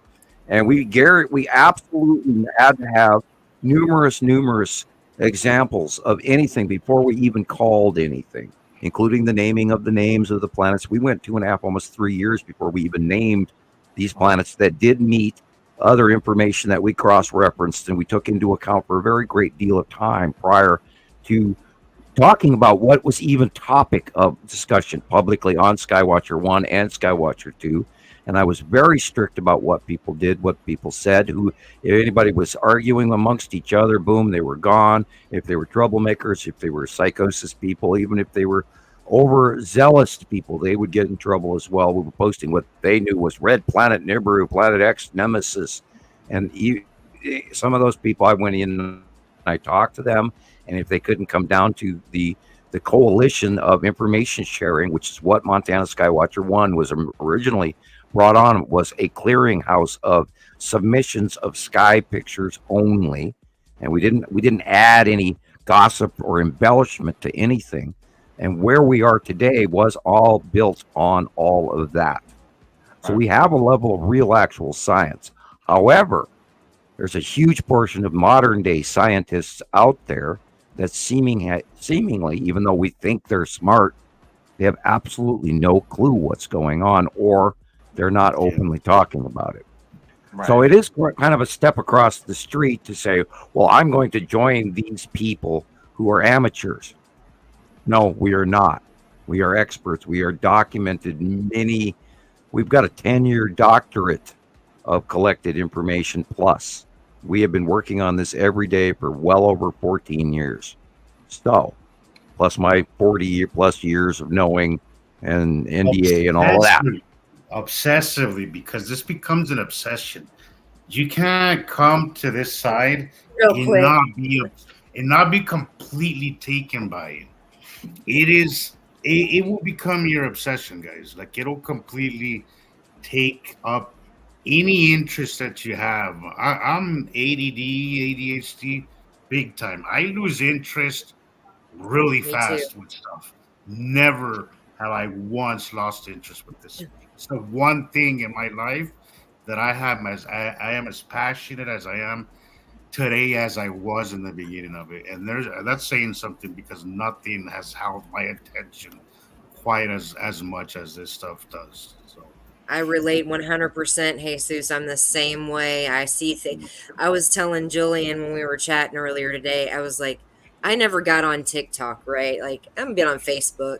I'm older. I'm middle-aged. TikTok wasn't my thing. I just got on TikTok about a year and a half ago, and I became addicted for a while. And I was like, wow, all these crazy stories, this, that, and the others, all kinds of stuff, right? And a lot of it, I think, is very enlightening and true. And I totally understand why they're trying to take it away from us in the U.S. because it's too truth-telling. But lo and behold, I came across one of Rebecca's videos. I think it was one trying to promote a live when she was doing her live 30 days back in March. And that's when you came in. It sucked me in, and like anything else, I've looked into certain things that are about aliens and this and that and the other. But I was telling Jillian, I was like addicted to TikTok. On there almost every hours, and I haven't even touched TikTok since this because I work. I do work from home, but I work 35-40 hours a week easy, sometimes more. And all I have time for is that, or making sure I get outside to take pictures at least 2 or 3 times a day. And if I don't, unless I've checked to see that it's kind of a boring day, I'm like, I need to go outside and take pictures. Yeah. So, same thing. And it was just, as soon as I started looking, the first, it took me a while, just recently, where I really starting to feel like I can somewhat identify things on my own without help, but not always. Just a little bit, but enough. Like the drawings make sense now, and I'm getting my bearings. It took almost 4 months, or about 4 months, for that to happen for me. And even more so now, I'm like, what can I go out there and see? Oh, I want to capture this and I want to capture that. And I think that most people, everybody in the chat, people who are regularly on here, people that post regularly, I'm pretty sure most of us share the same thing. I agree. Yeah. Andrea, I also agree with you. I do that with food. I do that with everything. I'll be obsessed with something, and all of a sudden I'm like, and then I move on to the next, and then I'll go back to that same. I definitely agree with you there, Andrea, as well. But I think we're all equally obsessed. I think I know you're obsessed, Rebecca. We're there for hours talking about clouds and sky. I definitely know you're obsessed, for sure. You have to be with as much pictures as I know you look at and all the videos you make. And it's awesome. You're great. It's fun. I love it. And she doesn't make mistakes very often anymore at all. And I'm still in awe here all the time. I'll go to another page and I'll scroll through and I'll start reading material, and people ask a question, and then I look down and Rebecca already answered it for me. Cool. Right. I don't have to, Thank you, Rebecca. And so she's, she's doing a bunch of work for me all the time. And And I just grab her work that she, and I save copies of everything, and it makes it 10 times easier for me than grabbing 2 individual pictures and handing it out, because she's doing comparatives, and so it's awesome. And that's how she earned her place years ago. Was she was always making these 2 picture comparisons, and she was getting it right, and off she went, and here we are today. And I just I love that last video where you're doing the finger point and you're showing the curve exactly right. And it's like, oh my God, and unfortunately, I haven't been able to post a video like that in a very long time because my internet, but anyway. Right. Andrea, I believe you're right. I believe a lot of entrepreneurs are actually well known to be ADHD or ADD. Yeah, I think it's because you hyper obsess on something. And I think it's the reason why we all got good at what we do is because we just hyper focus on that one thing, and that's all you kind of obsess with. That's also, when that's you're also obsessed, a tag that I don't agree with. People who think faster are chalked up as hyperactive, ADHD, whatever. But no, excuse me, those are hybrid people that think faster than the rest of the populace, and all they want to do is try to medicate you. I'm glad that if you have ADHD or if you are ADD, you have to correct your life according to how you work. Everybody has these individual abilities that have been stifled. No, it's a gift. It's a gift. I mean, I think faster. You have to learn. You have to learn to work with it because. Right. If you go by That's what I was just saying. ways, you have to learn to be a to problem, work with it. Now, it may to adapt learn to and work work with your own you ways. have to live in a special world, and some people have to isolate themselves because they can't be around the rest of people. Now, I understand there's different variations of it. Autism is a spectrum. Asperger's syndrome is a spectrum. ADHD, or what in my era it was called hyperactive. And they would just send me to the principal's office all the time, and I would get in trouble. So, and then they would think I was disrespectful because I was, in some cases, I was disrespectful. But I was also, I was a horrible child to deal with because I have a way higher IQ than my teachers, and I literally was thrown out of every school I went to because I was something they didn't want to deal with. And and I got to private school. Well, it's easier to get to medicate somebody like that, Sam, and it makes it easier to deal with, instead of encouraging, that different way of learning and Montessori. Like I used to think it was a huge problem with me, and then I started learning how I learn, and I realized that I'm very good at learning, but not in the way that. But it has to be a subject you're interested in learning and investing the time in. If somebody's trying to cram facts, you don't give a shit about them. You don't have patience for that. Excuse me. I'm thinking about this. I want to learn about this, and that's what you do when you grab something. When source leads you, when your personal drive, your obsession, or your quest for knowledge, follow it. Follow where it takes you. Keep studying everything you can grab around it, and before you know it, you've entered a larger room. And then first thing I did when I was 5 years old and I could read, and they gave me a card to the library, I went looking for the magic book section. Nice. I swear to God, that's the actual truth. I to this day remember that first day that I got my library card and I could first read, and I looked for magic books, and I never found them until many years later. But I did find those magic books, and I know how to do magic, and I know how to do all kinds of crazy shit. And that's because of, I have abilities, and which is why the government recruited me, and which is why extraterrestrials and other factions have been in contact with me, because I've learned things, and because I had that drive to learn them. And yes, I'll talk your heads off, and I'm sure everybody who's listened to me long enough knows that I can not shut up. And I run at a different pace than everyone around me, but I've learned so much, and I've actually spoken to off-world beings, and I'm here to share this information And it's the damnedest thing, but not very many people are listening. And I think that's kind of silly. I really do. It's frustrating. It's frustrating. I'm dying to share this with the world, and the world refuses to listen. It drives me nuts sometimes. Oh, we got to keep going, and we got to keep plodding along, because before you know it, it's going to just go blah all over. It's not an option. Quitting is not an option. Quitting is not an option. I think our ADHD thing will not allow us to go that way. Yeah, we can't quit anyway. What show is this? Is this 73? 73. 73. 73. Okay. Yeah, we've done 73 shows for you guys out there. Spread them to So people. what number show did they say it takes to get to make everybody go blah, Sam? Well, we get at 200, then we can we'll all get a bottle of champagne and have it sitting in front of us, and at show 200 we'll all uncork a glass of champagne. Although I don't normally drink that stuff.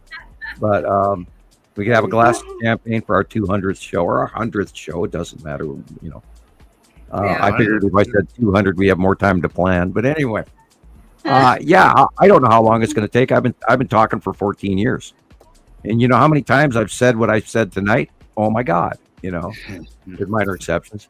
Yeah, I've got shit. I'm talking to you guys with my head on the pillow, clicking on my feather pillow with my finger, thinking I'm talking to you all night long when I'm asleep. It's insane. Yeah, and I will not attack you by remote viewing. I've been accused of that too. I chuckle over that one. Yeah, Sam attacked me one night using remote viewing. The trolls came up with all kinds of things. That must just be people afraid of the idea of that ability. I'm sure you have better things to do than to randomly pick people to attack. Yeah, exactly. Not that I would. You know what would happen to me were I to do something like that? I would be slapped by karma within a heartbeat. Exactly. And I'd shrivel and lose 3 toes off my left foot or something. I don't know. And remote viewing is not an intrusion. It's just a view where somebody looks at you, and then you get sights and smells and sounds and sometimes taste, point of view, from what you're viewing. And anything, anywhere in the universe, if you can imagine it as a remote viewer, you can see it. The trick is you get so much information, you have to discern. You get 150 pictures, and you got to grab 7. So how do you make that into a cohesive story of understanding? And only through the view that we currently exist in will we understand that which we see. If we're not aware enough to understand the information, then it's not going to land like a dust on a flat surface. It'll pass you by. You won't understand. You have to be ready to perceive that which you see. So only through experience and time will you be able to see more and more and more. And you have to trust. Now, that's a huge part. Is I was seeing what a meme. you're viewing. Sorry, Sam. Go ahead. Oh no, I was waiting for you. I was anyone can learn to do this. Trick is, Sam, that saying what you were saying now. That says the mind will only see. The eyes will only see what the mind is prepared to see. What the mind knows.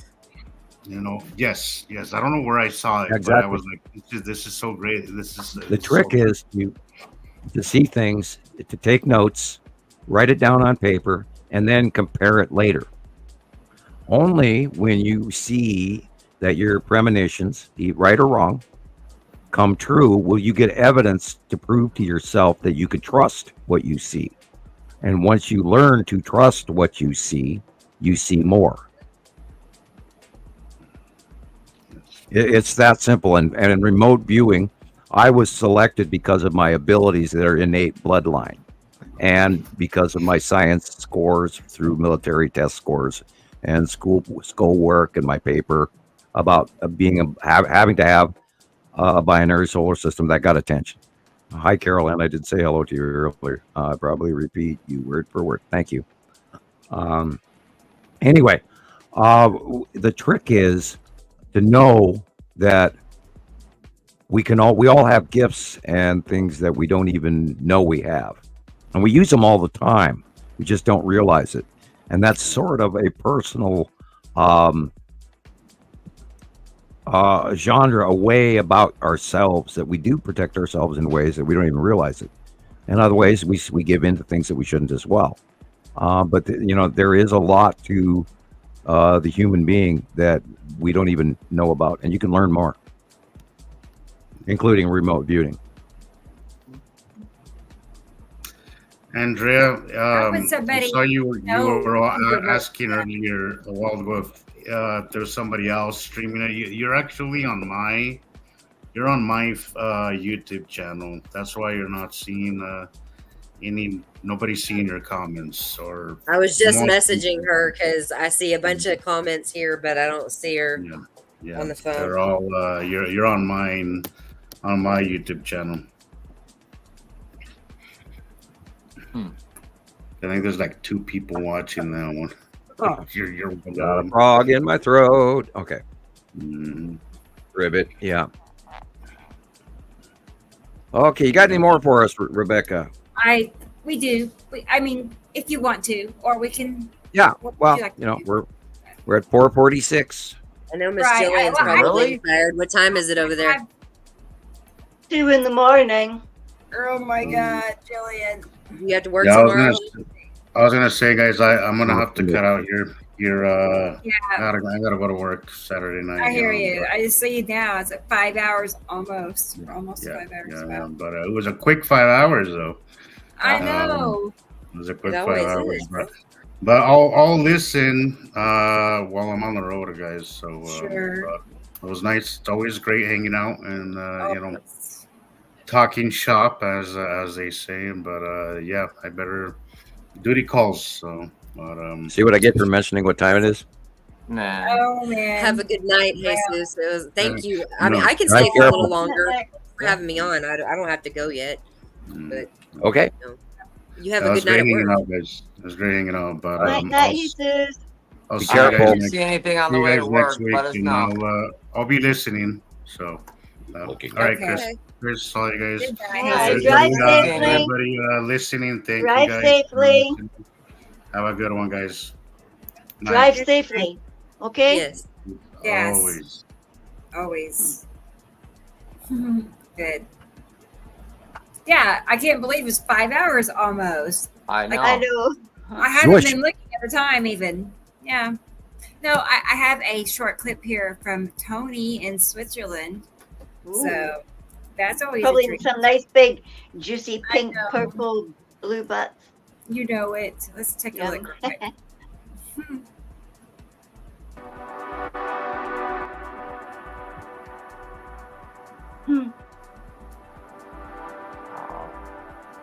Check at that thing. Oh, boy. Is that big enough? Saturn's yellow moon in front of it. Saturn. Wow. On the right-hand side of the sun after sunset. See the illumination on the bottom of the planet. Hole in there. Pretty, pretty, pretty. Wow. Is that red Yuri or the red asteroid? Oh, look at that. I don't know which red you're talking about. That. Well, it's past. Yeah, that's hard to say. What is 360s on me is like, no, I'm lost.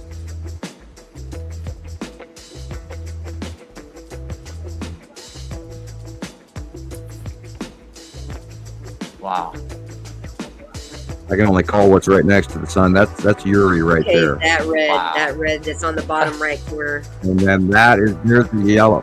That is the ion tail. That big orange thing is the ion tail off of Saturn's yellow moon right there. Okay. Wow. See the Saturn's yellow moon and see the ion tail coming off straight and orange.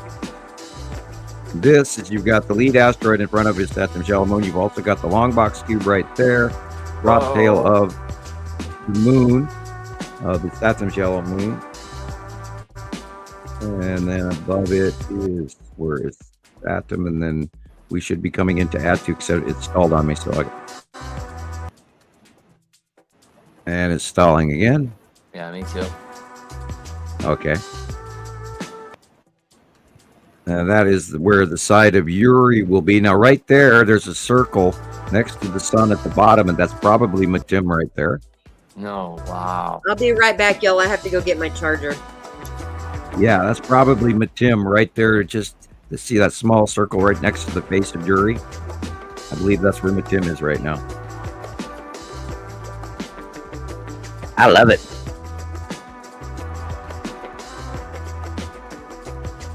Look at that landscape, though. Yeah. Like, what world am I living in, you know? Can we move drag in? me away.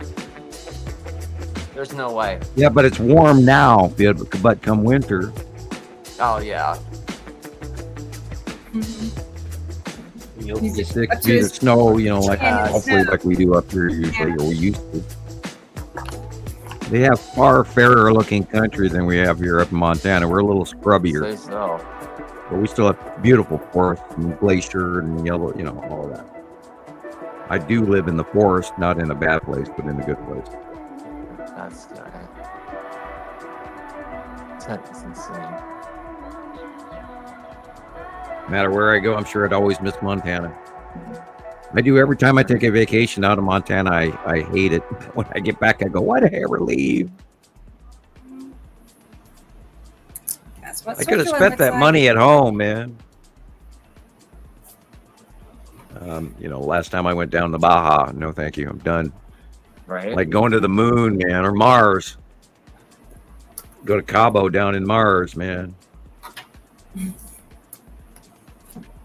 The only redeeming part of that is the ocean. Anyway. Yeah. Yeah. And the sand is so hot you can't walk on the beaches, so. It seems like it'd be nice to go to Mexico, but everybody forgets. So hot. Yeah, everybody forgets how big the sun is down there and how damn hot it is. And you go, why did I? And everything you buy is not necessarily what the label says it is. If it's an American product, it's a knockoff in like 80% of the time. You think you're buying Pepto-Bismol and you're not. Oh, no. Even though the bottle says Pepto-Bismol, you're not buying Pepto-Bismol. Oh, man. Well, I thought I was buying, that copper wire wrapped around nice canes to put in my plants. When I looked at them now, they've all completely rusted. Oh. So that's obviously not a copper No. product. That's some kind of cheapskate. And yeah, you go to Mexico and everything's rusty and old and built in 1973 and the vacation and when you go to a third world country, and then you should, if you've ever flown regularly and you crawl into a third world country aircraft, oh boy, talk about night and day compared to what we spoiled Americans are used to. Oh my God. I know. It's like, hang I've on. heard that story before too. Oh God. Well, like a good example is Cuba. I mean, it's like a total time, capsule. Yeah. I would not want to deal with the street system or the financial system or how things are done in that country with just existing. I wouldn't want to deal with that. We are so spoiled. Yeah. Which country are you talking about? Cuba. You want to go to? No. Well, who wants to go to Cuba? Soviet era Cuba, and dictatorships and all of that. That's spooky. And they don't even have they have embargoes to this day, and they can't import stuff. That's why they got the old cars, because they can't even get new cars. And right. They've been blacklisted for generations now. Obama lightened up a little bit on that, but nobody's really changed much. But then Cuba doesn't necessarily, they're the people in charge there don't want to open it up to the people. Another dictatorship, and there's a handful of them out there. Don't even get me started. Sarah? I know, I study all that crap too. We lost her. Dropped off. Oh yeah, she said her charger was it? Huh. Who said they needed their charger? I do not. Sorry, I'm just hearing things in time retired mode now. I think my Yeah. brain's starting to go into autopilot. Yeah, her phone was dying. Her phone probably died. She'll be back. Yeah, well, we're having our study session earlier today, so I've done like probably about 2 podcasts today. But that was cool talking to Tara all morning. It was literally Is that all why your morning. eyes aren't almost open? No, because Open I your thought, eyes, you know, it's the Jane. holidays and that I was gonna go back to bed, and then she started texting, and we hadn't texted and touched base for weeks, and I thought, oh no, I can't. I want to speak to her. I want to see how her wee girl is and stuff, you know. Oh, Rebecca and I have talked on the phone, and we talked for 5 hours without even realizing it. And before I blinked my eyes, it was 2:00 in the afternoon, and I thought, well, I'll call a taxi, like, you know. And then I thought, going to do my sums and that. I'm like, nah, let's not call a taxi. Let's get on our bike and just dash off up the street and get the rest of the shopping finished for the month. And then, you know, I mean, Theo's got to get his hair cut. I can't not have him get his hair cut again. But, you know, like when you have children, you've got to look after their school uniform. Oh But boy. poor old Theodore, yeah. I was freaking out when I couldn't get the... Look, you've got to look after your animals and make sure that they're healthy and stuff. So naturally, Ozzy had his ear infection at the birthday party, which really gutted my purse, like £96 later. So there goes your extra yum money for like... But we made it. We made it to the end of the month. I'm very proud of ourselves. But it means that the guys here, the doggies, really hard. Yeah. Us talking about the economy and the price of everything, it's just Insane. can you imagine for people that actually don't have finances or can squeeze themselves to the end of the month? I mean, everything costs so much more now. Yep. So much more. Oh, I had just gone shopping last week, right before the storm too. I had a bunch of meat in the refrigerator. You did And say, we lost an entire week's worth of food in the refrigerator. Yeah, I was Most of looking it at went my bad. meat section yesterday and thinking, gee, Sam said he lost his whole fridge of meat. Oh my goodness. Because I had buy to it for a lose- week at a time, and I had just the day before, literally that day or the day, I think it was literally the day it hit. I went to the store and bought the week's worth of meat, and then some nice steaks and a whole bunch of hamburger and everything, and some pork chops, and they all ended up going out. And they were, opened up the refrigerator, 2.5 days later, and they were really dark, and it's like, no, thank you, not going to eat that. Yeah, thanks. I know. That really Who's gonna guts me open it? when because it's just a little wee fridge. It's got a little wee freezer, so you can only Right. buy a certain amount and stuff it in there. And the rest that you must use, and you must make sure your dates and everything. Yeah, it makes lucky you for buy me, different. You buy different amounts of. You but only definitely they are fit in. careful about it. Right, smaller milk, etc. I had a mini Maybe it was fridge a for a good long thing, time. Sam, because I think there was a total recall on a bunch of like meat products a few weeks ago, like a listeria outbreak, or Yeah, I'm not sure. Especially in But the excessive heats you guys are having, I No. would imagine a whole bunch of Yeah. stuff is growing that ordinarily doesn't That's why I grow. buy my meat at the local store. I know where the meat comes from, and Yeah, I right. know my butcher. So, Yeah, yeah. I And really meat do has like to see gotten pretty ugly maggots lately and too. It's not what it was even a year or two ago. It's pretty I remember them spooky, in and the prices Africa have gone because of the insane. meat. Yeah. But Certain it's only kinds going to of get worse, meat guys. actually We're has only a lock. seeing lost animals. I mean, some of that meat's got locks on it in the fridges. They've got special, like magnetic lock thingies on. I don't know if they've got them there in America yet, but it's like they're That counting way the meat people don't because steal it. oh my gosh, I saw a thing Huh. that San Francisco is now it is not legal for the police to arrest shoplifters if they've stolen under $900 worth of merchandise. So people are just going in there and just taking what they want, and they're having to like lock up the coolers with like chains and master locks. It's crazy. Locking up And the there's signs on toothpaste. the street.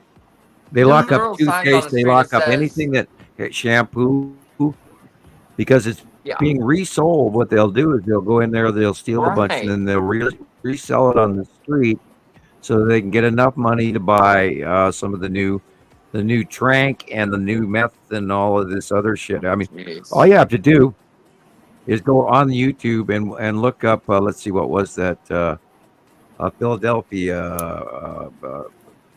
What's the name of that street? Got a brain dead thing. Pretty famous street in Philadelphia. Remember, Philadelphia at one time was the capital of the United States. Right. And that main street where they actually fought a battle on, Kensington. Kensington Avenue in Philadelphia. Type that into YouTube if you want to scare. Yeah. We have a And you wonder serious, where the war is it's a mental actually health happening. / drug problem. We also have a Sam, huge does homeless the population. planets make people go and do crazy, random things, and then they don't remember? Okay, our brain is water, and the passing bodies affect water. There's been tidal flow changes. There's been atmospheric changes. There's jet stream changes. If anyone who's ever studied the brain, the synaptic responses between thought processes in, for example, bipolar people, it has to do with the electricity and the salt in their brain, and their thought processes misfire.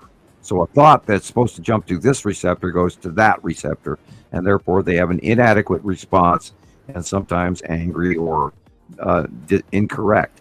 Now that can happen too with different electrical circumstances, where your thought processes are misfiring, even though you are not bipolar, or you could be suffering from momentary polarity issues from polarity electrical discharge, give or take, from the passing planets as well. So yeah, a lot of people are edgy, they're grumpy, they're dizzy, they're sick, their ears are ringing, they got headaches, they're violent, they're angry, they're grumpy, they're silly, they're anything that you can think of is, yeah, you bet, misfiring of the brain. You bet. Yeah, because here in Britain they had some young chap. Walk in on that Taylor Swift party and stabbed a bunch of kids. That's a couple of times I had heard here in the UK that Taylor Swift music was involved when violence was initiated against people, and it's usually stabbing crimes. Little kids of 6, 9, and 7 died. He stabbed them all in the back or something, and big adults jumped on them and tried to he pull attacked them off. literally like 15 overall kids. Yeah, I saw that. I saw that, and I can't chalk it up to anything else. We have some severely mentally ill people out there that are giving, and I'm not one to lock them up, but and we've had a lot of people that are losing it, and I think we need to, focus on mental health and focus on the homeless. Absolutely. And let's fight poverty, not the poor. Right. Let's start taking care of the poor people. Let's give them a place to live. You know how many buildings are empty everywhere, and we could come up with community funds rather than building that new stop sign or that roundabout that costs $1.5 million when 4 stop signs will work for $300 and just let people stop for a living instead of driving around a bunch of trees on a circle. And start feeding people, and let's do our infrastructure. Let's take care of our people. We need, we need from the middle class up and down, not the upward trickle down that ain't working. And when people need jobs, which middle class needs jobs, poor people needs jobs. People need the place to live, eat, and sleep so they can become productive. Because if you're paying for them and they can't be productive, then that's a drain also. So let's get them productive by giving them a fair wage to live off of, including the people on Social Security, because they work their asses off and now they're being ripped off. Yep. And they can't even afford to live. So they end up in homes, and then we're paying a bunch of money out to those homes, not to the people. Right. And that's an industry we don't need to Social fund. Security payment is like $1,100 or $1,200 a month. Right. know, that's Right. crazy. That's That- high. There are some Mine- people that get 9 and 8. Right. Mine's I think it can go up to 940. like 3,000 or something like that, but I think the average is about Right. $1,200, and that is just Right. not Right. cool. No one can live on you that. know. Right, and then you pass the Mm-mm. threshold for food stamps or whatever, and And then you had know, kids. and yeah, it's not good. That's me. Yeah, the whole system is messed up in every single country. I'm sure that people just cannot afford to do all the things that they used to be able to do. Right. And now they can. It's like, which one do I not need Wow. to eat, or do I? Well, it's not happening need right in front of our utilities, faces, or- and we have to recognize that this is, we've already tipped, and we're sliding down the face of an edge. We're already going. We didn't just fall. We are going down this edge already, and people need to realize that. And we've stepped into it this year with the heat. The heat is a perfect example. We are way too hot, way too hot, and it's only going to get worse, you guys. Not Our good. food's going to get worse. Not good. People are going to get worse. Our geology, our atmosphere, everything is going to get worse. It's not going to be easy. Everybody thinks, oh, we'll get through this transition, but no, we're in deep shit right now. And the people that are going to get through this are the ones that are prepared or semi-prepared or semi-awake or semi-knowledgeable, so that you can, when you're being told a story, you'll know how to react, whether you're being lied to. And I rarely say this, but thank you. I'm not getting on that FEMA bus. No. Right. I have no idea where you're going to take me, and don't expect someone to save you. You save yourself. And if you don't And I use your think brain, Right. you don't have anybody to blame. But I'd rather have it and not need it than need it and not have it. The knowledge, Yeah. the supplies, the camping gear. If you have camping gear, gather it up, put it in one place. Recategorize, find out what you need, find out what doesn't work anymore, find out what and don't keep the plastic bottled water. Get bigger containers. Think about it. Buy new. Get a 50-gallon drum in your basement of fresh water. It stores very well as long as it's in a clean container in a dark, cool place, and you got good water. Have stock canned foods, dry foods, whatever. Put them in good containers. That way the bugs and rodents don't get to it. Don't buy food you won't eat. Have a little extra. Right. If you don't need it, 5 years from now, you can throw it away. Trick is, if you do need it, there it is. Candles, flashlight, batteries. And I suggest this all the time to people. Like, we just went through it. Shut off your power for 2.5 days. Yeah. And Right. You're going to find out what's important really fast. Mm-hmm. And Yeah. we went without power from the storm. And So, do you a guys very- that need power to flush your toilets? No. What's it that you have? Yeah. After a while, if the people that pump the water to you, Right. the city of the water Missoula source had has no they didn't power. have any water pumping, and we didn't have. My area did not have any water pumping our way. So an hour after the power went off, the water went off.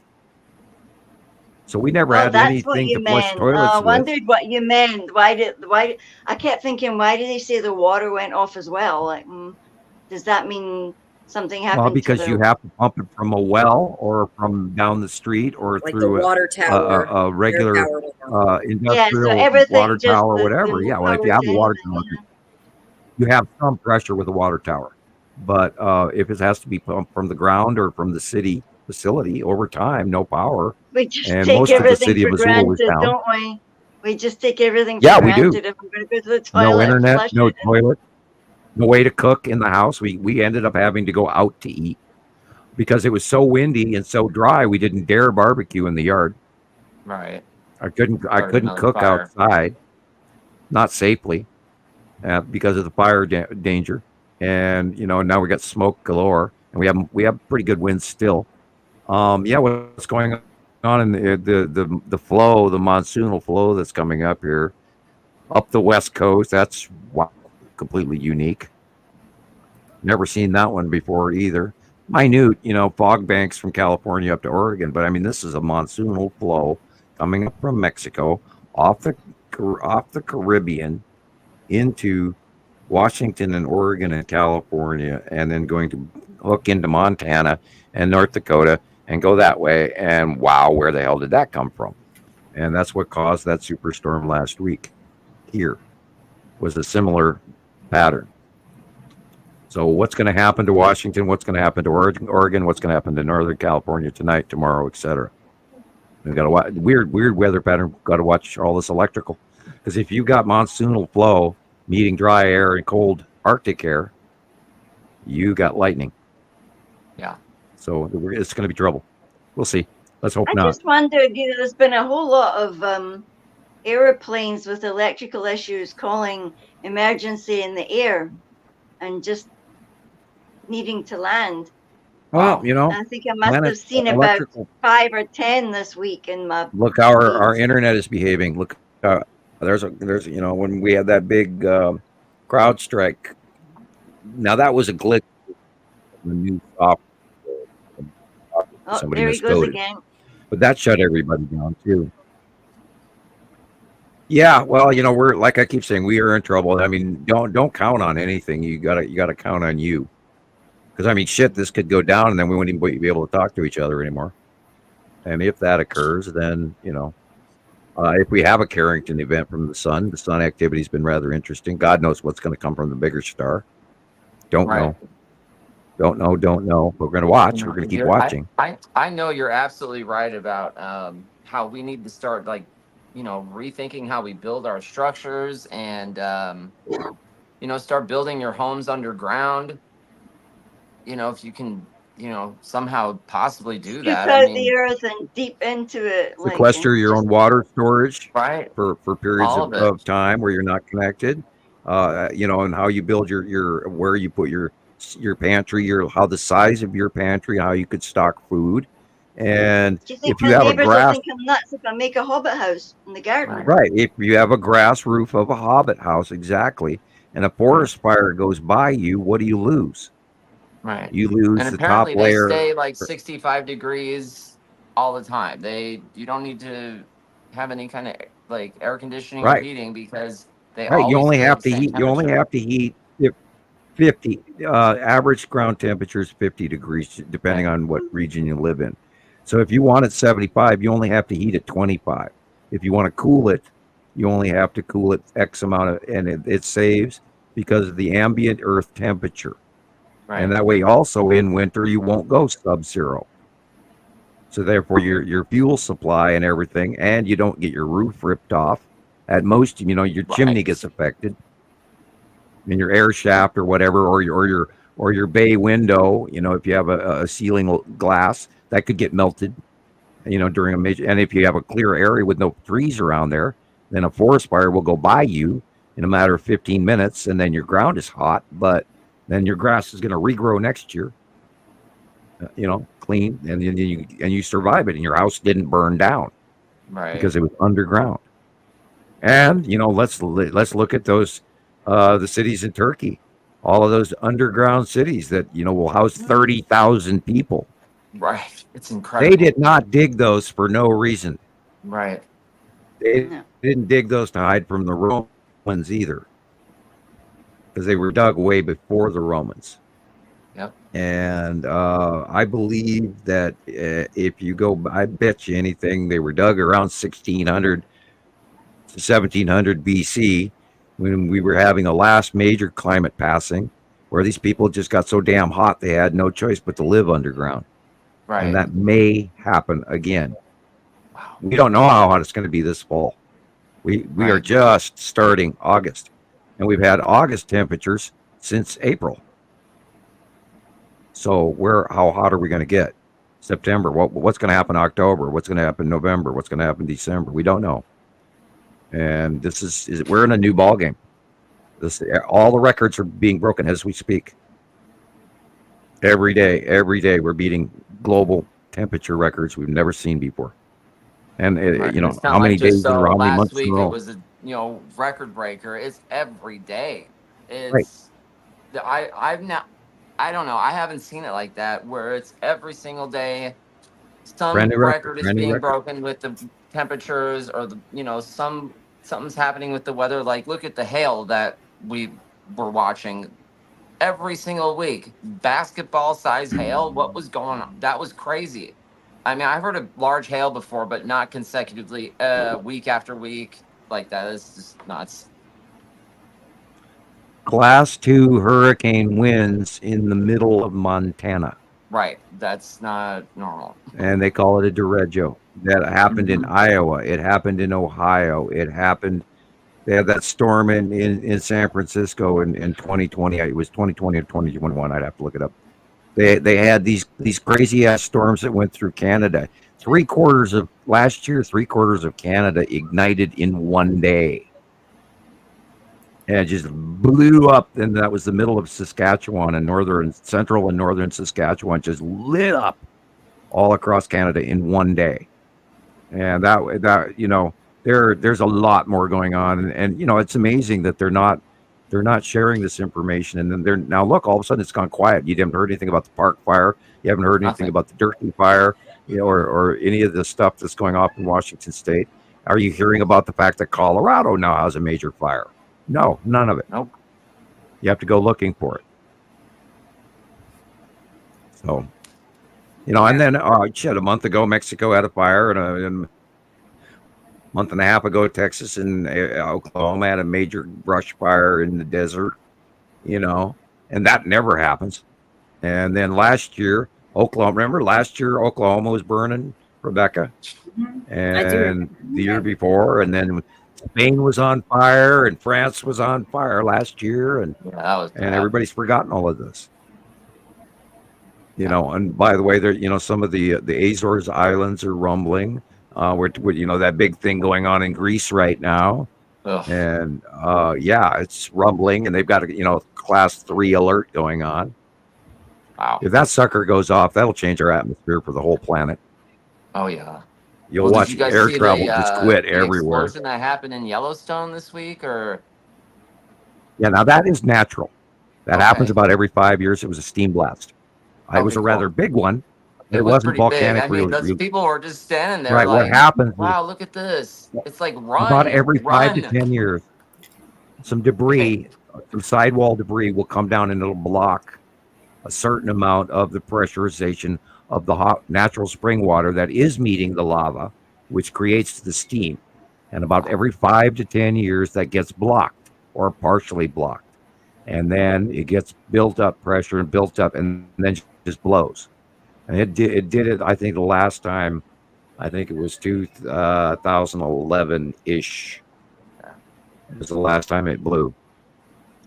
But they say it can happen every 5 years. And all you have to do is look at Google Space, and you go down to that crater, and you look all around it, and you'll see how many times that's done it. There's dozens and dozens of the craters where it's done that. And it'll just change and reshape and move over here or move over there, but it's the same thing. That field moves and changes over time. But it wasn't lava related. It was pressure related. I did look into it. Because everybody sent me a copy of it, and oh my God. And after about the 5th or 6th person did, I went, okay, I'll go do the research. Yeah. Right to the geologist. Here I go.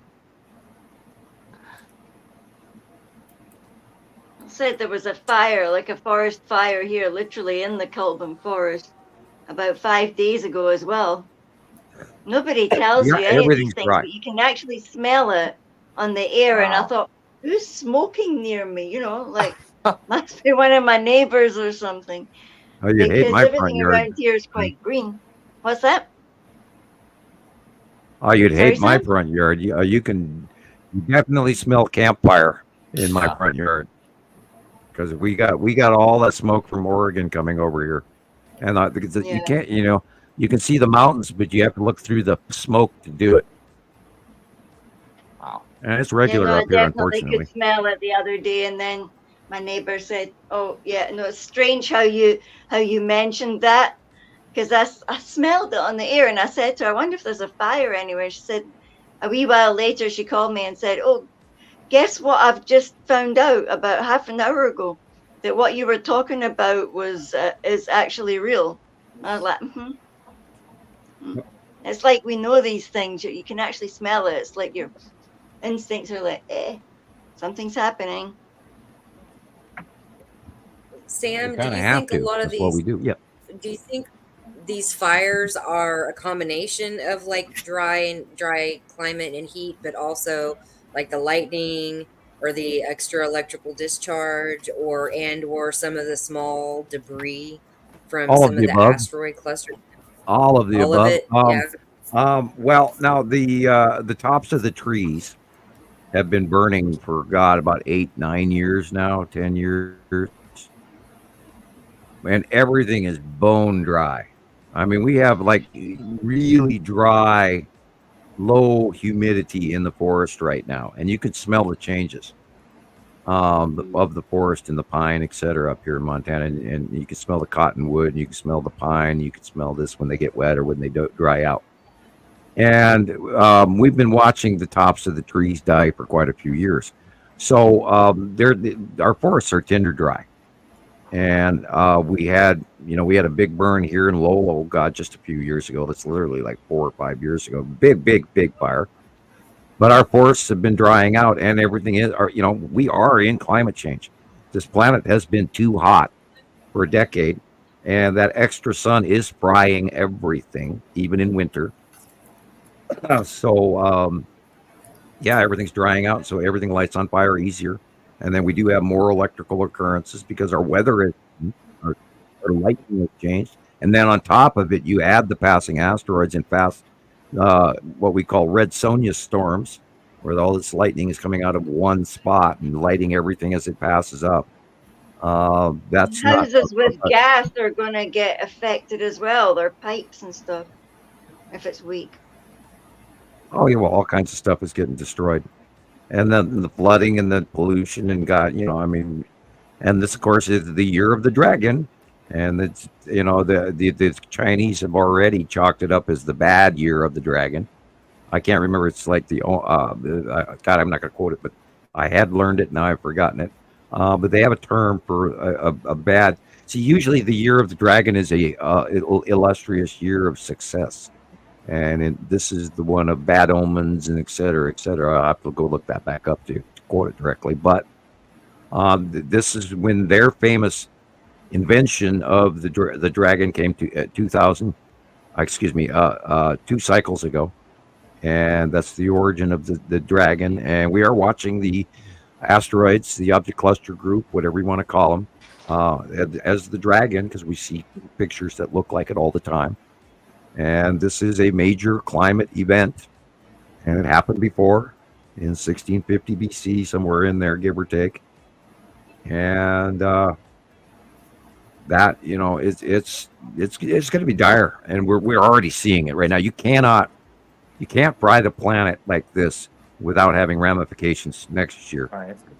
and right in front of us right now. And crop changes and plants dying, burning, and shit that used to grow normally. And I mean, I lost a bunch of my tall daisies that just quit growing where they were, that they grew back year after year after year. And yet now they're gone because it was too hot where they started sitting. So we're going to see loss of climate and loss of production of food, which is why a good portion of the people from South America are headed this direction, because their coffee is going right, the bananas are screwed up. Other fruits and stuff like that and other crops that they're used to growing don't grow there as well anymore. And what they haven't figured out is which crop to grow, and because it's always changing. And then we got the swamping weather and the violent storms and the drought and all sorts of shit, and the rivers drying up, and the Yangtze and the Danube and the Mississippi, 2 years ago. And so everybody's really suffering. Farmers are suffering. We've cut the herds. Cattle herds are down. Sheep herds are down, pig herds are down, turkey herds are down, chicken herds are down. Rice production is down, wheat production is down, corn production is down. So, and we're all going to feel it. And that's why people, if you have a garden, by God, grow it. Right. You're going to need it. Yeah, you can grow like microgreens in like 6 days. That's pretty cool.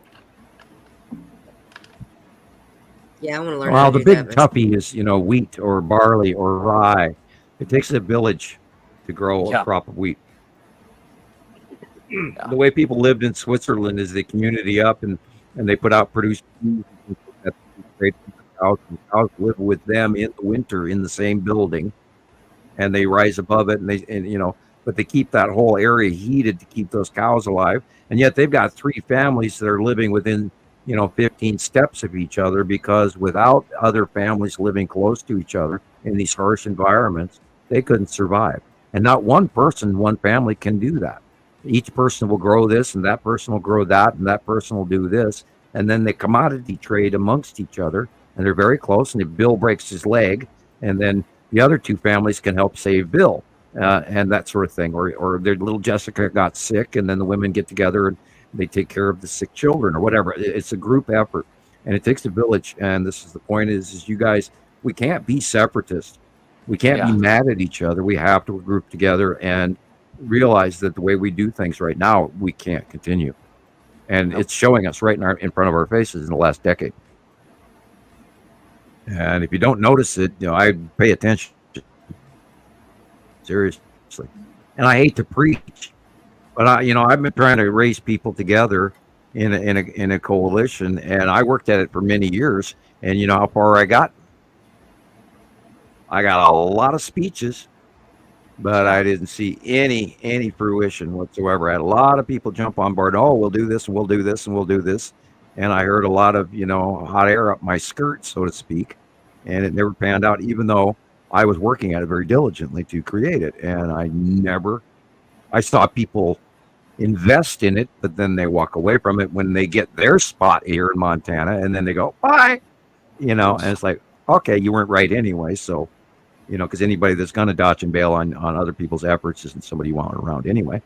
Right. And it's good to learn. It really is. It was a good thing. But I've seen it quite a few times with people that say they're interested in doing this. But, when the people that do show up, those are your friends. And it does take a village to grow an entire wheat field or barley field or corn field. So we have to rethink how we interact and how we treat each other, and what we tolerate and how we behave. And here I am preaching again. Karen is asking about a pole shift, Sam. I know you've mentioned it before, but we're already tipped. I don't believe in a full polarity switch. I don't think our magnetosphere, I don't think our battery is going to change. That would mean that the other solar system would have to also at the same time oppositely change polarity. So I don't believe in a full pole. Now, when the second star got here in 2011, all of Earth's normal solar system planets, co-sister planets, all of them, including Earth, tipped.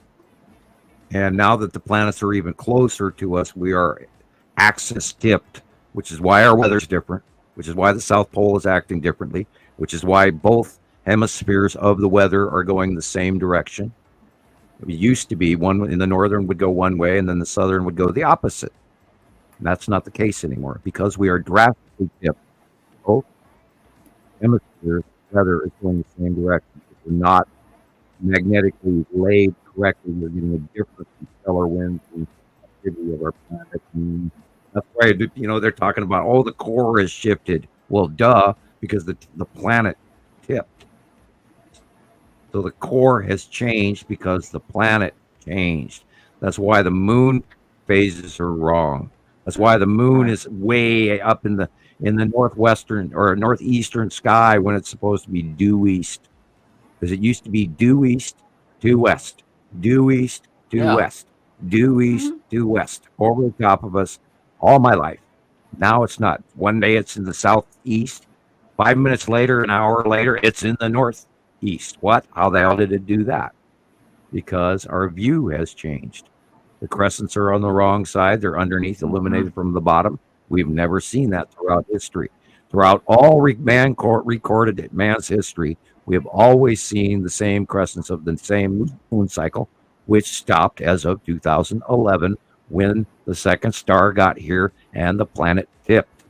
along with all the other planets in our solar system, all tipped axes. More proof. And you can look that up. NASA will probably admit to some of that, including the temperature changes on the other planets as well. All the planets in our solar system are heating up. It is not global warming only on Earth. Right. Because when you add a second star, especially a bigger one, into a solar system, then everything heats up. And NASA will actually tell you that the planet temperatures have changed within the last decade. Wow. I thought I seen More like a proof. newsfeed thing that they found something on Venus that made them think that Venus was like having life forms on it suddenly. Like the I think they're chemical, lying about the atmosphere of Venus. I think chemical there's more going environment on there. in Venus than what we're being told. Yeah. Oh, all right. I don't think we're getting the straight truth about Venus. Wow. Because Oh, Russia that's actually sent a interesting. probe to Venus. Hmm. Yeah, actually, I think they sent a couple of them up there. Yeah. And so I truly believe we are being lied to about Venus. But being that I can't fly there and verify that, No. Nor would I want And to. what do you think? In what way do you think it's different? What? I Yeah, I want to know what you know. I tell you over the phone, Jillian, but I don't want those that live there to come and get me. All right, like that, is it? You know, I've yeah. seen stories about that. No. Yeah, well, The ship okay. sails on the ocean near the harbor Whee! breeze. Yeah.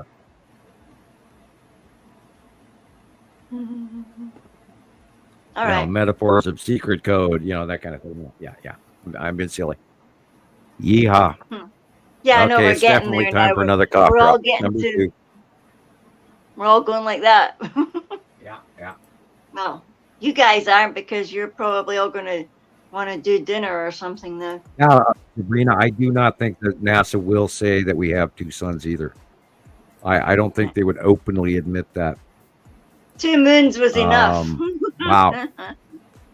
Well, can you imagine if, can you imagine if suddenly they do become visible enough that people actually do notice?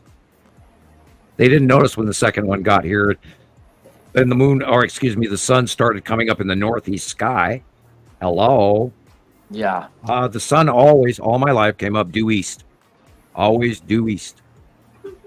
And if you didn't notice come 2011 that suddenly the sun started coming up in the northeast sky and still does, then you didn't notice.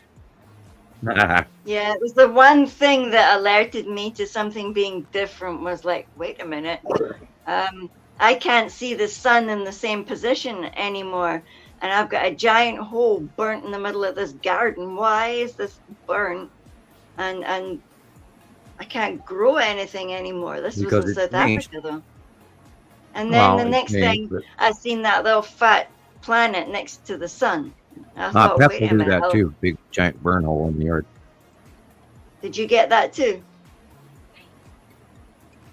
No. My whole yard fried because I didn't have water for the first couple of months this spring. I had Yeah, water well, for the house, but not for the yard. It was clogged, Oh, and I finally got the landlord. He came right out and fixed it right away. But they finally did what I asked. He finally replaced the faucet, and it was like, oh, thank God. I've been asking for that for a decade. wow. Yeah. Yeah, I finally found an adapter for my plug to put my hose pipe on because you don't get garden taps here. So how are you going Right. to water all your Call the hose plants? bib, right? And by the way, You Jillian, got you're count yawning. out your watering can and water all these trees and things. It's like, Jillian, it's And what time about for you to go to your bed. yeah, You're yawning. yep. Am I Time for making you bed, tired? Jillian. Yes, you want to tell them stuff that I can't hear anymore. Oh well, you always get to fall asleep to the show. So Mhm. as I take the Okay. cough drop out of my mouth so I don't choke because it's getting smaller. Okay, Oh. I can't talk with that in my mouth. I just can't. Yeah, sea trailing. Yeah, we call them sea trails, B Cope, because that way we don't get flagged. That was years ago. We got God. How many times did we get flagged in Facebook jail over calling them? You know what? Too many. Trail. Yeah, you can't say that word. It's like that with all the main Yeah. conspiracies. You really can't talk about them. It's ridiculous. risky. Yeah, you have to. So we have to tiptoe sometimes. And yeah, I got flagged. I don't even know what the hell I posted this week in PM. I got flagged in PM. How's that? I've never been flagged in PM before. Yeah, unless I posted it also on Skywatcher Music Room. You know, I don't even remember what the hell it was. You know, I was like, I should have looked it up. I should have written it down. But I contested it, and this first chance not to do that forever. Usually they just stuck me in Facebook jail, but this time I actually had a chance to debate it with them. So I did. I said I didn't do anything wrong. Nothing I posted was not community standard, and I submitted it. So we'll see if I end up Facebook jail again. I haven't had a problem with that for like a year or more. And all of a sudden, out of the blue, I'm in trouble again. What'd I do? I posted a song or a video about some science thing, or maybe it was the world's greatest speech by Charlie Chaplin. Oh yeah, that's great. You know, because I posted that too. Yeah, I love that. I play it all the time. It's very inspiring to me to show us that even back in 1939, that they were aware of how bad the world could turn out, and did in 1940, because people didn't listen well enough to the fact that we need to change.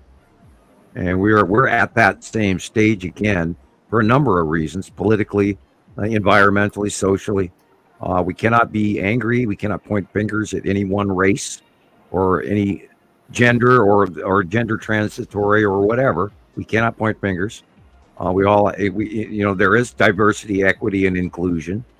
Whether the old people want to realize that or not, but we are in 2024, and it is time to have diversity, equity, and inclusion, whether we like it or not, because everyone is entitled to the exact same thing that we each seek in life for ourselves. So how can we deny that to others? We can't, and that's part of changing. And then maybe some of this greed will go away. And which dog bit which? Right. Jillian's dog is just yipped. No, they're sleeping. Oh, I thought I heard a dog yip. I heard a squeak. I thought, yeah. I heard something. I don't know who it came Uh-oh. I'm losing my mind. Okay. Forget everything I said for the last 5 minutes. No. Oh no. Sorry, I disappeared, y'all. I had like to a go. dog yipping. Had to go get some pics. It was the first good night I've seen here in a while. Ooh. Oh yeah. Cool. Black Yeah, I colors, went and do you took use- some I did. pictures I too. sent you some pics. Oh, actually, I got sunset going on now. Oh. Do what? Oh, I thought it was already dark, but it's not. So sunset will be very soon here. I have no idea. I'm in a dark room, so. Well, I don't know It's what ours is doing. Dark here too. Wow. What's the time The now? sun disappeared Oh, early it's for me. I 22 don't. degrees. It seems like the sun sometimes it does get hidden behind stuff. I don't know. Like it, Yeah. I don't think it should have been down already when I went down there. Blue Jays I don't from Sabrina. That means you're on the East Coast or in the Midwest. Oh, I'm looking.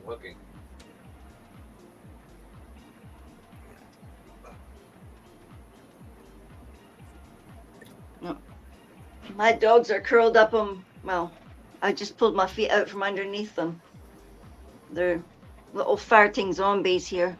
Yeah, it's a good night for you, hon. I have sunset occurring right now, and it is cloudy, smoky, orange sky with white clouds and a lot of orange from the fire smoke and whatever else. But there's nothing to see because it's very, very cloudy. We are getting the monsoonal flow from California. So the Is the air quality really bad too? Like breathing? Yeah, it's wise unhealthy. for you there, Sam? It's rated unhealthy. Yeah. Ugh. So you got your mask thing if you go out. Yeah, we were, last night we were sneezing again in the house, and we have good windows and everything, and we have an air filter that we run. But we were sneezing, and the back of your throat's scratchy, and you go outside, and it's like standing next to the campfire. I have seen worse. We one year, many years ago, when the kids were little, we had such bad Idaho fires that you could not go out onto the front porch and take your first gasp of air because it was so smoke filled that you could not actually breathe it. You had to breathe inside your coat to go to the car. Wow. You couldn't openly take a gulp of air on the front porch, and you couldn't even see across to the neighbors, the house next to you. Wow. And the air was so full. It was Idaho smoke from hell. And we had that for like a month and a half, and it was horrible. That was many years ago, though. So they're very, this is bad, but I've seen worse. And, there's just fires. And, the whole forest is in trouble because we are in climate change, and we've been in varying climate change for many years in different ways. We just got over a drought, but those droughts always leave dead trees and fuel on the forest. And if you don't have a Forest Service or the Bureau of Land Management, if they don't take care of forests like they used to in certain ways, some you have to let burn, but some you need to go in there regularly, remove the fuel, or hey, just start letting back the firewooders go back into the forest and pick their own firewood. But they cut a lot of that off too. They closed up areas where you can't even go and pick up the dead wood, and that's all we really do because most fire wood seekers don't take green wood. They take the dry stuff. And a lot of that up here in Montana has been cut off. They've gated everything off. So no, you can't do this. And you got to have a permit for that. And it used to be that we were all really good stewards of the forest. And if you saw somebody up there screwing around that wasn't treating the forest right, you got yelled at by everybody, not just by the Forest Service. And they've taken a lot of that away over when Reagan came into office. The whole Forest Service and the Bureau of Land Management went to hell. And then they got money cut, people lost their jobs, and then they stopped taking care of the forests. Now there is something to let it burn, but they don't let it burn, and they haven't let it burn for so long that they're behind in the cycle. And there's so much dead forest products everywhere in the Pacific Northwest and Oregon. The shit grows so fast and it's so thick and so unbelievable. I mean, I guarantee you that Bigfoot's in there times 10. Places that people can't even get to. And I do believe in cryptids and all of that stuff too, because we've seen too much evidence of skinwalkers and all of that it has to be real. Yeah. When you get, thousands of sightings, then you're going to go, oh, okay. And there are certain things, we know aliens are here. We've been watching, we got thousands of sightings of them too. Long Box Cube and the Texas Cube, we have thousands of sightings, thousands. So they're real. We know they're there. I saw the damn Empire Orb, the Norway Spiral Orb, whatever you want to call it. The world saw it. Many people saw it. The Texas Cube, the Long Box Cube. Many people have seen those over the years. They're real. Star Destroyers. It's real. It's real. It's happening. It's happening. It's happening. It's happening. Shit, wake up. I mean, wow. Remember, they're being square and rectangular clouds. Yeah, that are around the world sighted in the same place at the same time. This is I disappeared 4 minutes ago, y'all. Yeah, this is what Texas looked like for Tara. Okay. This evening. Mm-hmm. Yeah, wow. Yeah, I just seen a heap of stars that looked really weird, and then that's the Saturn's yellow moon and the Saturn right there. Wow. Yeah, it was like above me instead of instead of in front of you, and it is now moving up above over the top of us as of the last week or something. And I said that's what I was talking about earlier, where I went out and there it is in the sky, and it's not moving. It's not moving. It's there. It's shaped like this. I know what it is, but I'm going, okay, I'll check the radar. And I went and I looked on Right. 5 different radars, and it's on none of them. And that's what was so shocking, that it had moved from it being in front of us at sunset to now being over the top of us. And that's within the last 2 or 3 weeks. And I couldn't get it all. I'm going to have to completely redraw the whole, August drawing is going to be, the Saturn's yellow moon is going to be very much bigger, and so is the Saturn. It's going to be, literally taking up a good portion of the page now on the right-hand side, partially cutting off the sun. And then how do you fit in Uri and Saru and Atu and Atu's moon and Nepesity over the top of us? It's going to be very difficult to draw. Right. I might need 2 pages. That'd be crazy. Might need. It's always the first time. Yeah, I know. I've been hesitating on that for so long. I might have to You draw need to 2 give pages. yourself and then space sun in for the all the center. stuff that's coming through. You must be seeing different things that you've just not had a chance to stick on. Well, yeah, the thing with it is the direction of the asteroids keeps changing so fast. It's hard to draw them in other than the average generic to keep everybody on track. Right. Because if I was to change it up and change it down, it would get more confusing. So, And that I've last been trying to picture stay we just standard saw with where- that. Right. And that last picture we saw with Atu's moon behind Isatum's yellow moon, that was wild. Like one of the first pictures we saw today. Mm-hmm. Yes. Oh yeah. Yeah, where it's Yeah, actually like shoved Like maybe behind, like the second and or it third used to be picture we saw. generically in front of. And that's why at sunset it's so weird that it's now literally over the top of us, whereas before it used to be before us, in front of us, in the Oh, I northwest remember that sky. picture. Now it's in the north, That's a beautiful picture. as sunset is happening in the west, which says it's really, really, really gone and moved from the northwest to the north. And now it's up overhead of us, in front of us. And I saw that the other day looking out the window, and it was in one place for hours. And I went, oh my God, look what that is. And oh my God, look how big that is. And oh shit, how could that possibly be there? And that's what jumped me to go look at the radars to make sure I knew what I was talking. Not on radar anywhere, and completely cloud encased and huge and massive and awesome and cool and oh my God. And I'm sitting here going, I wish I had a camera. I wish I had a camera that worked. And I've tried 5 of them already, and I'm actually trying to save for another one. I got a lot of money to collect to get this one, but I want an You Insta can't 360 Ace Pro, and they're only $504. But Yeah, if you could get it up there and, have a wee wire lead down and you're just clicking no, it's, something in your it's hand this and one you're comes in not a plastic touching it. case. My Do last you think other, there's some special gloves you could wear? yeah, I was that you trying don't to fry talk stuff? myself Like into Michael being smart Jackson. like that. Yeah, sure. Yeah, I should wear gloves definitely, and then not electrically connect to it. But if I put it in my pocket, dead, I'll drain the battery right away. I answer my phone. I have these little wireless phones around the house, and I can pick that thing up and look at it, and the battery's got a brand new charge. And I turn the thing on and bring it to my head, and the battery goes bleep. Dead. I fry shit.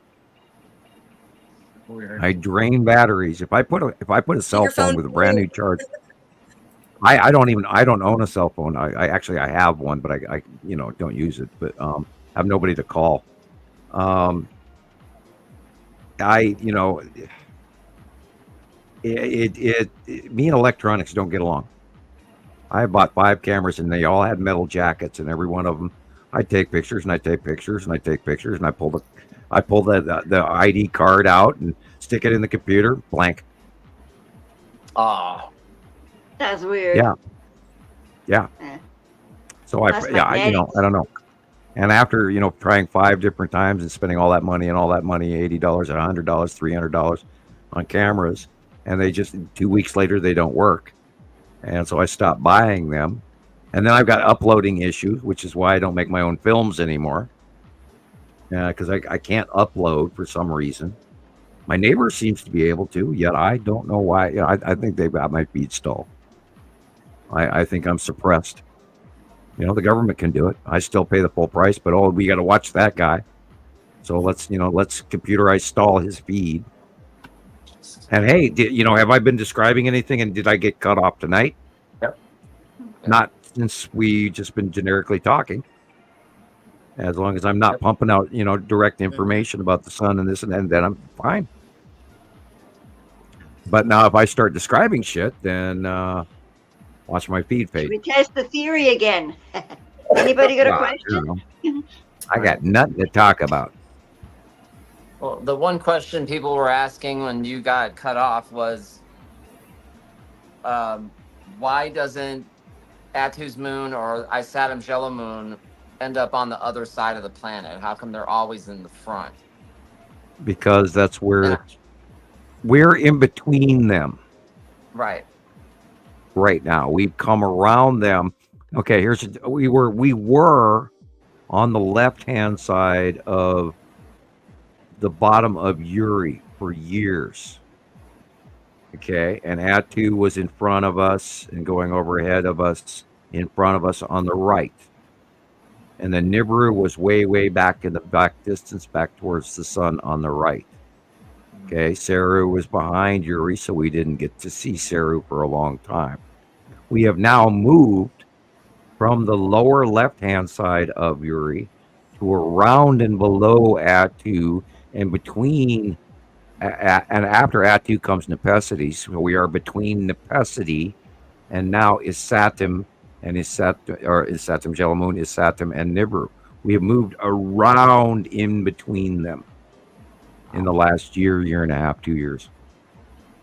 And so our out view is a lot the same. But now Uri is going, instead of in front of us, past Earth, straight at us. Now Uri is going in front of us, and then north, in a north hook in front of us, because it's over there now. And we went around Uri, so Uri, we're seeing the same thing, but it is now moving away from us to the north sky, over the top of us. Instead of before going beyond Earth on top of us. Now it's going into the north sky. So we moved from the other side of Uri around to this side of Atu and Uri and Nepesity. And that's why Nepesity is still in our faces over the top of us.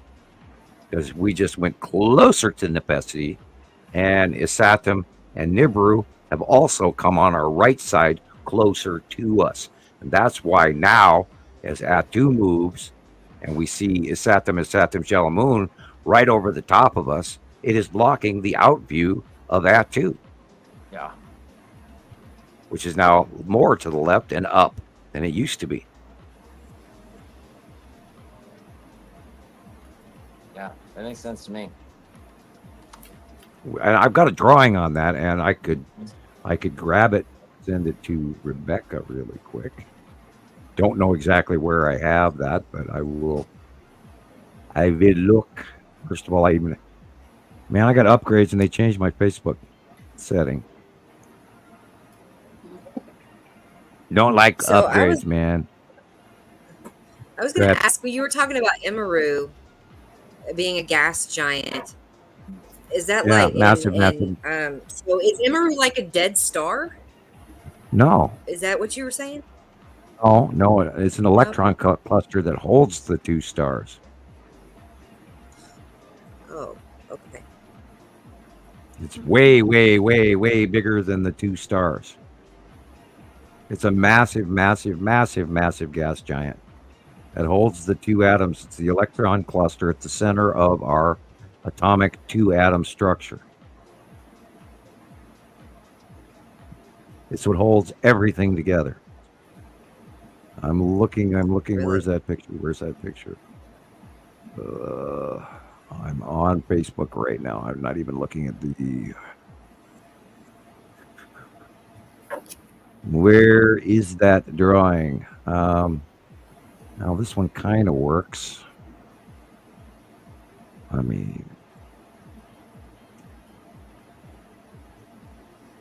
I'm still looking. Oh, okay. I think I just found it. All right. All right. I just sent it to you. It's sending Rebecca on PM on Facebook. You should have it now. Okay. And I'll come off of Facebook onto StreamYard. And this, I can re-describe it to you, Christopher, by this drawing. So you can visualize it. And I know this because I've been watching this all happen for a decade and more. That's what's cool about it. I remember it all. It's just insane. I'll think of a picture and I'll go, oh crap! Now I have to go and find that damn picture that happened 8 years ago. You know, I was like, oh shit. We did lose. I have We trouble lost. finding stuff. We There's lost. so many pictures. I need to go. We lost through 10 and computers find. worth of pictures. You know. Every time you say that, it's like, kick to the gut. Kick in the gut.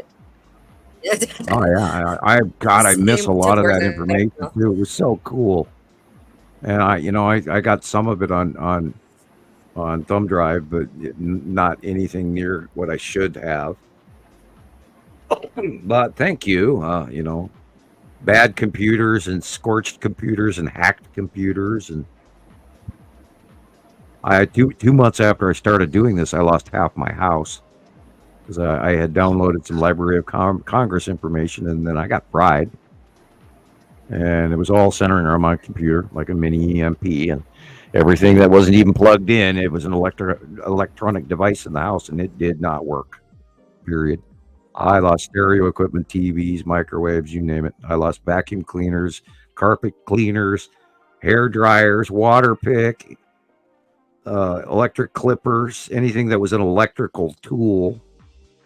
An electrical appliance, including extra stereos. Anything within a 20-foot radius of my computer was fried and all went in the garbage. And I had Montana Power and an electrician at my house at the same time, and they went, the only thing this could be is a mini EMP, and then they both looked at each other, and one didn't want to believe it, and the other one was serious. Wow. Yeah, I knew I'd looked up what I looked up, and because I got proof that I wasn't out of my mind. And I proved to myself by looking up in the Library of Congress that my project that I had been recruited for was real.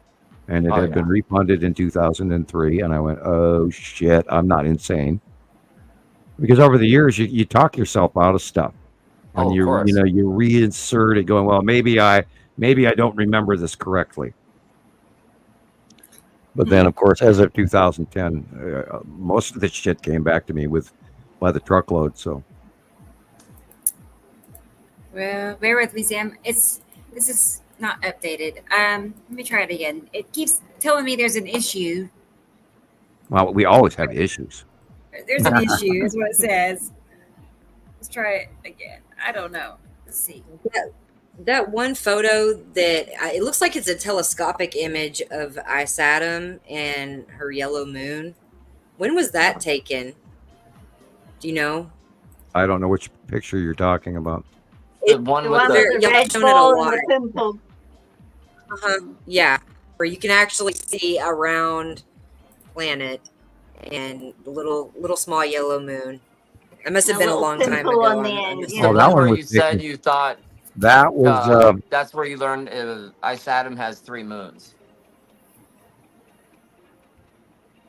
Yeah, those were taken from Skywatcher members in 215, 216. Oh wow!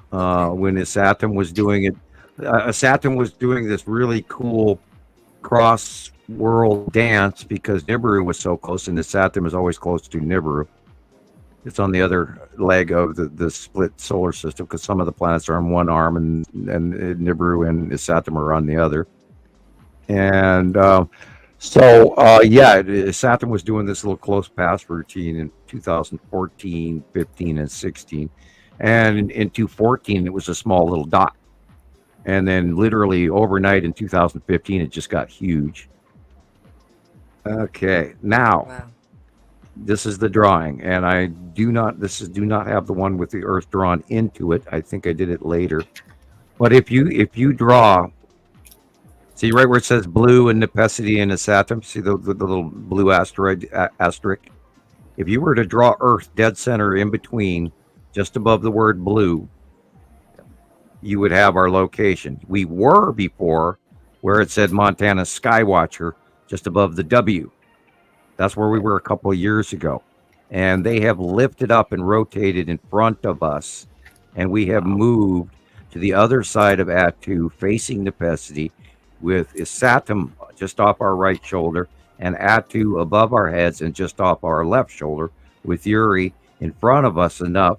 And yet now we're starting to see Saru behind. And Uri is, of course, stacked more in, but it has to do with size and out view. But we are right there. We're yellow, blue, and between yellow, word yellow, blue, and Nepesity, we're in the middle between the planets now, and they're rising above us. So our out view has changed, but we used to be over on the farther left under Uri and Attu on that side, right where it says Montana Skywatcher. We were on that side of Uri and Attu for years.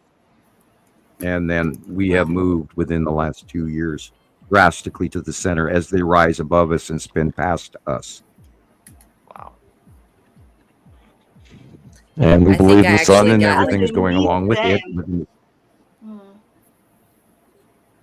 I think I got a little bit of Saru in the very bottom horizon of my sky tonight, because Saru is kind of like the really kind of light green with an blue. it has an orange sunshiny base cloud that's illuminated all the time, very orangey yellow base cloud, just pretty much like Nepesity but way wider. It also has an open core, but it's very thick and it only has one thickness, whereas Nepesity has 3 rings on the bottom. Then Uri's space clouds are different than Attu's, et cetera, and they all. Now we are learning. Isatum has a similar ion drop tail like Attu. Isatum's yellow moon does, because Attu's moon does Attu and Attu do drop an ion tail. And I think when you have a planet with a moon, then in between that you create an ion drop tail, which is sort of like a South Pole electrical scenario pathway for the electrical gases and atmospheric electrical exchange to actually create space clouds, space water. And that's what these base cloud cores are all about. They're actually creating water atmospheric space clouds at the bottom of the southern pole and the northern poles of these planets.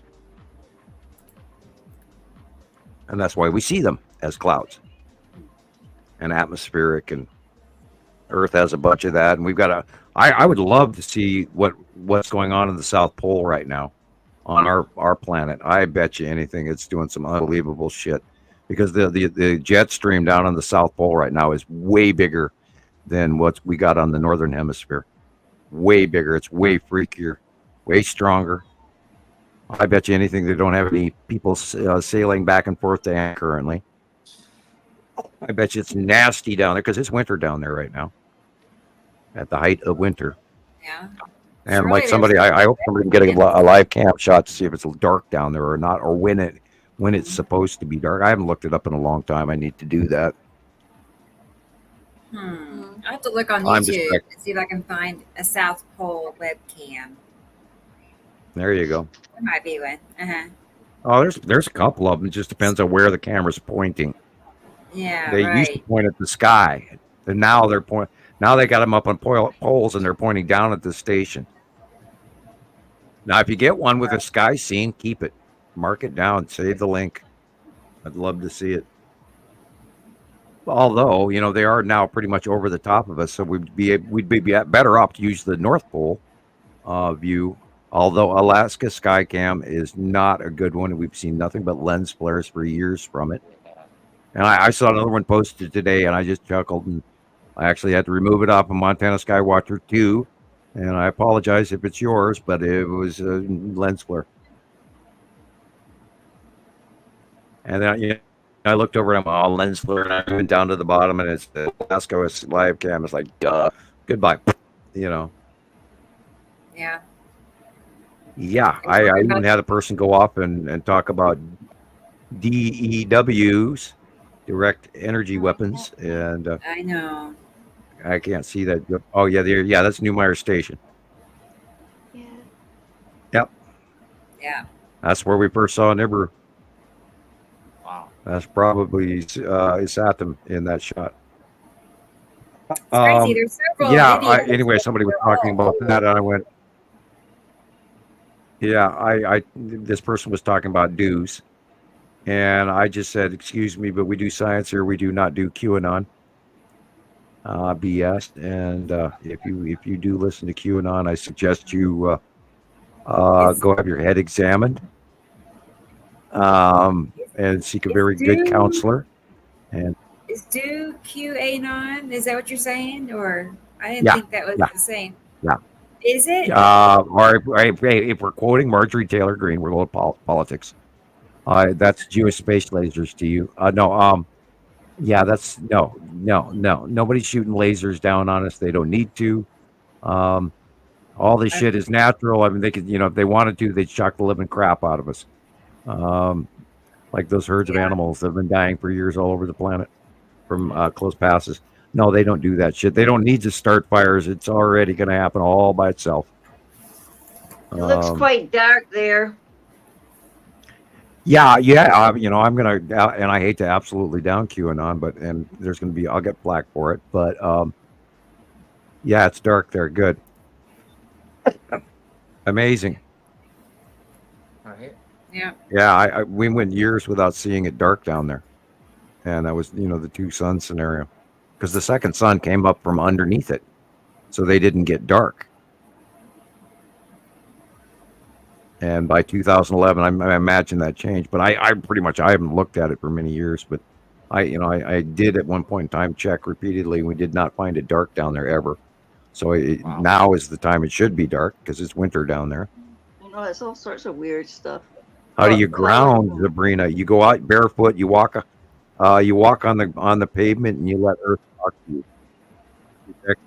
Because you're part of Earth. Grounding is just going out barefoot. And then you hold your hand up and you create your own personal magnetosphere, a circle around you. And you let the hair on the back of your neck and arms stand up. And when you get that body rush, keep it going and you are grounding. And you're turning on the unused portions of the human brain, and you can self-heal yourself and do all sorts of crazy stuff. And if you're really good, you can call up magic. But I suggest be careful with that, because careful what you wish for. It can have effects that you do not want. Some really cool shit, though. You can do really cool crap with it if you're very, very careful and very reverent.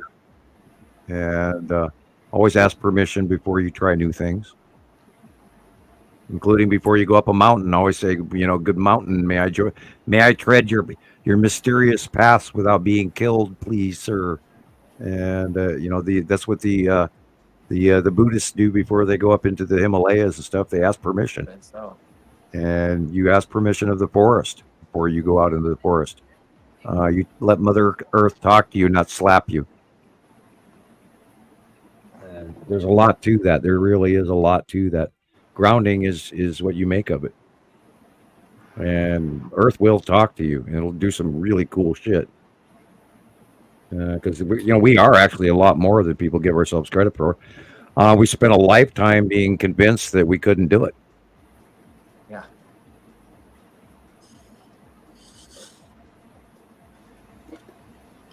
And yet we have all of these legends and all these elements mythos about magic We are people part and magic. of the earth. With all this lore and this legend, they're there for a reason. Yes, it just Carolyn. as far as your Definitely. mind can take you, then you can grow and learn things. Yeah. There is something to tree hugging. You find a really old tree, and boy, you'd be amazed with what the jolt it'll give you.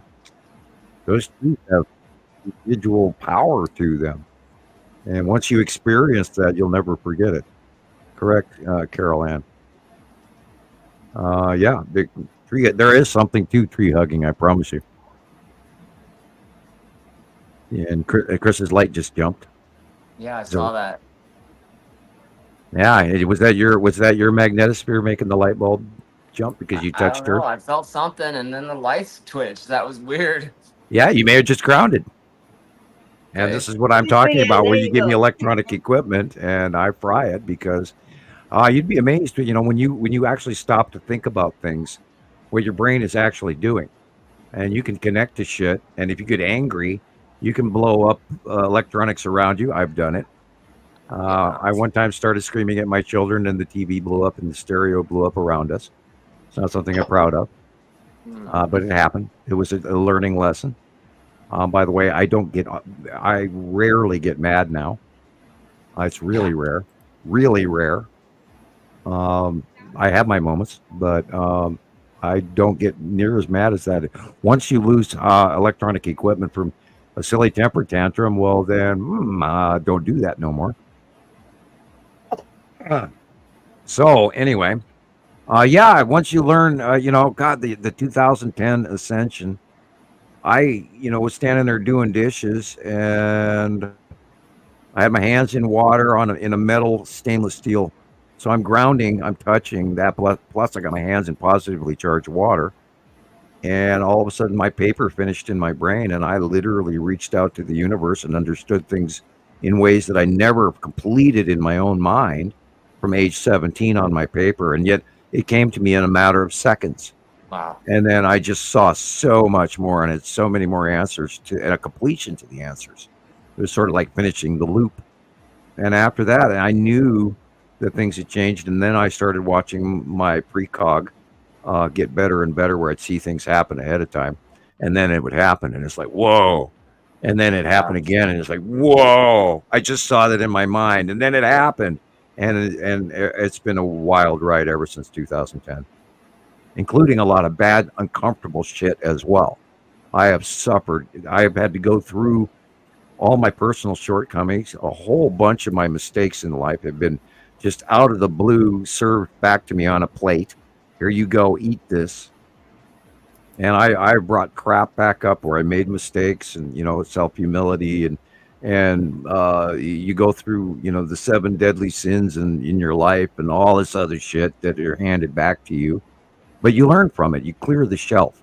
You take it, you go through all of these garbage things. You have bad shit happen, but then all of a sudden you react to it differently than you expected. Or, for example, the unfortunate passing of the ex, or the girl's mother. It was very uncomfortable, but it's also enlightening, because I appreciate everything all the more now because of how fast her life went. And you don't get that until you live it. And you can't understand it until you're wearing it. And I'm still, my ears are still ringing. It's been a week, and I'm still cloudy and screw up, and I'm making mistakes, but I can tie my shoes now.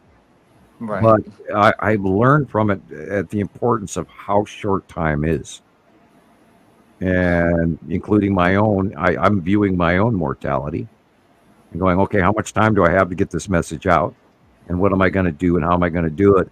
And the only thing I could come up with is I'm just going to do it like I'm doing it, and I'm not going to quit. That's the best answer I've got. But although I'm experiencing the good and the bad, and I'm uncomfortable, but I've grown so much since the Ascension started. And I have tried to share that with everybody who is, I'm not going to teach everybody how to do this. I could teach more if you were sitting in front of me at the coffee table. Right. But it's not that difficult. As a matter of fact, enlightenment and bodhisattva and Buddhism and turning on your soul and opening up and everything, it's so easy, because we already all have it inside us. We know it. The trick is, it's just to let go and accept it. And then once you do, you'll start to all of a sudden see it and then use it. And then it'll make you laugh. It'll make you cry. It'll make you hurt. It'll make you all kinds of crazy stuff. And the more you see it, the more you see it work, the more you know it's real. And then it's connecting to the old memories of of every ancestor you ever had. They all worked their asses off to feed their children, so you today could be living and doing your thing. And if we've forgotten our ancestors 100 years ago, 200 years ago, 300 years ago, what did they work for? What did they bust their ass for? So we have to reconnect to that past inner, what makes us who we are and what we are.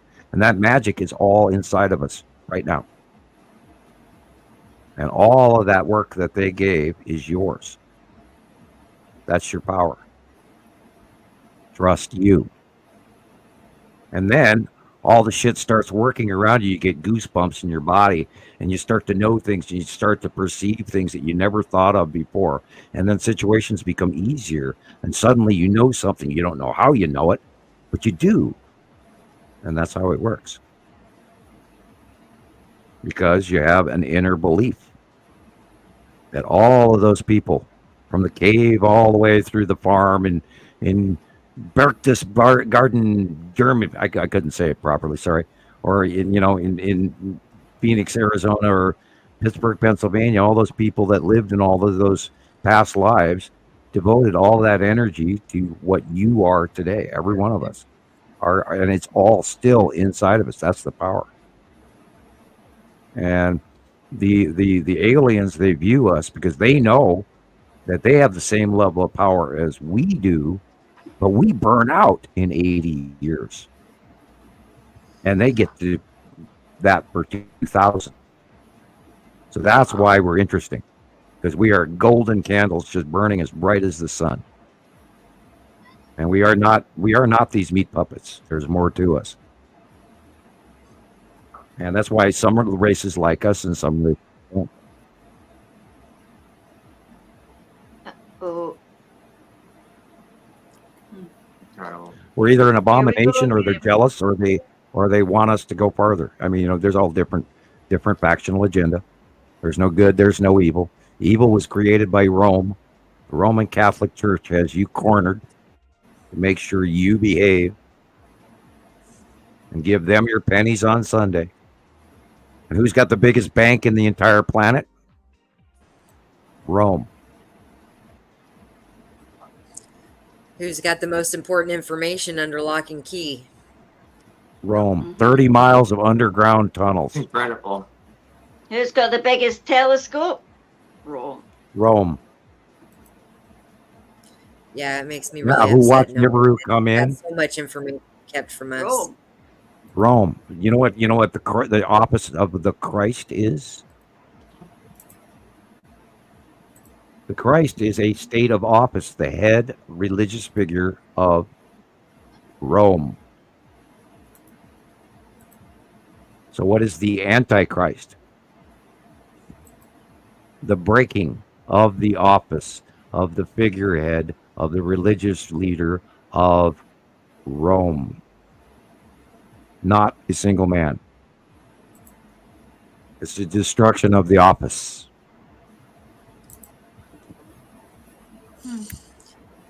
And more, but anyway. Which makes sense. They teach us what needs to happen is the opposite of what needs to happen.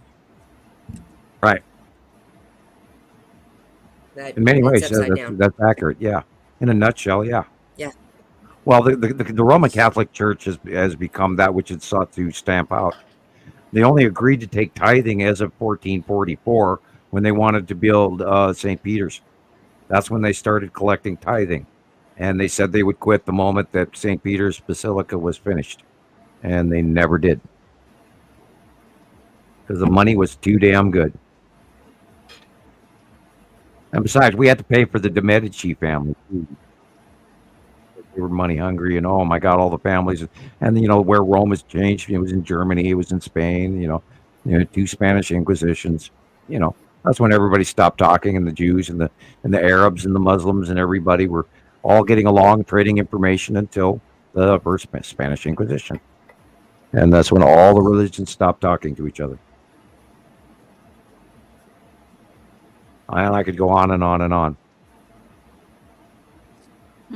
To me, it's very clearly all been separated and manipulated and put into different pieces of a puzzle. Well, it was all labeled as pagan, and most of the true knowledgeable societies, Mesopotamia, the Hittites, the Sumerians, the Egyptians, they were all branded as being demigods of pagan belief, and shut down, and they were all bad and evil, and and the evil Set and Hathor and all of this. But the thing with it is the true religions, the ones that really work for everyone, we're labeled by modern white man from England, and unfortunately, we've been really dragged down the path. Yeah, because they just, it's, if we all realize our power, then they can't control us as well. Rebecca, there's Ben Stone on the bottom of the messages. Oh, sure enough. Hi, Ben. You would like an email address? We have one for you. Hang on one second. Let's see. Here we go. I have studied world religions, and they're pretty much the same message with different names. And Egyptian and the Bible and the Sumerian texts are all very similar. All the same stories, just different named people, different eras. And Hindu and all that. Boy, that's old facts. Unfortunately, with the folks fighting each other between the Sunni and the Houthi, or I think so. No, anyway, Sunni and the other guys. I always stumble on that lately. Anyway, welcome to being another year older. Yeah. Okay. Where do we go from here? We lost Chris. Back. I'm here. He was two Chris's. One minute he was there, and then a minute he was up even closer, and it was like, wow. He's back. Do you have any more information while I still have a good internet feed? And I need another Coke. I'll be right back. So drag something up. All right. Okay. Actually, I do have a short clip here. It's not real short, but it's a few minutes. But anyway, it's JD Martinez and all the things he shares. He scouts the internet looking for the best pictures out there. Yeah, so you find some great stuff. I went through there. Yeah, I went through and saved a bunch of those pictures. And so we have a little slideshow of things that JD has shared over the past few months. So something new and different. We haven't done that yet. So hang on a second. Cool. Yeah. Okie dokie. Just saw it. I just saw it. Here it is.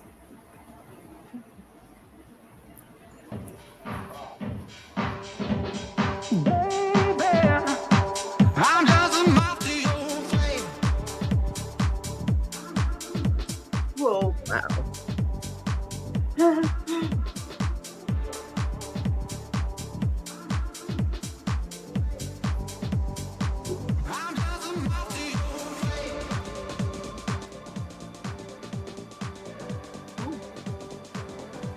Yeah, that lupicity.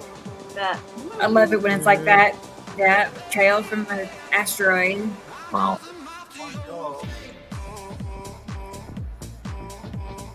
Oh. I know. Neat. I'm not sure what this is. What I'm the not heck sure. is that? Maybe it's Casper. I don't know. It's an asteroid. Star Destroyer facing straight down. Wait, that Whew. What is that? Yeah. A Star Destroyer Asteroids? nose down. It could be a Okay. spiral asteroid going away from us as well. Yes. Okay. Yeah. See, I didn't know. Because it is kind of spirally. Did you hear? These are all pictures that JD has shared over time. Let me just start awesome. over because we just started it. You didn't get to see the intro anyway. There. Thanks, JD. These are things that JD has shared. Yeah, that's definitely the first one. Is definitely the spiral asteroid going by.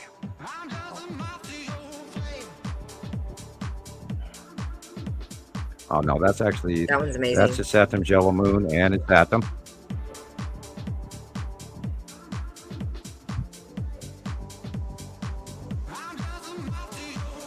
That's interesting.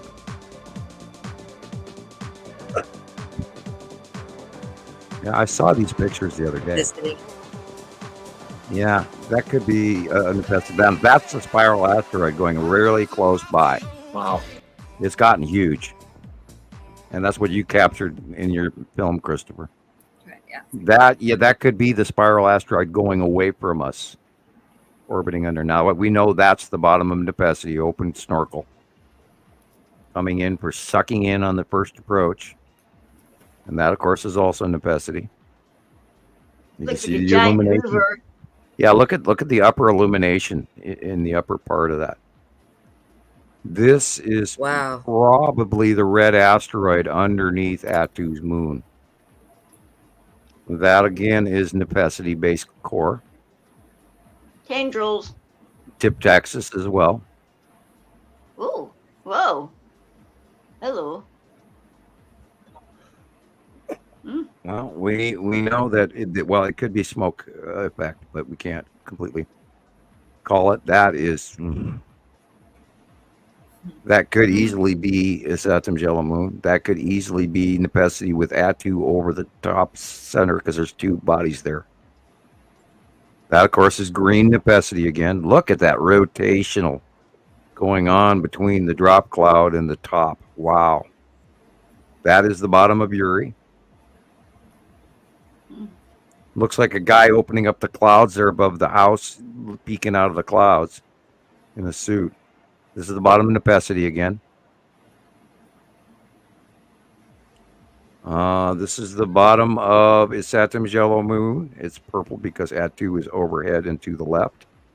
This is the bottom of Uri. And it's volatile underneath asteroid-filled clouds.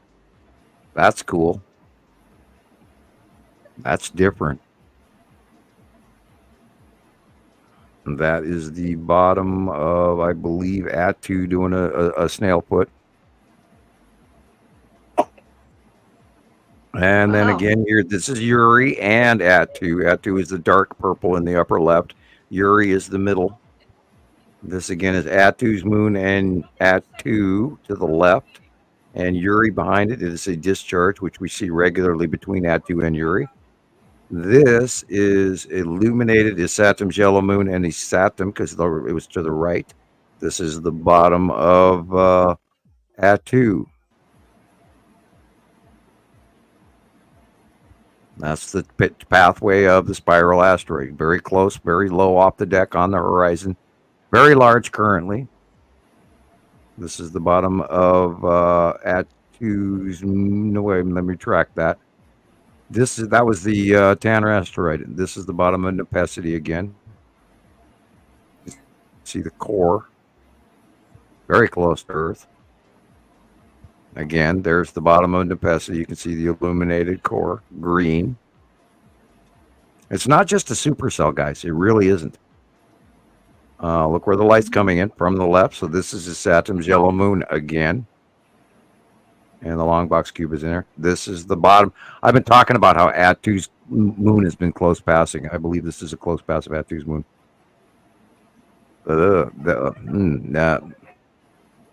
Snail put.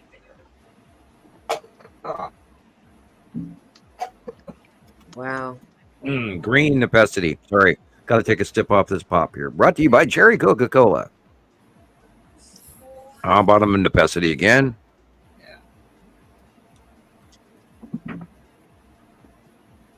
That could be Nepesi. Very strange. It's a nighttime shot. That's the site of Uri, and the illuminated orange area is where the Salamander asteroid group and the Tan asteroid are. And, of course, you can see green in this one again, so it's the bottom of Nepesi. And there's the spiral asteroid going close by Earth again, leaving this big, huge ion spiral tail behind it. Because there's two objects and they rotate around each other, and they're dragging just at the top of our atmosphere, and their electrical nature is causing the water vapor in space. Oh, this could easily be the bottom of Uri.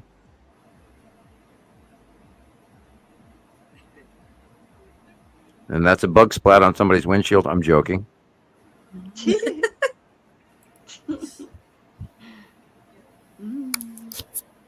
This could be the red asteroid underneath Attu's moon. Of course, this is a storm, and the white illuminated area would be Saturn's yellow moon. Wow. And that is the side of Uri. See the stripes? So Nipicity and Uri have Again's the stripes, side right? of Uri. See the stripes? Yeah, but these are longer and thicker. Nipicity stripes are more numerous Like and they uniform. all have stripes. Now that is They all have probably stripes. Ceru off in the distance, white with orange and light green, blue. This, of course, is the rain bomb of passing Nipicity, Uh-huh. and more rain bomb from passing Nipicity. Wow. And that is probably because of That's the it. purple, because Attu is above us. That's the bottom of Uri. And that is illuminated Attu's moon at night. That is illuminated Nipicity at night, discharging. Or it might even be a Saturn's yellow moon. That's probably the side of Uri.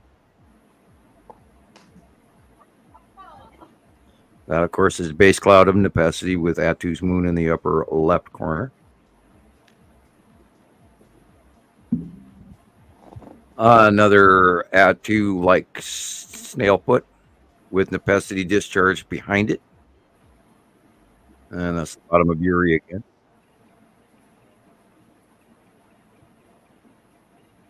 And the bottom of Uri again.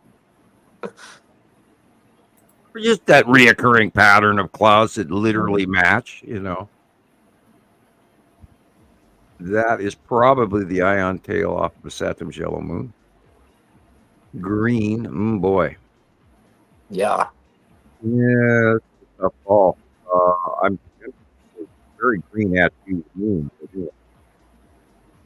Here is the spiral asteroid leading again away from us.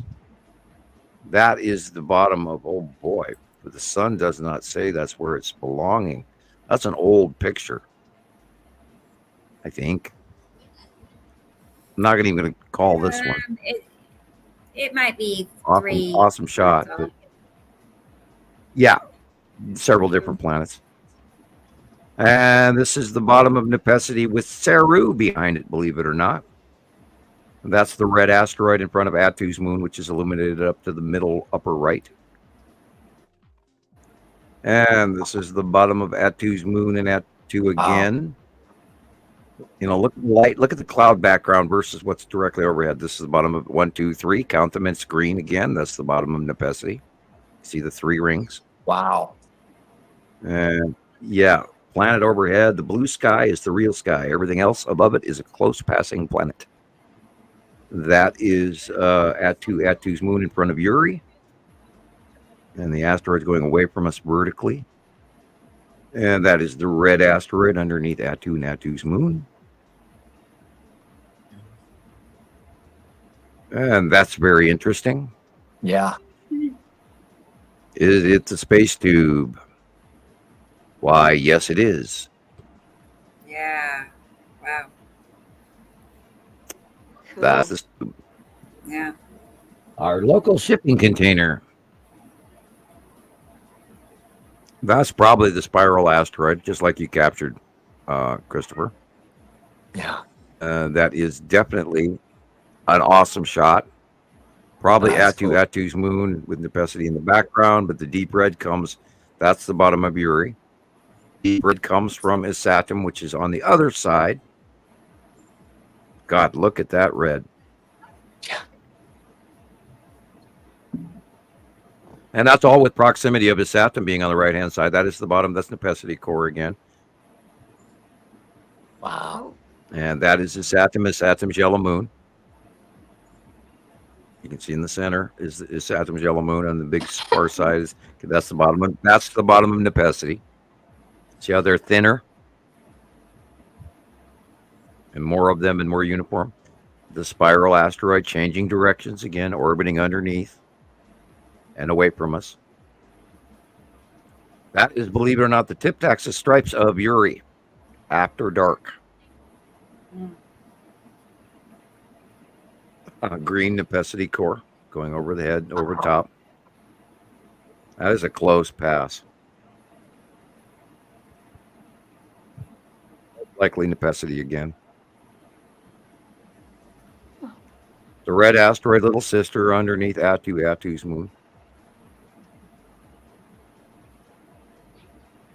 With the reach, also got the cloud reach that reaches to Uri. And we've talked about that cloud reach between Atu and Atu's moon and Uri. There again is another asteroid underneath one of the very big gas giants right beside us. Bottom Nepacity again.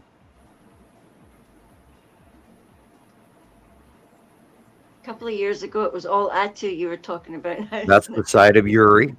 Notice the cutoff in the light. Uh-huh. Oh, wow. Yeah. Again, you know.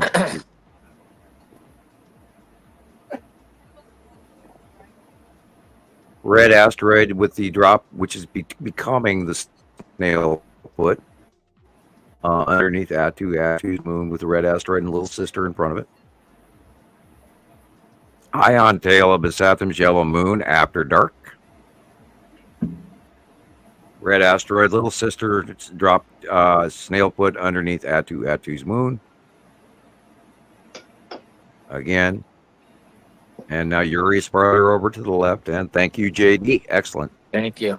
He gets a lot of pictures that we don't get at our sites and collects them from some other places. I'm going to turn that sends us stuff, and it's into a excellent. video. Definitely. Yeah. Well, Go right ahead. I'm gonna I don't like think he'll mind if you give him credit. take right, exactly. I want to like slow it down and make it into a slideshow, just all the cool pictures that he's pulled together, and the recording that you just made, Sam. You know, so I could turn that into a clip. I thought that was Okay. cool. You know, your little Chopin piano music in the background. Right. That's why I turned the music off so I could do that. So I could, you know, yeah, thinking ahead. There you Yeah. go. So I like what I'm still laughing about Christopher using me being overly excited on one of my past shows, going, "Oh, it's really great! Oh my God, you guys, you got to see this! It's wonderful! Oh my God!" And he uses that, and I'm going, "Oh God, how embarrassing!" It's like, okay, No way. Come on now. It's perfect. I don't mind. I don't It's mind. actually perfect. Hey, all press is good press, sir. Right? You notice how I'm not talking in any of that, though, right? Yeah. Right. Yeah, Right, that's Captain? okay. I don't She mind. sees it. Uh-huh. I would let. Yeah, we're Okay. gonna get better at all Yes. what we do, Yeah. Actually, I have several and only time. times written down, like several times, or I'm gonna go back and make clips out of several. So There were a lot of great Yeah, examples a lot of in that Mhm. video. Wow. right. Yeah. And I was proud to So- say that I recognized at least like 60% of them or 70% of them. So I'm proud of Yes. myself. Congrats. Yeah. There was a few that And it like is all reoccurring pattern. Sometimes that the colors throw tilted, me because I Yuri. think purple is Atu always, but it's not. Or red's always Uri, No. but it's not. And Rebecca, that kinda please throws me. quote the rules to her. It's Right. I by know this is so tricky. location. By location. Well, right. Mhm. By location first. So if you're looking to the left of the sun, you look at Sam's drawing and you see, okay, well, it can only be these certain objects. It can only be Atu's moon, or Uri, or Ceres. That's it. So you narrow it down from there. So you know by the location, that's what it has to be. One of those objects. Okay. And then you look at the clouds and you determine, what do those clouds, which planet did those clouds go to, basically, by the location. And you just narrow it down from there. And then by the last thing you can take into consideration is the color, because the color can be Yeah. deceiving. It can really It not can. make any sense. So color is the So- last thing you factor Because there's in. refracted light. Location and clouds first. There's always refractive light coming from the other planets across the way. Anything near it is going to shine onto the other ones. And we suffered that. Where Uri was so purple, it was unbelievable. But that was because Atu was directly in front, right, with the sun was shining on that, and it was reflecting. casting purple everything. Reflecting, yeah. Yeah, and we saw Um, purple skies for years. Yeah. Same So thing I'm with the pretty sure I know Pesci. the Same thing answer now to is this. happening. Why the major red is coming from refractive light off of his Saturn, because the Saturn is Yeah. red as the day is long, Yeah. and the Uri's yellow not from the red, yellow right? moon. Color's No, Uri? Uri's striped white. Striped It's white with okay. gray and different varying gray stripes. Okay. So when And, we say left and right of the sun, we're thinking like sunset, right? Because sunrise no, and it's all flipped. day long. At sunrise to sunset, all day long. The only time the planets ever change the side of the sun is over time, and I list all of that. With your I've drawing. documented all of the movement when planets move from one side to the other. I document that, and only over time do they change placement. Well, I'm just thinking when I'm looking, maybe it's my brain's not working right. It's the If you're same looking thing. at the sunrise, It's right? the same thing And you go over. in the east, and then it goes. It doesn't go over us. It goes in front of us to the south. Now our sun arc is different. Okay. It goes in front of us from the east to the southeast to the southwest to the setting sun in the west, and it's been like that for a decade. Although the angle has somewhat returned to normal recently because of separation of the suns. Now the sun is I actually sent, overhead more than it used to be, I actually and took it's a all picture changing today, a little bit more. But and I clocked it at 74 degrees to the northeast at sunrise this morning. It wasn't fully yeah, to the east. yeah, it should be, the sun should be due east, period. And ever since 2011, it hasn't been. Yep. I witnessed that with my. But the planets per se are, Uri stays on the left currently. At one point in time, way back in 2018, it was on the right. But over time, it moved, it went across it, and then Atu came along with it, and then it changed sides. Because our view of them in arrival, when we first saw them way back in 2008, 9, 10, they were a little thing, and they spiraled towards us, and they did this circle in our view. And then they got larger, and they went left, right, left, right, left. And that's where it's like 4 times, 5 times now. Yeah, I kind of lost track of that part, but I've always kept. Yeah. Yeah, I've been plotting it in my head for all these years now, so I kind of have a really good, and there's part of that, where I actually do enjoy the fact that there's stuff that only I know, and I do enjoy some of that, but I do try to inform everybody as best as I can, and only if you spent the same amount of time in which doing this that I have would you understand it the way I do, and then in some cases not even then, but I do enjoy the fact that we are highly accurate. I ramble on. I do apologize. Anyway, but the planets are always on.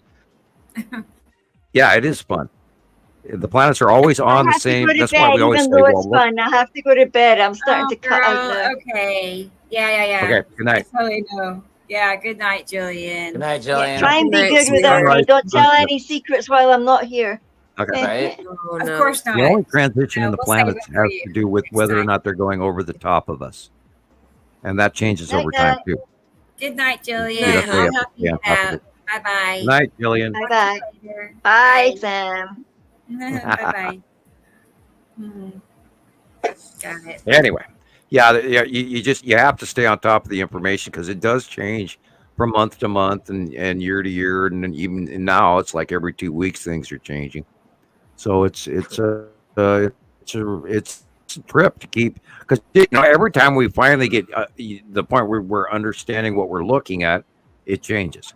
So you have to stay on top of it. You really do. I wonder how warm it is because I just finally got warm. Oh, it's actually cooler outside. It must be the hot switching places. Yeah.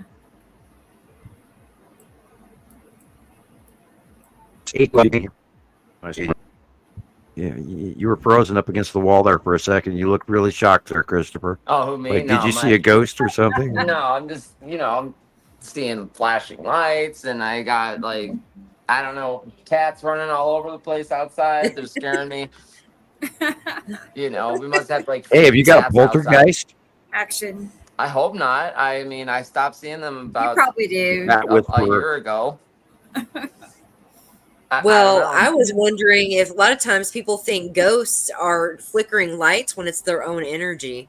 Yeah. You know, a lot of times people think, because And I've ghosts. had lights flicker. I'm like, wait, do I affect the energy more than I thought I did? Because, yeah, Well, if I Oh, we can know set ghosts myself, do. We know that ghosts do affect electric. Depends on the yeah, ghost, I guess. Yeah. And we don't I need to don't. go into a full thing on that one, but yeah. I don't know. I don't know if it's the church across the street from my house, or like what you said, Tara. If it's just like, you know, the energy from people in the house or what have you. But I don't know. I've always, since Do you I was a ever kid, sit I've down and seen watch stuff. out? Do So, you ever watch the area around the church to see if ghosts are walking around the church? oh, I know they are. You can just feel it, like when you walk by that area of the neighborhood. It's like, I can't explain it. It's like someone starts to turn the volume down, and then everything starts to get like really slow. I can't explain it. It's freaky. like the Twilight Zone, like you Yeah. enter into some kind of different realm. Right. Yeah. But it's the only place I have to go where I can actually take pictures of the sky, where it's not like power lines and just all sorts of trees obstructing Not a lot of the picture. obstruction. You Well, know, remember so when they walk through you, it's slightly electric and it's slightly yeah. cold. And then when they walk out of you, that area hurts. And the stronger the spirit, the more it's like getting a cramp. You put your hand inside them, it's cold, it's electrical, and you take your hand out of them, and your hand actually hurts. And we've Yeah. had scenarios because you know in our house we have them regularly, and I walk through them, and then you walk out of them, and it's like, ow, you know, sorry, I apologize, I didn't mean to walk through you, I didn't see you. Or when you leave the You know. house, you get instantaneous relief. You know, it's like I need to get out of the house for a little bit.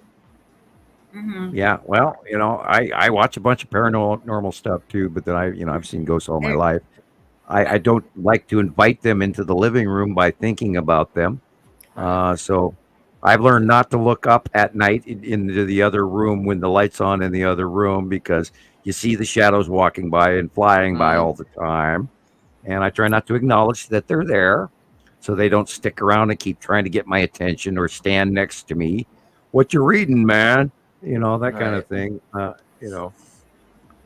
And Trachea. they're lonely. It's not what they expected. And they're freaked out. Yeah.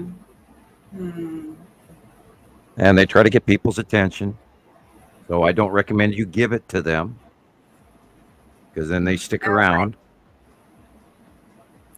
I was having flashbacks because we lived in a house for a year that had some issues. I mean, we were stuck there for a year because we were signed to a lease, you know, so where do you go? But it had some major problems.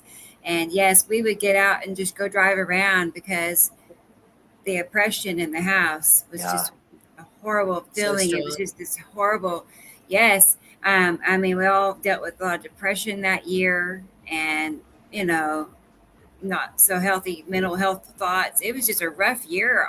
And it was all because of that house. As soon as we got out of there, within 2 weeks, it's like everything was already better. Things were already better within 2 weeks. So I'm just saying, I know. And the biggest thing I saw happen when we had all the doors, like the doors creaking and whatnot, but the biggest thing was whatever it was, I'm not exaggerating, this really happened. It pushed our cat. Our cat was sound asleep up on a chest. Myself, Alan, and Taylor were there, and it literally the cat was right there, sound asleep, and it went out and down, like just went onto the floor. The cat hit the floor, just, you know, sound asleep, did not know what happened. Of course, we all just sit there and looked at me. Our mouths just dropped open, and it really happened, you know. So there was other things that happened in the house, but that was one of the biggest. You politely ask them to leave and say, please don't do that anymore. We're not comfortable with we this. were Want to go desperate. about, We were trying you know, everything. I'll take here. You can have the rest of the world. Please leave. My inner light from my chest shines, and I'm asking you kindly and politely, we please go away. And I will, you know, further no more energy to this, and have a nice day. And then you ignore them, and hopefully they listen to you. They generically pass through regularly. Everybody. I mean, we talked about this a couple of shows over and over again. I don't know how many times I've driven through one on walking in the middle of the road. I hate that, and it happens often. And anyway, if you want to see some paranormal, there's Slapped Ham. He's really good on YouTube. And then there's, of course, Paranormal Nightmare. They're pretty good. As far as the followers, the ghost hunters, they're probably one of the better groups. There's a bunch more out there, and I don't give out a whole bunch of that because if you're in your house watching that and you have ghosts in your house, you're probably going to increase your activity. So if you have too much ghost activity right now, I wouldn't watch paranormal. Slapped Ham is quite interesting. It'll scare the crap out of you. Et cetera, et cetera. But they're quite real too. I've always firmly believed in ghosts and aliens and everything, and for some reason I don't see them. I don't know how or why. I have an innate knowing that they exist, but I haven't had interaction with them. Very, very thankful that you don't get I see them daily, if not 5 times a day. Well, I notice the movement out of the corner of my eye, and I can't help but see it. Plus, I know that they fly over the top of us. They don't like them in our level. There are some that walk through the room. But they're at a different speed than we are, and I try not to acknowledge them. I have enough activity already, and if I see it, I try not to look. I do see movement a lot out of the corner of my eye, so maybe I do see them, and I don't realize real. I see them. Well, that's our hunter-gatherer eye. Both our eyes are on the front of our skull. Peripheral vision that's in action. They're real. They're real. No, I believe it, definitely. And if you don't see them, be thankful. Oh my God, because I tell you, I've seen some shit that would turn your hair white overnight, and I wish to God I'd never seen a lot of this. And this, it's been my whole life, and I've come into my bedroom and had people standing outside my window that were a ghost, and you could say they were a ghost, and then you watch them just fade away right there after staring and smiling at you, and that's not something you get over. No, you're staring. I mean, you stop, walk in the room. There's a man staring at you, but you're looking at him, but you can see through them, and it's a full corporal body of an absolute ghost standing there. They smile at you. You're standing there, and you're still standing there, and you can still see them, and they're standing there, and then they disappear. And it's like, holy shit, I did see that. And you never forget it. And I've had that. Turn the switch off, huh? Yeah, I've had that happen thousands of times where I'll walk into rooms, I'll walk into a bar, I'll walk into a restaurant, and I can act, oh shit, look over there. And other people go, you're right. Because you can see the warble, you can see the mist. There's something wrong in the room where the light is just not right, and or a dark shadow in a corner that's moving. I don't like those at all, but I've seen them all my life. I pointed when when I was a little kid, I saw them even more. I would point them out to my mother, and she would tell me not to talk about that. Sure. So I was kind of, they kind of, please stop telling people that there's a ghost sitting next to them on the couch. Yeah. And it's spooky. And when and you're sitting on the couch and somebody just sat down next to you and it's really hard not to react and jump up and run away. Mm-hmm. Because I don't even like to acknowledge that they're there. I do jump. I'll start to shake. I'll know it. I'll feel their electricity. I'll tingle. I won't be happy with it, but I don't run away either because I don't want to let them know that if good or bad, that they're affecting me, because I try to act like I've not noticed that they were there. Anyway. Yes, they're quite, and aliens are real, and I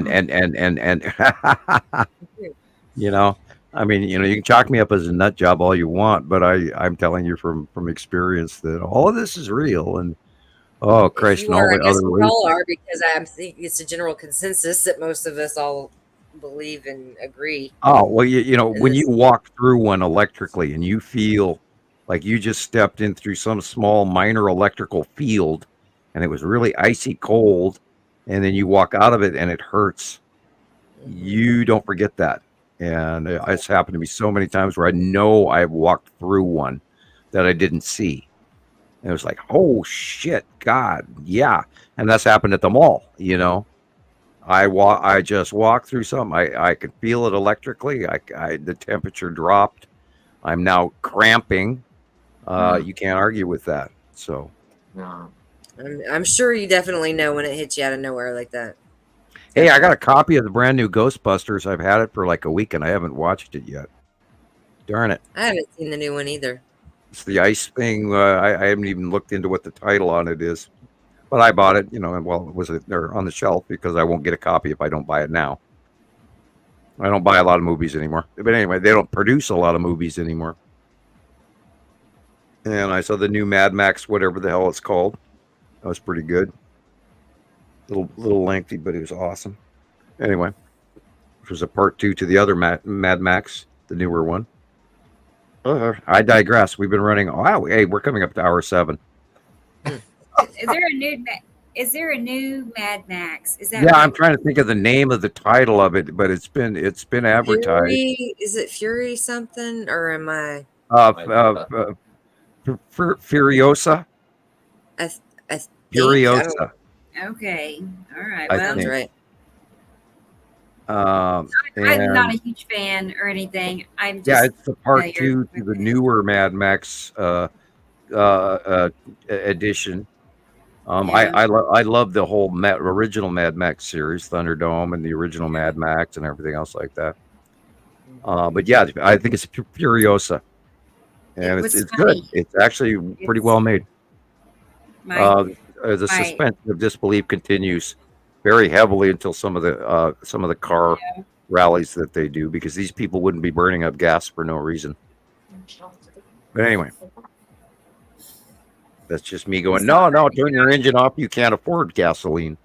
While you're driving around in circles while you're killing these people. Just kill them and be done with it, and then drive away. yeah. Movie, you know, movie set theatrics. I've Chris never seen Helmsley is like the bad guy. You know, the guy that played Thor. He's the bad guy. One of the bad I guys. just watch movies all the time, and now I can't sit through a movie for 5 minutes. I don't get it. It's so weird. Yeah. Let's watch a movie tonight. Okay.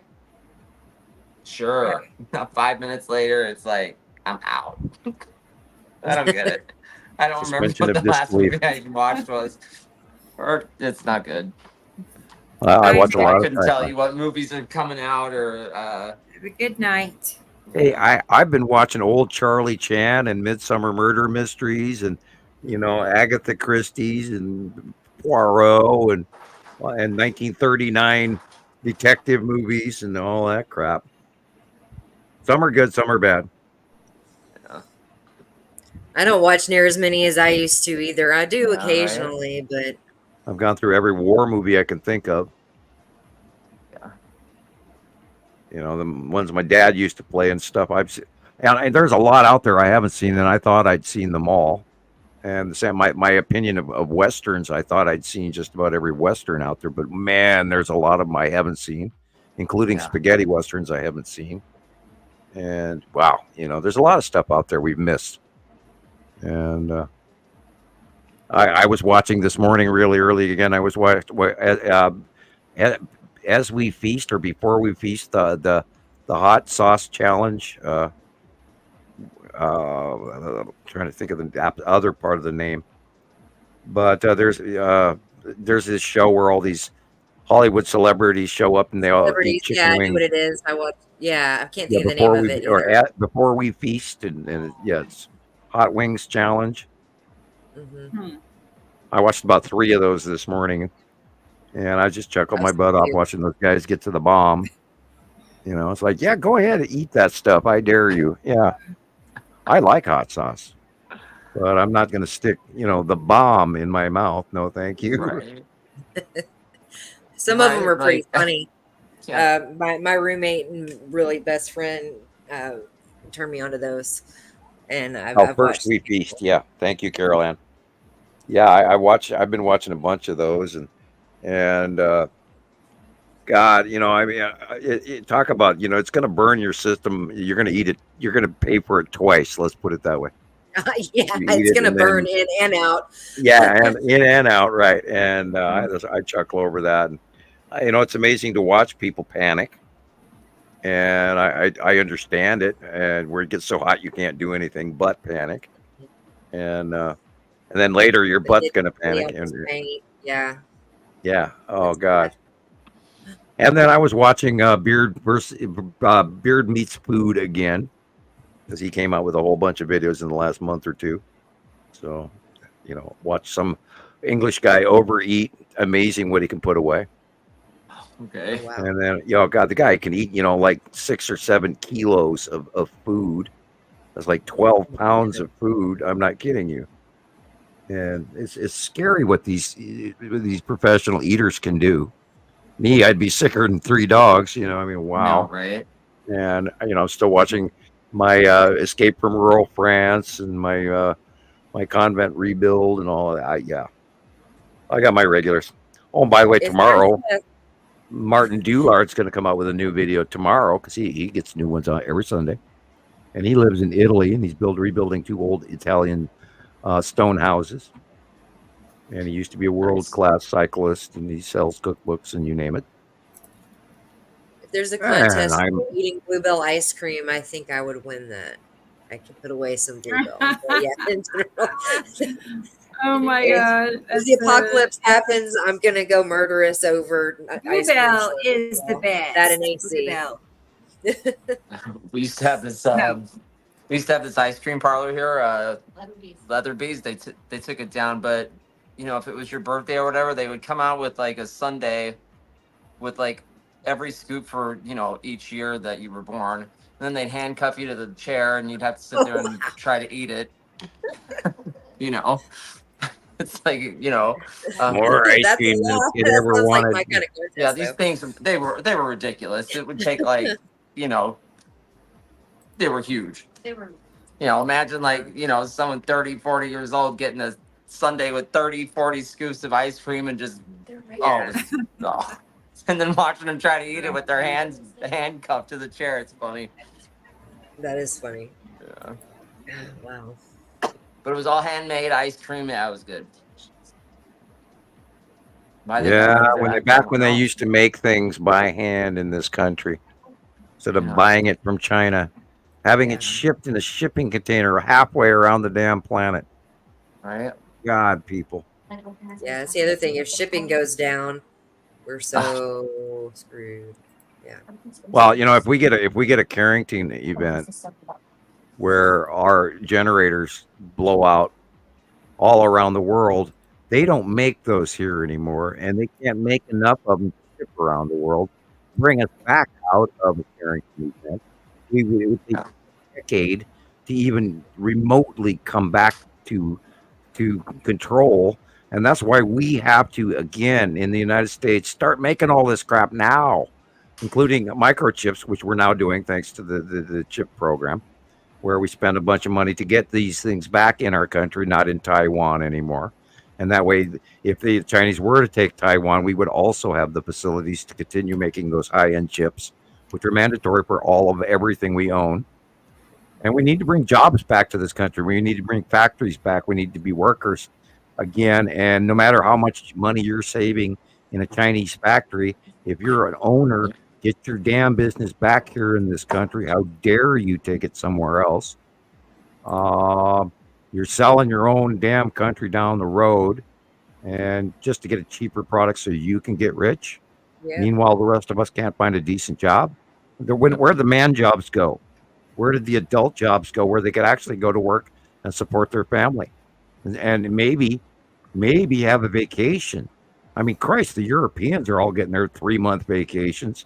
We can't even afford to take a week anywhere, unless it's by your little proper maternity leave and all kinds of pool in the backyard, maybe. Here. Yeah, well, we've sold our ass down the country, down the river. Because they moved all those damn jobs to China, and it was dumb. I mean, Stanley Tool Company used to be in this country. We used to make steel here. We'd make equipment that would last a lifetime. I mean, No you know, we more. made brooms and we made vacuum cleaners and we made washing machines and we made cars and we made things that lasted. Now Right, you everything buy it once, that's it. yeah, you buy everything and it doesn't even work, or it's nowhere near what the knockoff is. And Right. you buy a shovel and the damn thing's a piece of shit and it breaks on you. Or you buy a kid's sled and you put it in the snow and you get in it and it breaks because it's cold plastic. It's like, boy, that's good factory testing on that one. You know, you're supposed to be a kid's sled and you sit on the damn thing and it breaks because it's too cold. Hello? So they sold it to you. They made the money off it and you never got to use it once. Right. All right, it happened to my kids. So I bought them some, oh, Dad, can we have this really cool snow cone that we could sit in and sled? And they both got in it, slid down the hill about 10 feet, and they both snapped. It's like, oh, okay, there goes $20, you know. Like, wow, great stuff you build there, China. And anyway, well, manufacturing in China is really dead right now. They've got no jobs. All the factory monies are pulling out. All the corporations are pulling out. Et cetera, et cetera, et cetera. Yeah, buy a washer, a dryer, or a fridge, or a stove that was made in China. See what you got. It don't work. I could buy a hot plate that'll do with the stove that I bought.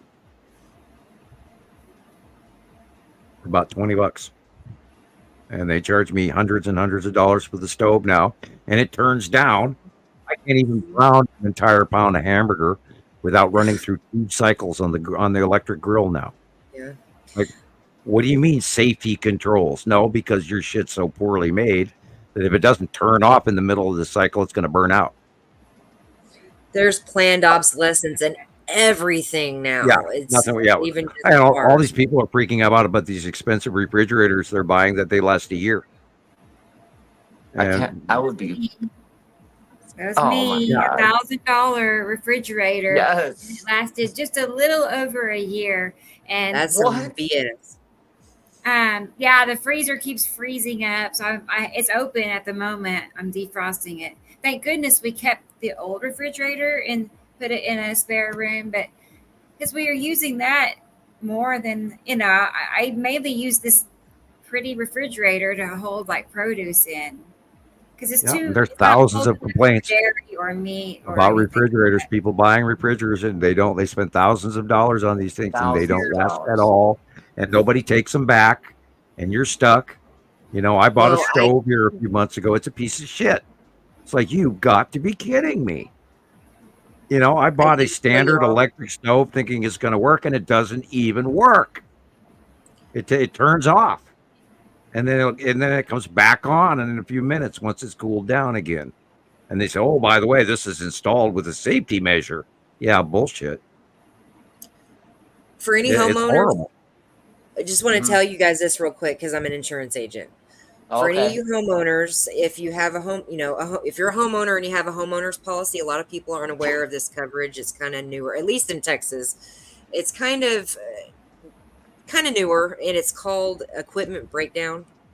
And it's the closest thing you can get to kind of like an extended warranty. And what it's for is if you have a high dollar electronic appliance, HVAC system, and something breaks down in it exceedingly early, like maybe in 2 years, a major part or component goes out. You don't have a manufacturer's warranty anymore, but it clearly shouldn't have broken down in 2 years instead of like everything 10. now. So a specialist will come out, like the adjuster and a specialist will come out and look at it and everything, and they'll determine if basically it was like a faulty situation where it wasn't normal wear and tear, and you can have that coverage. And usually the deductible's less and whatnot, just because of what we deal with. And we spend thousands of dollars on refrigerators and washers and dryers and TVs even. And, they go out in a year and a half. I just wanted to share that. What just happened to me with my big TV. It went out in 1 year. How much is something like that typically per month? It's on a homeowner's policy, and it's an endorsement that most carriers will offer. And A good agent will include it because it's probably breakdown for annual premiums, probably $10 to $50 a year, period. Like not much at all. Some carriers don't offer it. It's an extra. It's a frill, right? So it's an extra frill. And while you're at it, get AAA. A lot of people don't know about it or even know if they have it or know what it's for if they have it because they don't have an agent that will explain it to them. And that's a whole other thing. That's not how I roll. Cool. Wow, we lost Rebecca. She just vanished. She went to go magically. Insurance. She just sort of zoomed. Rates are nuts right now, and it's not like I'm saying to frivolously use insurance, but if it's a $500 deductible and your $2,000 refrigerator went out or $3,000 something or have you, it might be worth it for the claim.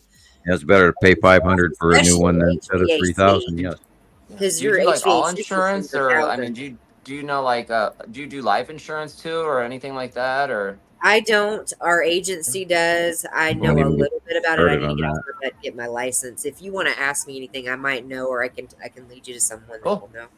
Cool. Thank you. Yeah, be careful of the policy of life insurance. Once you get into it, you have to be careful where you're putting your money because you get locked in, and then they're going to raise your rates on later. And that's about to happen to me. My life insurance is going to go way up when I turn 65, and I'm not looking forward to that. And they don't tell you that until after you've been paying in it so long that you don't dare back out of it. Oh, that's crap, man. Yeah, I'm sorry. Yeah, it's horrible, and I'm locked in, and I'm stuck, and it's going to go up, and then it's going to be it's already expensive enough, so it's really not going to go up that much, but it's already expensive enough, and then you're paying for life insurance. Anyway. We've been here for 7 hours, 11 minutes. We're no longer talking about the skies. Hey, sorry, y'all. I didn't mean to. No worries. We dive off topic lately. Actually, let me give. Carol Ann sent me 4 pictures, and she wanted you to see these, Sam. They were. Let me get. Let me see where these were. Look how gray it is. Anyway, this is where they were today. There's that sky picture. And then here's the water. Ready? And here she is hugging the tree. She wanted me to, she wanted me. I tried to zoom in, but it's a backwards hug. Yes. Yeah. That's a nice big tree. It's a big energy. Look at that. 150 years old. Wow. Yeah. Wow. We lost a bunch of trees here in Missoula. All the big stuff came down. The university got hit really hard too, and that was right in front of Mount Sentinel where they got the 109. I swear we did have 100-mile-an-hour wind come through here because when I got hit with the wind, I was hit with a mountain of dirt and sticks, and like I said before, I was blowing it out of my nostrils and brushing it off my shoulder when I got to the porch.